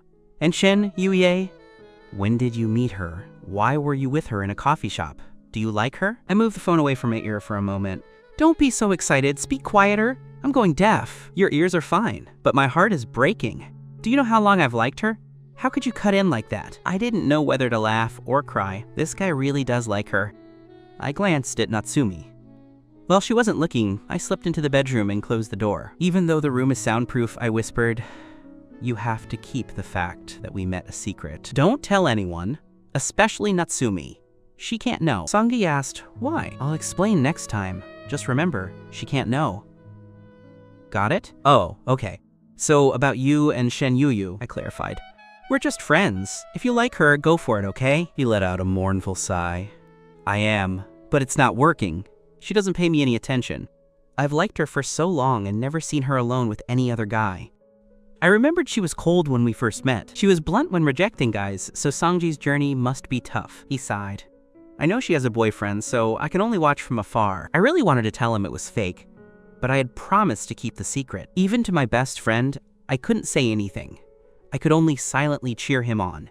To my surprise, when I entered the school the next day, the atmosphere was strange. Everyone was staring and whispering. I felt self-conscious, like I was a monkey being watched. As I passed the bulletin board, Su Xiaoman ran over. Jiang-hee, come look! What is this? What? I followed her, totally confused. The crowd in front of the board parted automatically as I arrived. I had a bad feeling. I walked up and looked.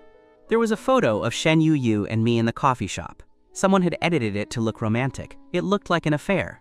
I was stunned. Who posted this? Su Xiaoman shook her head. I don't know. It's on the school forum too. And it's in all the class groups. The situation is serious. Everyone is talking about you. She didn't dare continue. Seeing her hesitation, I knew the rumors were nasty. Who did this? My fists clenched. I just met her. We didn't do anything. Why did it turn into this? Su Xiaoman frowned. I suspect it's Chen Wei. He's the most likely because of you. He's been expelled. He would definitely hold a grudge and retaliate. He was expelled? I hadn't expected that, but it made sense.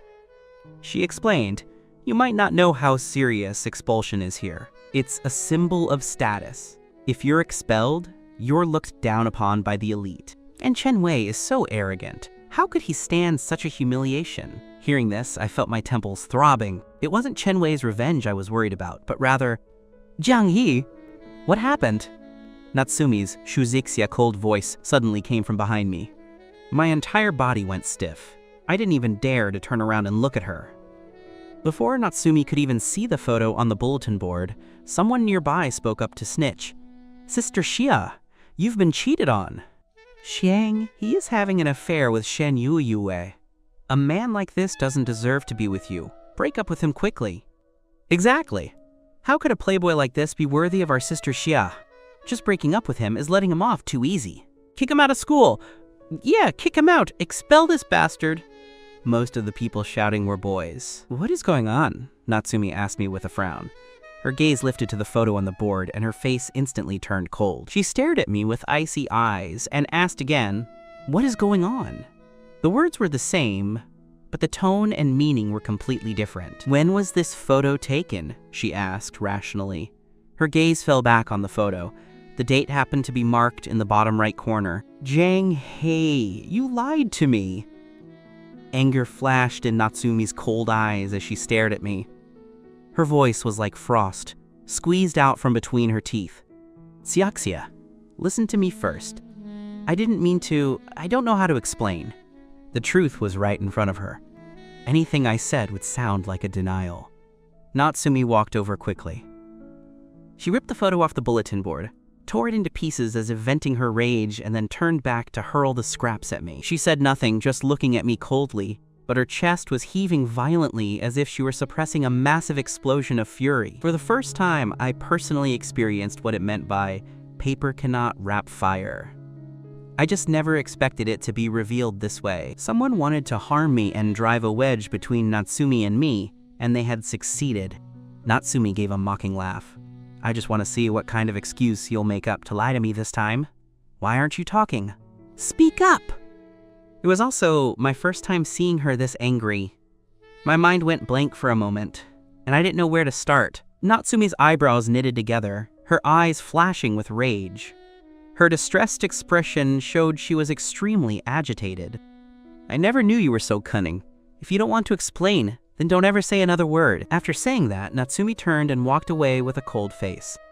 I shouted after her, wanting to chase her, wanting to explain, wanting to apologize. But I was held back by Su Xiaoman. She said worriedly, Jiang He, don't go. With Natsumi as angry as she is now, you'll only get yelled at if you go. Just wait until she cools down before explaining. But I rub my hands together anxiously, my face full of unease and worry. Chasing her now is useless. She's in a fit of rage and won't listen to a word you say. Besides, the facts are right there. How are you going to explain it to her? I was at a loss too. How should I explain it to Natsumi? The important thing wasn't whether something was going on between Shinyuye and me, but that I had lied to Natsumi. I figured that was what she was truly angry about. However, I couldn't quite understand it. Even if she was mad, did it have to be this level of fury? It was just a small lie. I could apologize. Did she really need to throw such a huge tantrum? It was as if I really had cheated on her. Just then, the bell rang. Su Xiaoman said, "All right, let's go back to class first. You can explain it to her after school." My mind was a mess. Unable to think of a better plan, I had to follow her advice. However, I spent the entire class dazed. The English teacher suddenly called on me to read a passage of the text.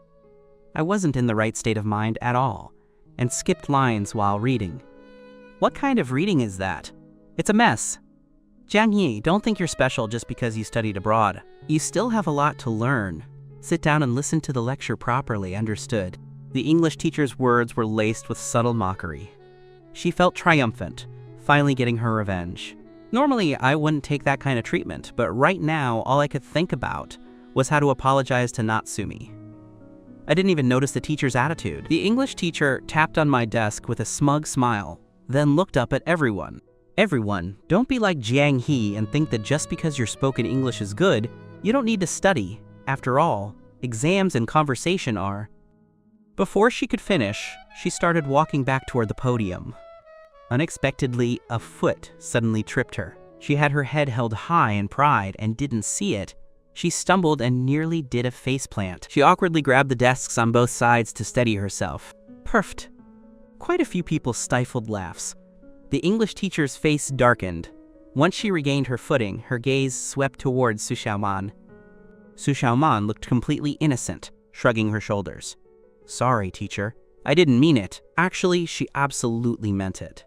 It was obvious from the slight smirk on her lips, and her apology was incredibly half-hearted. After speaking, Su Xiaoman looked at me with a smile, as if seeking credit. The English teacher was so angry, her face turned the color of pig liver. But she couldn't do anything to Su Xiaoman and had to swallow her anger. Be careful next time. It's one thing to trip a teacher, but what if you trip another student? After a stern scolding, the teacher stood up straight, trying to look composed. Su Xiaoman's leg was still extended, not moved back. The teacher looked down and prepared to step over it. Suddenly, Su Xiaoman pulled her leg back at that exact moment. It's a human reflex. When you see a leg retract, your stepping motion instinctively falters. This sudden change caused the teacher to lose her balance. This time she couldn't recover and fell flat on the floor. Ha ha ha ha! The scene was so hilarious that the students finally couldn't hold back their laughter. The laughter felt like slaps to her face. The English teacher's expression turned black. Su Xiaoman tutted and said sympathetically, "How could you be so careless? I even pulled my leg back, and you still fell. You can't blame me for that, can you?" I was startled, only then realizing Su Xiaoman was standing up for me. The teacher practically scrambled to her feet. The students' laughter left her with no dignity. She didn't even call the end of class before fleeing the room. I didn't know whether to laugh or cry. I was only dazed for a bit, yet such drama had occurred. Su Xiaoman, on the other hand, was very smug. She turned around, rested her arms on my desk, and looked at me as if asking for praise. "How was that? I got revenge for you. How are you gonna thank me? Lunch is on you." I actually hadn't felt much of anything earlier, so I just smiled helplessly. The teacher thought she had embarrassed me, but I was so absent-minded I hadn't even processed it. Su Xiaoman huffed. "Did you see her expression? I couldn't stand it. Intentionally making trouble for you, and then being so smug. It was infuriating." All right. Since it's done, it's done. Just don't be so excessive next time. Since Su Xiaoman was sincerely helping me, I couldn't bring myself to be too harsh with her. The next period was PE. I sat on the steps, hesitating whether I should go find Natsumi to apologize. Even though Su Xiaoman said to give her space, I felt it was better to explain as soon as possible. Suddenly, a small black shadow flew toward me. With a thud, it hit me square in the forehead. A ball bounced on the ground and rolled away. Lost in thought, I cried out in pain. Who attacked me? Sorry, a boy ran over and said casually. He just picked up the basketball and went back to the court. I rubbed my forehead, my head feeling a bit dizzy. Why was I so unlucky? I get hit by a ball just for spacing out. Since I wasn't in the mood for PE anyway, I decided to go to the grade 11 S class to check on Natsumi. Just as I made up my mind, another shadow flew over and hit me in the head again. I hadn't even recovered from the first hit. This time, I was even dizzier. My vision went dark, and I quickly grabbed something nearby to steady myself. The same boy ran over again and said coolly, "Sorry. Once could be bad luck, but twice?" Even I wasn't slow enough to miss that it was intentional. Before I could explode, Su Xiaoman ran over and pointed at the boy. "You did that on purpose, didn't you?" Several boys playing ball gathered around, all wearing fake apologetic looks. "Sorry, we really didn't mean it. Who told him to sit right by the court? He's like a piece of wood. He didn't even dodge when the ball flew over." Su Xiaoman gave a cold laugh. "You tried dodging it. The ball was so fast. And Jiang, he was dazed. How could he dodge?" Even in a normal situation, it would be hard to react that fast. Onlookers began to whisper, "Look at this Jiang He. He's really something. So many girls are protecting him left and right. I don't know how many boats he's steering. No wonder they call him a Sea King. He's got Sister Sha and Senior Shanshan under his spell. I don't see what they see in him. Su Xiaoman, you don't actually like him, do you? This kind of central air conditioner is warm to everyone. Why are you rushing to be so good to him?" I roared at the crowd. I grabbed the basketball beside me and hurled it at that boy. It hit him right in the forehead. He couldn't dodge in time and fell back onto the ground. The people around started accusing me. "Jiang He, how can you hit someone? Don't think you still have Sister Sia backing you up. Now that she knows your true face, she won't be with you. You've been dumped." "Huh? If she won't be with me, will she be with you?" I laughed coldly, mocking him back. The boy didn't expect me to fight back like this. He clenched his fists in rage, but couldn't find any words to argue back. I let out a mocking laugh. "With a face like yours, even if you got plastic surgery, Natsumi still wouldn't look at you. So all you have left is jealousy." After speaking, I ignored him and turned to the boys who had been slandering me, saying arrogantly, "I am handsome. I do have charm. I can make girls treat me well. So what? Be jealous. Looking at you lot, you're practically going crazy with envy." I was already in a bad mood, and these people kept provoking me. Did they think I was a pushover? "Who's jealous of you? Jiang He, who do you think you are? Who wants to be jealous of you? Don't flatter yourself. Who would care about a playboy like you?" Su Xiaoman couldn't take it anymore. She put her hands on her hips and yelled, "That's enough!" I gave those boys a provocative smile. "Then just watch. Didn't you say Natsumi won't be with me? I'll show you exactly how much she treasures me. I'm going to make you all die of jealousy." Hearing my declaration, almost everyone thought I was just talking big. Just then, a girl who knew Su Xiaoman came over and showed us her phone. I happened to record what just happened. Look, they hit Jiang He on purpose. Hearing this, the boys playing ball started to panic. "Don't spout nonsense. It was just an accident. We can't control where the ball goes." Su Xiaoman took the phone and held it under my eyes. We watched the video together. It was over 10 minutes long, currently playing the part where I got hit. It was clearly visible that the boy who threw the ball was staring right at me when he released it. Su Xiaoman was fuming. After hitting me once, the boys had even smirked at each other before doing it again. "The facts are right here. What else do you have to say?" Su Xiaoman angrily turned the video toward the boys. Their faces turned pale, and they didn't dare say a word. They clenched their fists but didn't dare hit me, fearing they'd be expelled like Chen Wei. "Apologize!" Su Xiaoman pointed at them and barked. The group of boys was clearly reluctant, looking at each other. Some were scared by Su Xiaoman's attitude and her family's influence, so they bowed to apologize. Sore. Suddenly, one boy stopped them. "No need to apologize. What apology? We hit him. So what? He doesn't have Sister Sha protecting him anymore. Why should we be afraid of him?"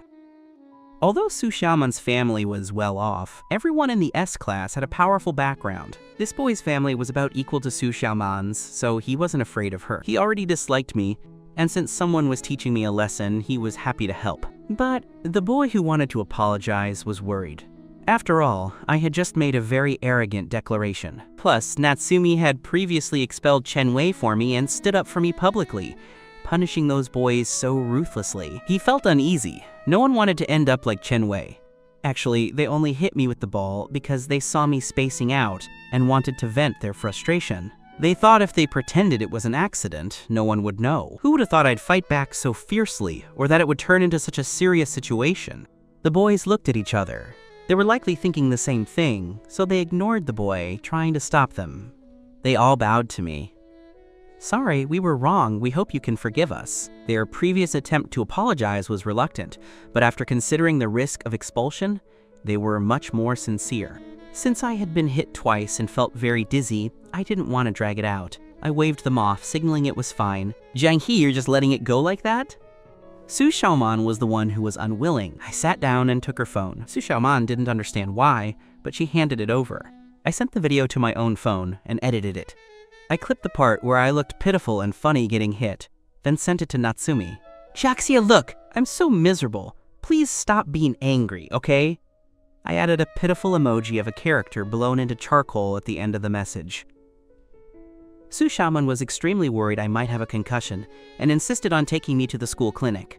Left with no choice, I followed her. It would be a loss if I actually turned into an idiot before even getting to experience love. We arrived at the clinic.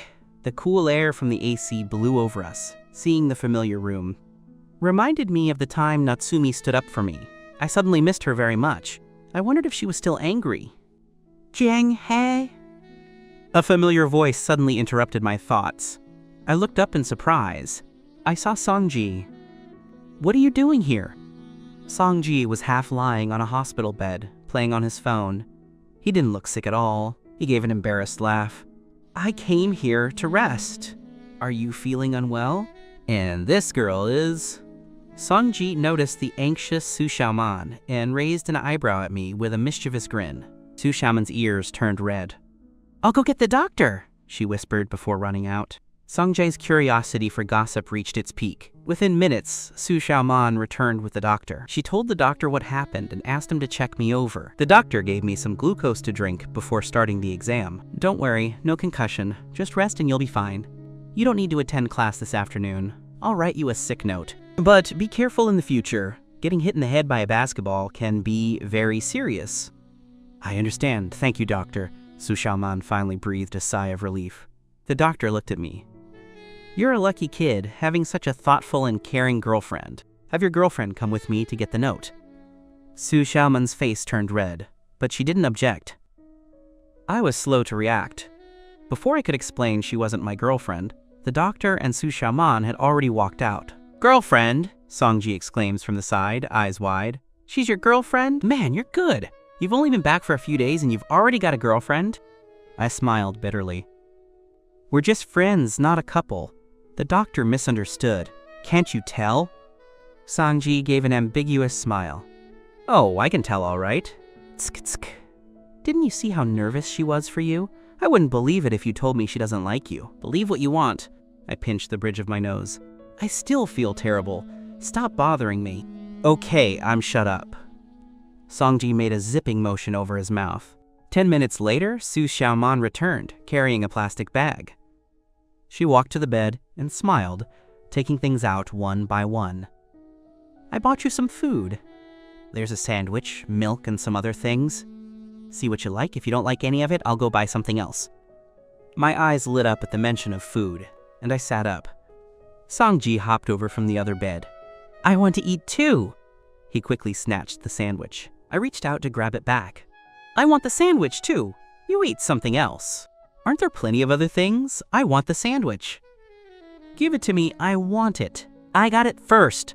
Who told you to be so slow? I'm the patient here. Can't you let me have it?" Su Xiaoman watched our interaction with a dazed look. This kind of dynamic clearly meant we were very close friends. Su Xiaoman, of course, knew who Songji was. The Song family was one of the 4 great families. She couldn't compare. Yet I was so close to him. Combined with how Natsumi protected me, Su Xiaoman couldn't help but come to a startling realization. "You two are very close friends, right?" I paused and looked into her eyes. Songji put his arm around my shoulder and said with a grin, "Jiang, He and I have known each other since we were kids. We're super close. Brothers who grew up wearing the same pair of pants. Although Su Xiaoman had suspected it, hearing the answer still left her with a shocked expression. I let out a light laugh.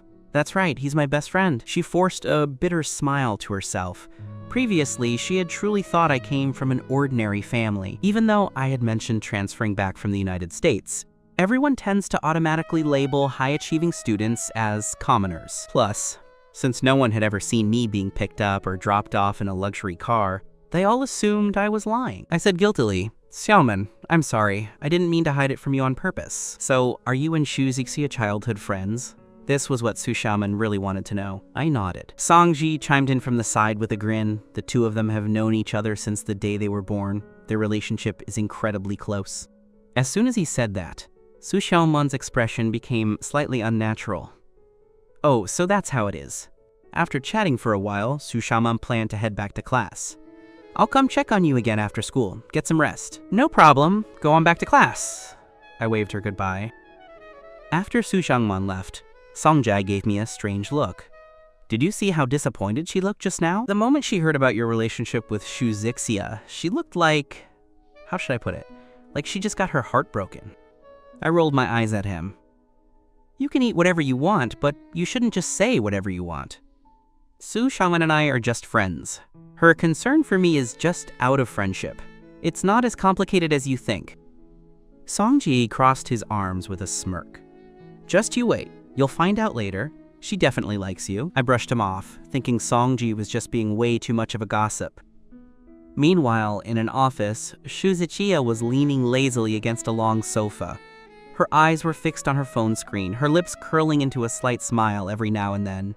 Songjai quietly pushed the door open, scanned the room, and walked in once he spotted her. Miss Xu, did you and Jiang He have a fight? Xu Zixia looked up at him and said expressionlessly, I don't think my office is a place where you can just walk in whenever you please. Don't be so stingy. I'm here to be a peacemaker. As he spoke, Song Jie walked over to her side, curious about what she was looking at. He leaned in to peek at her phone screen. Xu Zixia moved the phone away subtly. This is between him and me. Stay out of it. Songji said in confusion, Why are you being so difficult? Is it just because of that photo of him and Shen Yuye? They were just sitting together eating. There was nothing romantic about it. Besides, I was there that day too. Xu Zixia narrowed her eyes. You were there too? Songjai suddenly realized he had promised me to keep it a secret, but his mouth had moved faster than his brain. He mentally slapped himself. He laughed to cover it up and said, Anyway, there's nothing romantic between Jiang He and Shen Yueyu. He told me himself that he only sees Shen Yuyu as a friend. There are no romantic feelings. Hearing this, the sharp, icy aura around Xu Zixia seemed to soften. Songji nodded vigorously. Of course. Why would I lie to you? He even told me to go ahead and pursue Shen Yuyu myself. If he liked her, would he say something like that? Xu Zixia clearly believed Songji's words, and her cold expression relaxed. Then why did he meet Shen Yueyu in secret that day? Songji shrugged.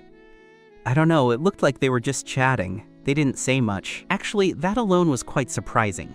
Shen Yueyu usually kept boys at a great distance. No one had ever seen a boy win her favor like that.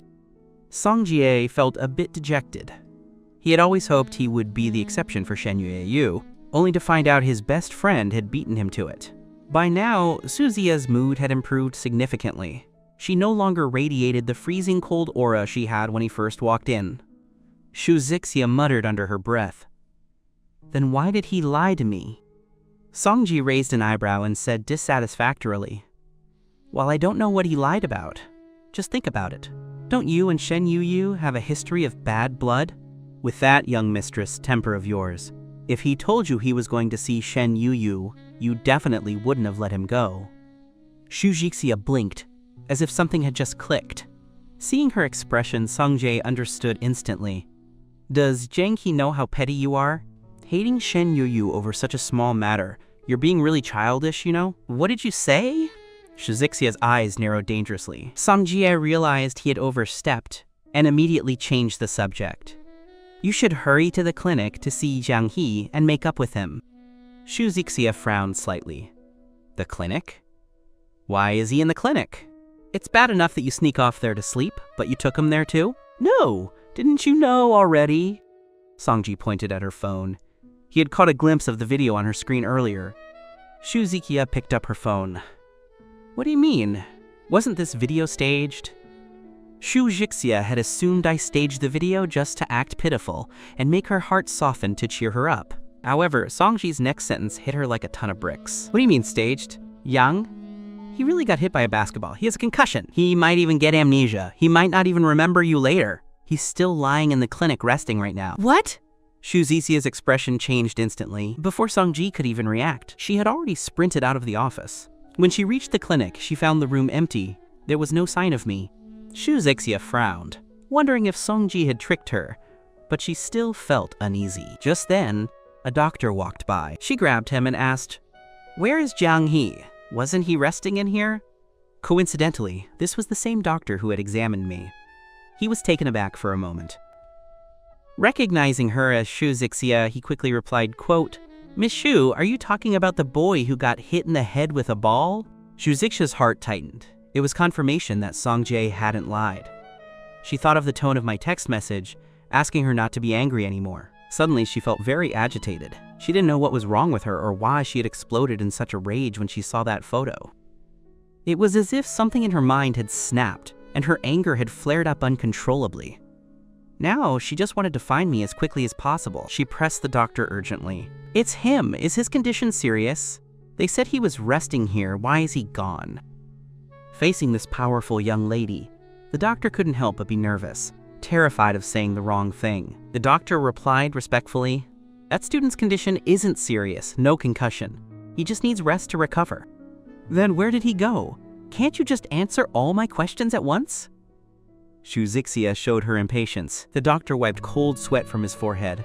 I'm sorry, Miss Shu, can you just tell me where he went?" "He left not long ago. He left with his girlfriend."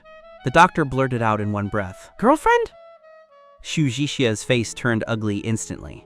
The cold aura she radiated made the doctor want to run away. The doctor could only nod. Yes, his girlfriend. She was the one who accompanied him here when he arrived. "Which one? Shen Yuyi?" Shu Zixia asked coldly.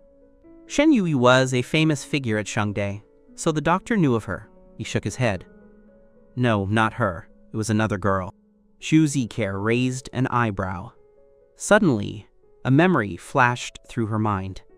It was from my first day after transferring, when she saw me with a girl in the cafeteria. Shu Zixia turned to leave, then stopped abruptly and said to the doctor with a dominant gaze, "Listen closely. He is my husband." After saying that, she walked outside and finally remembered to call me. In her earlier panic, she had just run over without thinking and didn't expect me to be gone. The phone only rang a few times before it connected, before she could speak. My cheerful voice came from the other end. "Xiaxia, you're not mad anymore, are you?" Shu Zixia paused for a heartbeat, then muttered softly, "You're an idiot. Why are you suddenly scolding me? What do I have to do for you to stop being mad? I can explain everything. Just let me finish my explanation, and then you can decide if you want to be mad at me, okay?" Shu Zixia was impatient. She kept walking as she talked, ignoring my question. "Where are you right now?" As she spoke, she looked up and happened to see me not far away. She stopped in her tracks. A second later, she started walking toward me quickly. "I see you? Stay there? I'm coming to find you?" She started jogging toward me. I was stunned by her sudden shout and stood there like a fool. "Xiaxia, how did you—" She was very fast and reached me in no time. Before I could finish my sentence, Shu Zixia's gaze swept over to Su Xiaoman standing beside me. Her voice was icy. "Take your hands off him right now. My man is not for you to touch. Let go." Su Xiaoman, who was holding my arm, stiffened. Her expression shifted slightly, but eventually, she reluctantly let go. Shu Zixia pushed her aside, reclaimed the spot, and intimately took my arm. "You're not feeling well. Why are you running around instead of resting in the clinic?" Her tone carried a bit of a scolding, but compared to her previous freezing rage, it had softened considerably. I frowned and looked in the direction I had been headed. Shu Zixia followed my gaze toward the grade 11 teaching building and immediately realized I had been on my way to find her. "Jiang He, you really are an idiot. Shuzishia scolded again, but her eyes had softened. I retorted dissatisfiedly, "There you go, scolding again! You're the idiot! I'm going to be scolded into becoming an idiot by you!" Shuzishia glanced at Sushaman. "Who is this girl? Why did the doctor at the clinic say she's your girlfriend?" "Zhenghei, explain this to me first. You went to the clinic?" I was surprised. No wonder she had suddenly appeared. Shuzishia stared at me with an annoyed face. "The point is the second part of the sentence." I looked innocent. The doctor misunderstood on his own. That has nothing to do with me. She's my classmate. She sits right in front of me and has helped me a lot. Don't be so mean to her. Shuzishia noticed Sushaman's eyes darken slightly at that sentence. A triumphant smirk touched Shuzishya's lips, but she pretended to be dissatisfied. "Fine. I'll take your word for it. Let's go, I'm taking you somewhere to rest." I looked at Sushaman apologetically. "Shaman, you should head back to class first. Thank you for your help.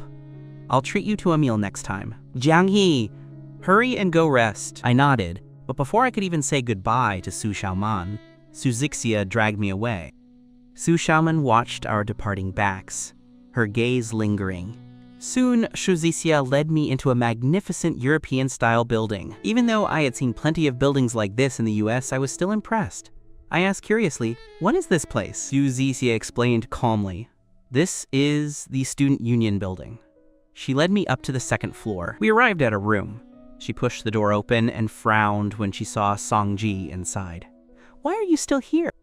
Songji was sitting on the sofa, leisurely sipping a drink and looking very comfortable. When he saw us, he grinned. "Oh, you two made up?" Shuzishia let go of my arm and unceremoniously ordered him to leave. "Get out. My office isn't your lounge." "Wow, how cruel. You make up and then burn the bridge," Songji grumbled in dissatisfaction. Still, he lazily got up from the sofa and walked toward the door reluctantly. Shuzishia stared him down. "It's not like there aren't lounges on the first floor. Or go back to the clinic. Go wherever you want, I don't care." "Fine, I'm going.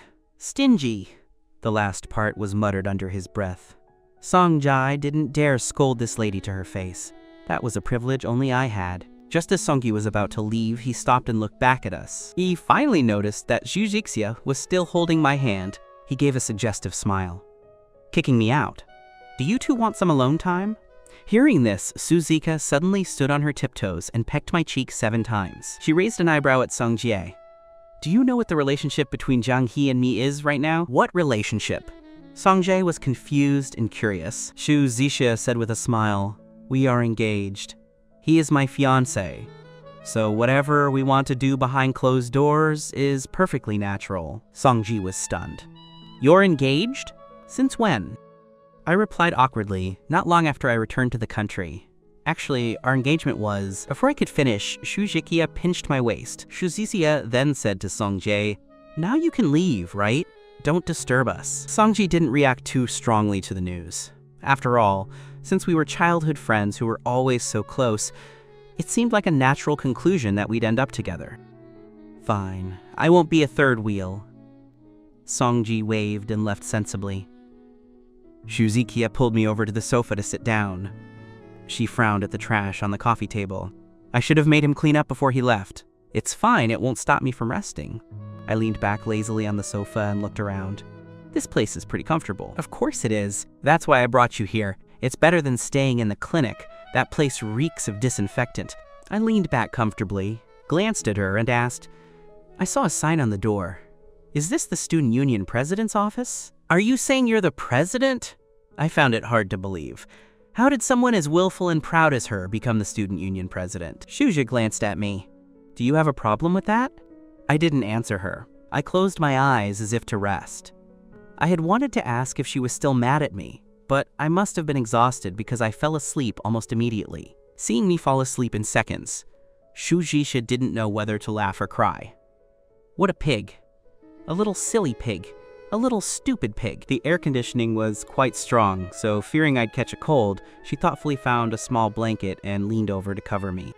She didn't stand back up immediately, but stayed in that position, staring at my handsome face. Suddenly thinking of something, she blinked and recalled the video I had sent her. Just then, I groaned slightly and rolled over. My phone slid out. Shujikia picked it up and found the original, unedited version of that video.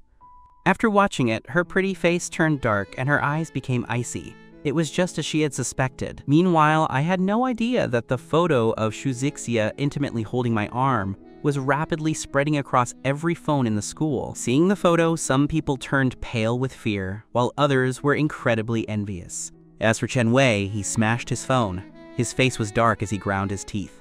A maid nearby didn't understand what was happening and was so terrified by his expression that she didn't dare move. Chen Wei shot her a look and roared, "Pick it up for me!" The luxury living room was covered in handmade Italian carpets, so the phone hadn't shattered. The maid picked it up with trembling hands and gave it back to him. The moment Chen Wei took it, he threw it again, this time against the wall with a terrifying crash. He couldn't swallow this insult. He was determined to find another chance to teach me a lesson, and wicked ideas began to brew in his mind. When I opened my eyes again, I saw Shujixia sitting behind her desk not far away. She was wearing earbuds, her sexy red lips moving slightly as she spoke a foreign language I didn't recognize, but her pronunciation was beautiful. Her profile was breathtakingly stunning, possessing a charm that was almost suffocating. I sat up and realized I was lying on the sofa with a thin blanket over me. "Xiaxia, what are you doing?" I stretched and called out softly. The language she was speaking didn't sound like English, as I couldn't understand it at all. The pronunciation was unique, sounding a bit like French. Does she know French too? Jujisia only glanced at me before continuing her conversation with the person on the other end. She was looking at her computer screen, appearing to be on a video call. Curious, I got off the sofa and crept over. "What on earth are you doing?" I poked my head in to see what she was so focused on. Had she found some foreign guy to talk to? But her expression didn't seem like it. Shuzixia blocked my face with her palm, preventing me from seeing. She quickly turned off the video and then stared at me. "Stinky Jung-hae, where are your manners? How dare you try to peek?" I crossed my arms. "What's so mysterious that even I can't see? Who were you talking to?" "It's a secret." Shuzixia stuck her tongue out at me. "What language was that just now?" I asked. Before I could get an answer, she dragged me back to the sofa and shut her laptop. I was startled and confused.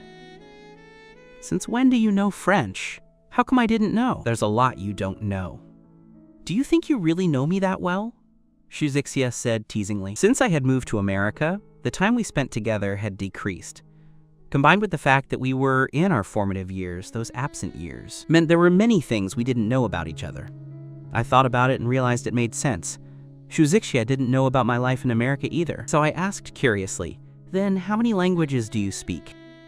Shuzixia had received an elite education since childhood. We used to speak English together when we were little. It was because of that early exposure that I didn't face any language barriers when I moved to the US. Shuzixia said nonchalantly, "About 5 or 6, I think." My eyes widened in shock. 5 or 6? That's amazing! Shuzixia curled her lips triumphantly. HMPH, you're only realizing it now? I looked at her and said with a sigh, "Xiaxia, I feel like I don't know you anymore." She had changed so much in the few years I was away. Not only did she like having boyfriends now, but she had become so capable.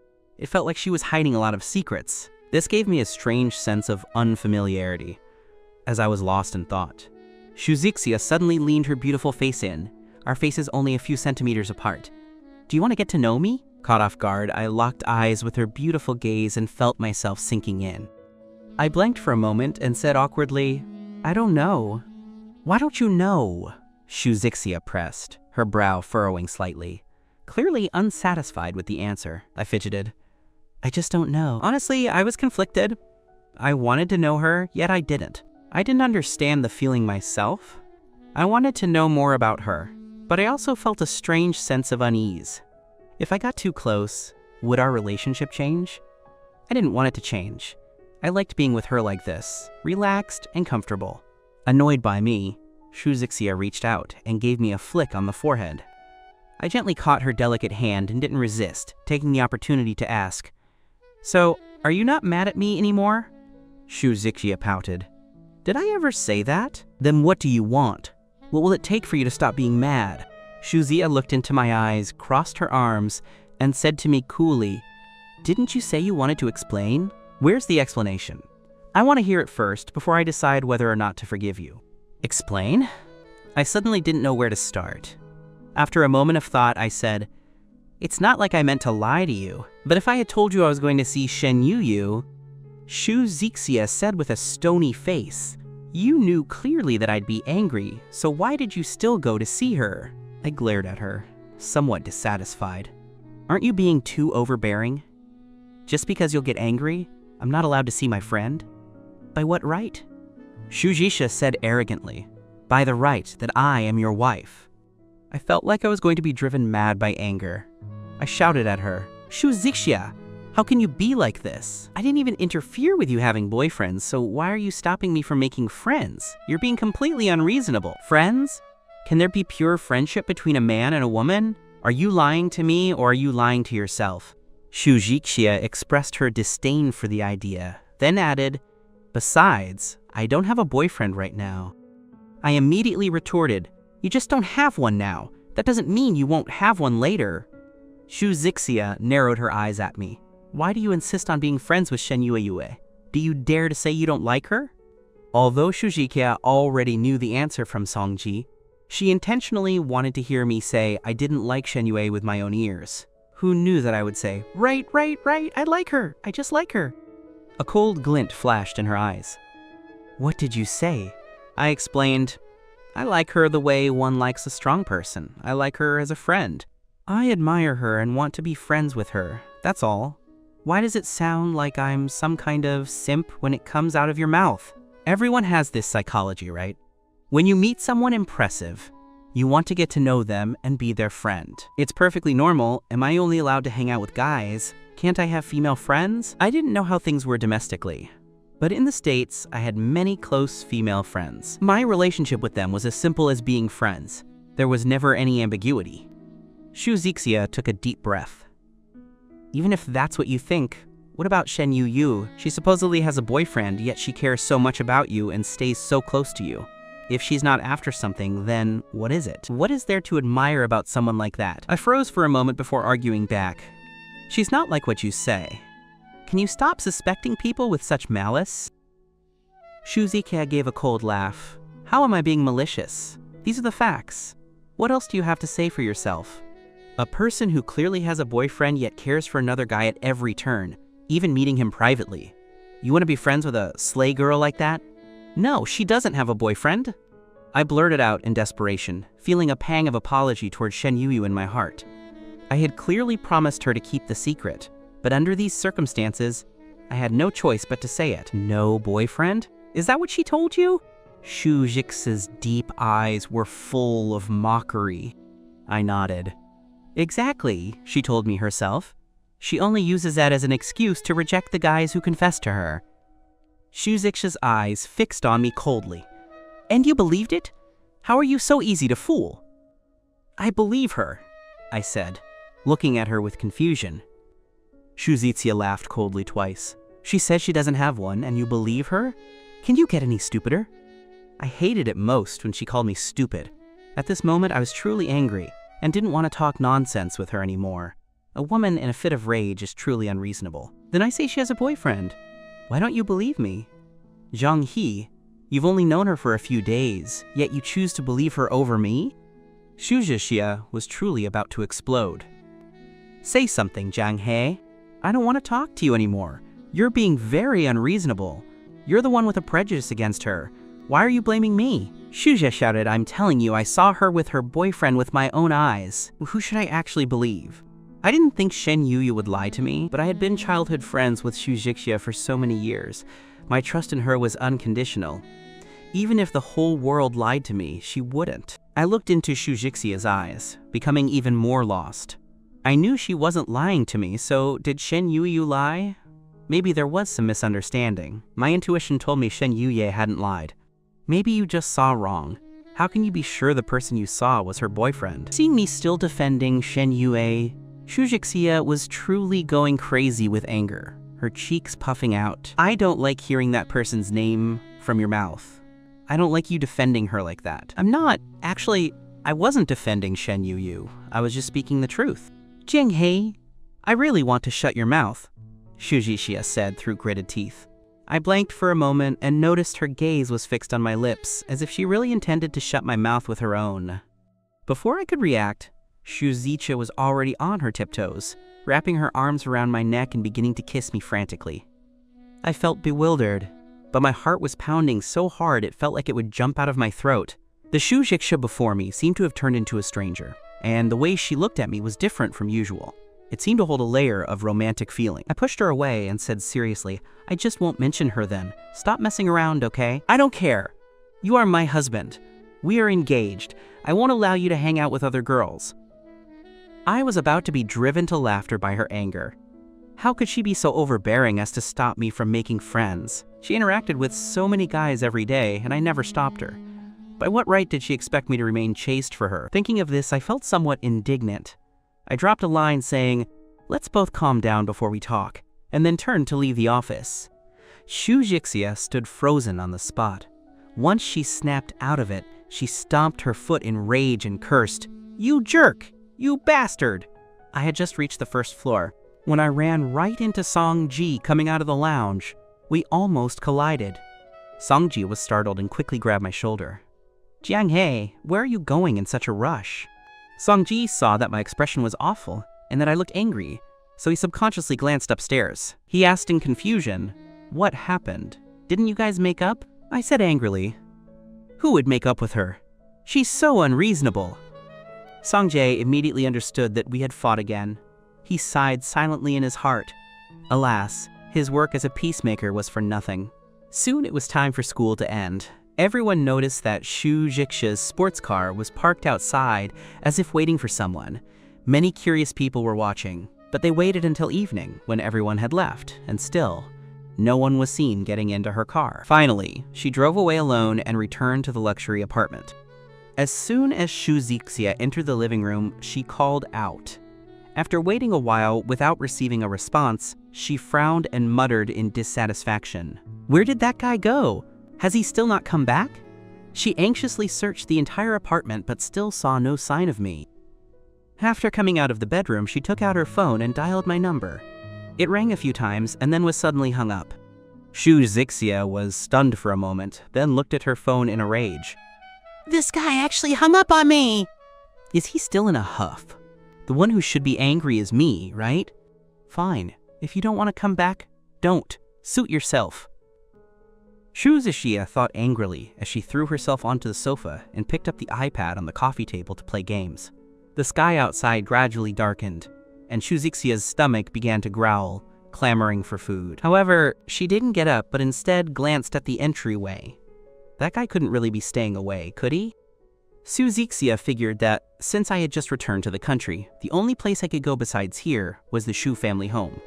So she decided to call home to test the waters. She took out her phone and dialed the family house. The butler answered immediately. "Miss, is there something you called for?"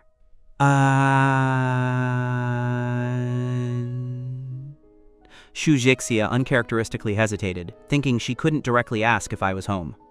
If I wasn't there, it would let the family know we had fought. "It's nothing, I just wanted to ask about something." Her hand tapped on the sofa as she weighed her words. "Jang, he really likes the pigeon soup made at home. Have someone make a portion." "Very well, miss. Shall I have it sent to your apartment?" "Yes, send it over." After saying that, Shu Zixia hung up, her face instantly turning cold. If I were at the Shu house, the butler would have said they'd cook it for me there.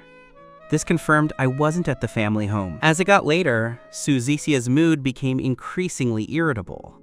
The Shu family staff had already delivered the pigeon soup and some side dishes. Shu Zixia looked at the table full of food. Many of them were my favorites. I had lived at her house for a while and was practically part of the family, so even the cook remembered my tastes and would specifically make things I liked. Shu Zixia only felt more annoyed. Her eyes swept to the clock on the wall. It was long past dinner time, yet there was still no sign of me. A fight is a fight, but how can he just not come home without a word? She couldn't help but think, could he have gone to find that Shen girl? Shu Zixia felt her sanity nearing its breaking point. She didn't understand why, as soon as it involved me. It was so hard to stay calm, and she was so prone to exploding. Sometimes, Su Zixia really felt like I was her weak spot. Suddenly, her phone rang. She grabbed it instantly. But when she saw it wasn't me, her face fell. The caller was Songji. She let it ring for a while before answering. Songji's first words were a complaint. "Why did you take so long to answer?" Yujixia's tone was very impatient. When she was in a bad mood, the fact that she was willing to pick up at all was merciful enough. Why so fierce? I only called specifically because I was afraid you'd be worried about Jiang He. Fine, since you don't want to know, I won't say it. Songji has said it on purpose, but he didn't actually hang up, waiting for Su Zixia to stop him. Sure enough, he heard Su Zixia shout, "Wait, is Jiang He with you?" "Yup," Songji said playfully, his voice full of delight. He knew Su Zixia was worried about me. Su Zixia asked anxiously, "Then when is he coming back?" "He said he's not coming back. From now on, he's staying at my house to play games with me every day. How could I bear to let him go back?" "What did you say?" Su Zixia gritted her teeth. "He can just try not coming back. Put him on the phone." "Can't. Didn't you try calling him earlier?" "After he hung up, he put you straight on his blacklist. I'm calling you secretly. For the sake of our years of friendship, I hope you two make up soon." "You said he put me on his blacklist?" Su Zixia asked, emphasizing every word. Songji could feel her rage through the phone and said a bit sheepishly, "That's why I'm curious. What did you two fight about to make it this bad?" "I asked Jiang He, but he won't say." Su Zixia pinched the bridge of her nose and didn't speak. Seeing her silence, Songjae had no choice but to act as the peacemaker again. "You're both in a huff right now. It'll be fine soon. Just both take a step back." Unexpectedly, Su Zixia was displeased by this. She gave a proud HMPH. "Why should I take a step back? He seems to have forgotten he was the one who lied to me first. I haven't even forgiven him yet. And here he is being angry at me instead. I don't care about him. If he doesn't want to come back, then fine." Songji suddenly didn't know how to respond. This was truly a textbook young couples fight, both angry and neither willing to be the first to bow. Suit yourselves. Songji wanted to see who would give in first. He bet his last cent it would be Su Zixia. "Anyway, I've said my piece. Do what you want." Songji said a final word and hung up. Su Zixia tossed her phone onto the coffee table, her pretty face dark. She scanned the table full of food. She stood up and walked over. "If you won't come back to eat, I'll eat by myself." She sat down, picked up her chopsticks, and grabbed a piece of braised pork. This also happened to be one of my favorites. However, after 2 bites of rice, she suddenly stopped her chopsticks. She felt that without me there to eat with, the food wasn't good at all. The 2 mouthfuls of rice she just took suddenly felt like chewing wax, hard to swallow. At that moment, Su Zixia slammed her chopsticks down with a clack, stood up, walked to the entryway, grabbed her car keys, and headed out just like that. Early the next morning, as soon as Songji and I got out of the car, we saw a huge crowd gathered at the entrance of Shangdae Academy. It was my first time seeing so many people there. I was puzzled. Did something happen? Songji got out of the car looking excited. "I don't know.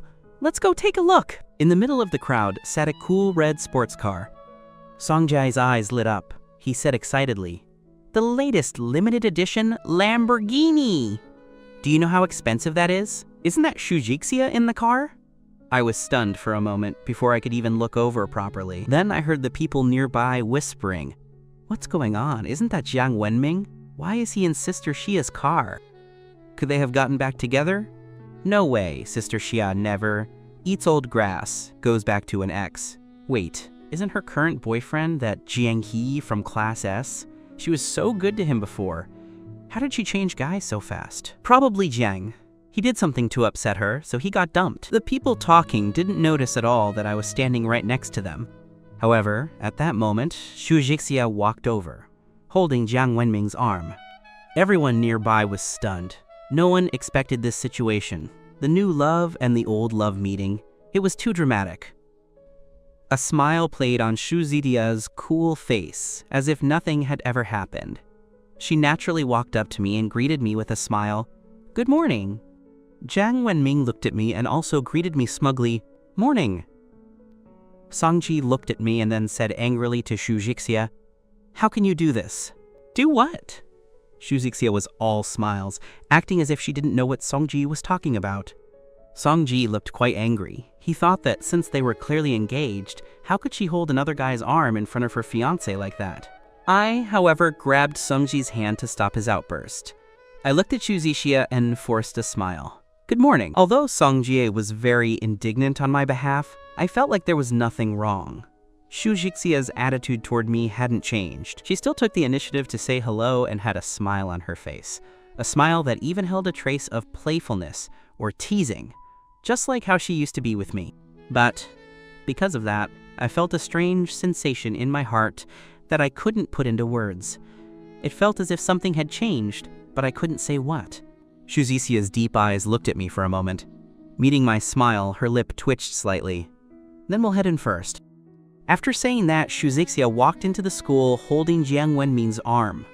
I stood there in a daze, feeling a strange void in my chest. Songji muttered, "Zhu Jikia is doing this on purpose just to make you jealous, isn't she?" I didn't want to answer that question, especially with so many people nearby staring at me. Every gaze was either gloating or mocking, making me extremely uncomfortable. Let's go too. Leaving the sight of those people, I thought I'd feel a bit more relaxed. But the feeling of a heavy stone on my heart didn't diminish in the slightest. What was this feeling anyway? I had never felt this way before, so my mind was a mess. Was it really like Songji said? I shook my head, quickly denying that startling thought. Why on earth would I be jealous over Shuzisha? She can be with whoever she wants. I wasn't jealous before, so how could I be jealous now? Songji saw me shaking my head for no reason and mumbling to myself.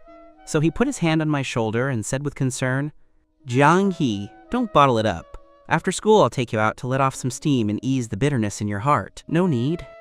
I took a deep breath, tossed those messy emotions aside, and forced my mind to go blank. Soon I reached the grade 10 teaching building.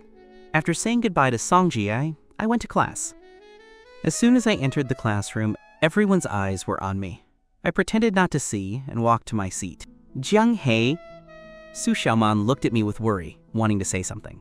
I made a shh gesture at her, gave a slight smile and said, "Don't say anything. Just let me have some peace." At that moment, someone in the class gave a scoff. Everyone looked toward the door at the newcomer. "Why is Jiang Wenming in our class?" Hearing this, I was startled and looked over as well. Sure enough, Jiang Wenming walked in with his head held high, followed by a boy carrying his backpack. "Hello everyone. From today on, I've transferred to Class S. I look forward to working with you all." After saying that, Jiang Wenming walked toward me. The students in class looked like they were waiting for a good show. The new love and the old love were going head to head. Jiang Wenming's seat was right across the aisle from mine. He said to me with a smug smile, "Xiaxia is so good to me. I just mentioned wanting to join Class S and she immediately helped me transfer in." I didn't want to deal with him, but his words were clearly a provocation. If I didn't respond, wouldn't it seem like I was afraid of him? "Oh, really?" I gave an indifferent smile, raised an eyebrow at Jiang Wenming and said, "Then you better treasure it. Otherwise, if she can let you in when she's happy, she can kick you out when she's not." Wouldn't you agree? Jiang Wenming's face turned black after the retort, because what I said was the truth. But that truth made him look like a clown who could be kicked out at any moment. How could he stand that? The eldest Miss Shu never eats old grass. Once she breaks up, there is absolutely no getting back together. But this time, Shujisia had broken that rule. This made Jiang Wenming extremely proud. He felt that he was a special existence to Shujisia. Thinking of this, he slowly calmed his anger and scoffed. "You dare talk to me like that? Jiang He, do you still think you're Shaxia's boyfriend? I'm the current one now. You're just the past. You better watch yourself. Otherwise, if I say a word to Xiaxia, you'll have to leave Class S." Before I could even get angry, Su Xiaoman had seen enough.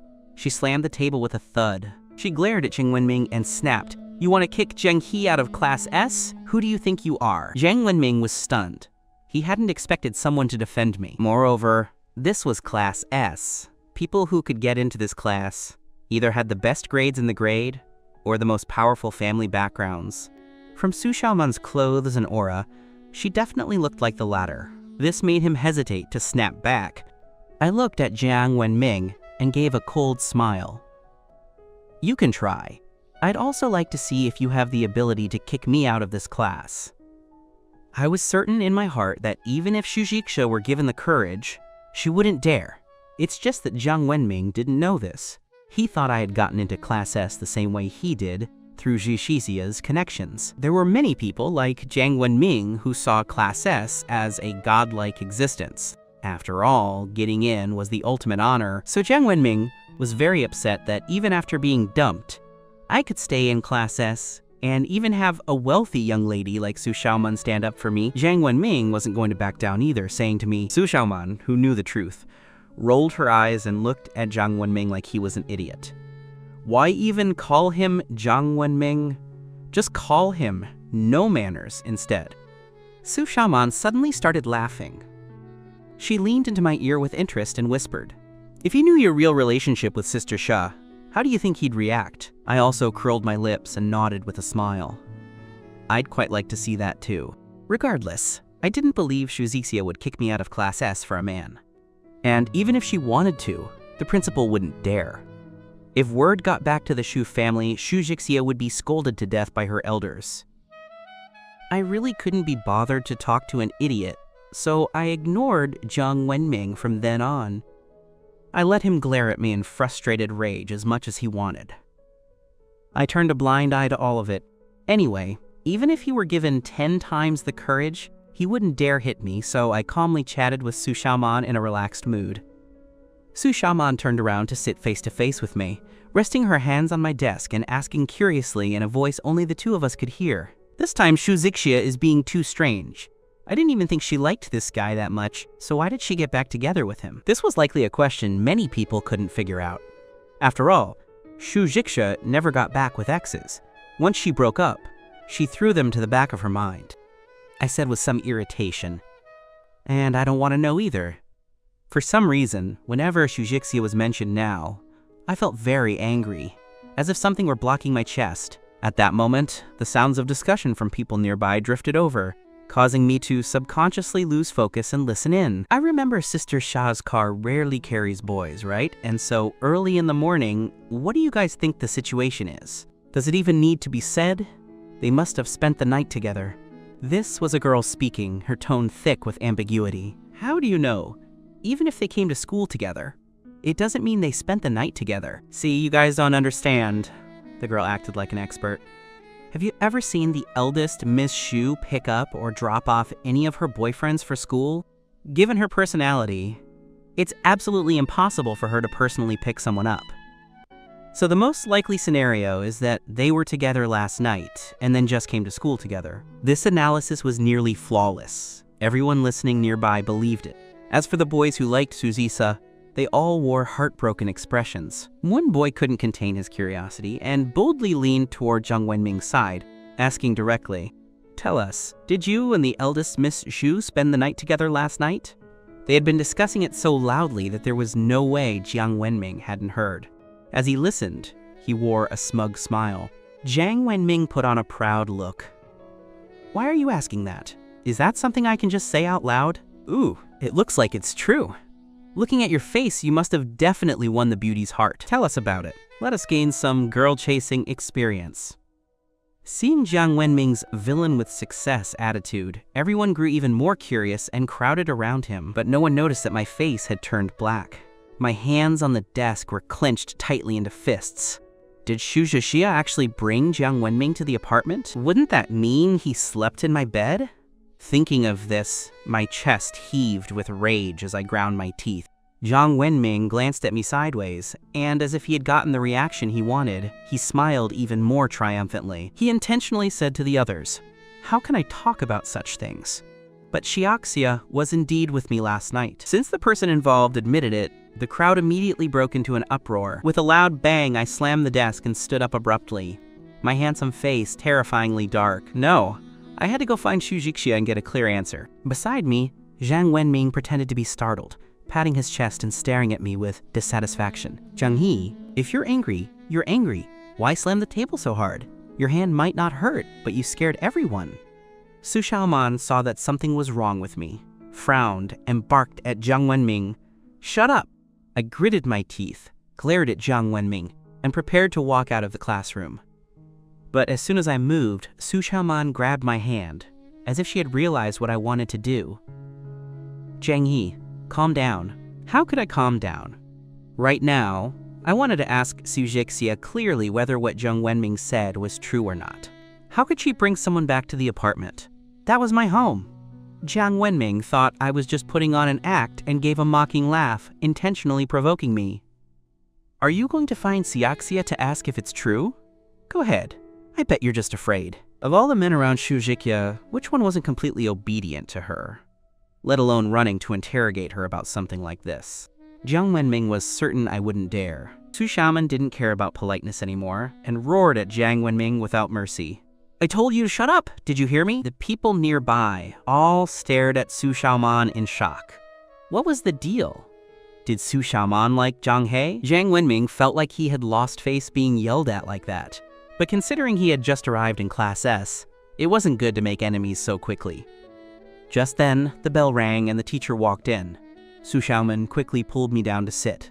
Don't let that stupid dog provoke you. Who knows if what he said is true or false? Just calm down and think for a bit, okay? Seeing me nod slightly. Su Xiaoman finally felt relieved and whispered again. Personally, I don't believe it's true. After all, Su Jixia is a legend at Shangde Academy. Every move she makes is watched by everyone. Even the tiniest bit of news would spread through the school instantly. Any guy who has dated her would want the whole world to know. But in all this time, there's never been news like that. Everyone knows Su Jixia's personality, so no one dares to spread fake news. I looked at Su Xiaoman and asked anxiously, "Really?" Su Xiaoman nodded. "Do you trust me?" I nodded and stopped talking. This class period was agonizing. I couldn't stop thinking. Even if Su Jixia hadn't done that with Jiang Wenming, what if she really had brought someone back to the apartment? Even if she just let Jiang Wenming stand in our living room, I couldn't stand it. I'd want to tear the living room down. I thought angrily to myself, if this is true, I'll set fire to the apartment and burn it down. Finally, class ended. I couldn't wait and stood up to walk out. This time, Su Xiaoman didn't stop me. She just followed behind me worriedly. Unexpectedly, Jiang Wenming happened to walk out at the same time, and both of us were heading in the same direction. Obviously, Jiang Wenming also intended to find Su Jixia. He looked at me arrogantly, as if he were the victor. Just as I reached the first floor, I ran into Songji. "Jiang Hee, where are you going?" Songji asked in confusion, stepping forward to put an arm around my shoulder. Jiang Wenming naturally knew Songji's identity. Seeing him acting so familiar with me, his face changed. "I'm going to find Su Jixia." My voice sounded as if something were stuck in my throat. "What's up? Why is this guy walking with you?" Songji looked at Jiang Wenming, sensing the strange atmosphere. Su Xiaoman knew I didn't want to talk, so she answered for me, telling Songji everything that had happened in class. Jiang Wenming's face looked panicked, and he quickly tried to walk away, but Songji barked at him, "Wait a minute." Jiang Wenming froze, not daring to leave. He turned around with a fawning smile. "Did you need something from me?" Songji, with his arm still around my shoulder, walked up to him and gave a cold laugh. "You said you and Su Jixia spent the night together last night? What exactly happened?" Well, that..." Jiang Wenming began to stutter. "Big fat liar!" Songji threw those 3 words straight at his face, huffing mockingly and saying, "I bet you didn't even touch a single hair on her body." Jiang Wenming's face turned pale instantly, as if he had been pierced through by the truth. "Sorry, I have something to do. I have to go first." He blurted this out and almost sprinted away. Songji didn't bother with him and instead walked out with his arm around me. Su Xiaoman couldn't follow, so she could only stand there and watch our figures disappear before quietly returning to the classroom. Once Songji and I reached the shade of a tree, I finally couldn't help but ask, "How did you know he was lying?" That's simple. Those of us close to Su Jixia, who doesn't know about that thing of hers? What thing? Why don't I know? I was completely confused. Songji realized, "You've been abroad these past few years and had less contact with us, so it's normal you wouldn't know." "What is it? Hurry up and tell me. Don't keep me in suspense." Songji explained slowly. "Actually, it's that Su Jixia seems to have a mysophobia. A very serious one." Mysophobia? I doubted if I had heard correctly. I even picked at my ear and said in disbelief, "How could she have mysophobia? Her place is a mess." While it's not as bad as a pigsty, before I arrived, her room wasn't clean enough to be called misophobic.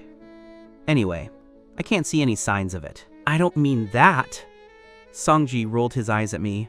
I mean emotional misophobia. That's even more impossible. I felt like I was hearing a fairy tale. I rolled my eyes back at Songjie and said mockingly, the line of boyfriends she's had is several blocks long. If a sea queen like that can be called emotionally misophobic, then I must be a saint. Songji didn't know whether to laugh or cry. Put that way, it does seem right. I frowned irritably.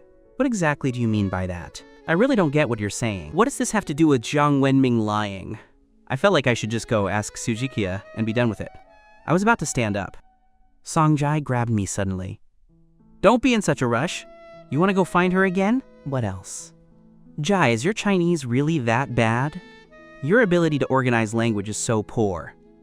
I've been in the US for years, and even I'm not this bad, I said pointedly. Songji felt my deep disdain and was a bit hurt, because his Chinese really was bad and no one likes having it pointed out so directly. Fine, I'll reorganize my thoughts. Just let me finish first, okay? I'll give you one more chance. I sat back down. Songji thought seriously for a moment. Let's put it this way. Why do I know Jiang Wenming is lying? Because although Shuzisia has had many boyfriends, she has a germophobic streak.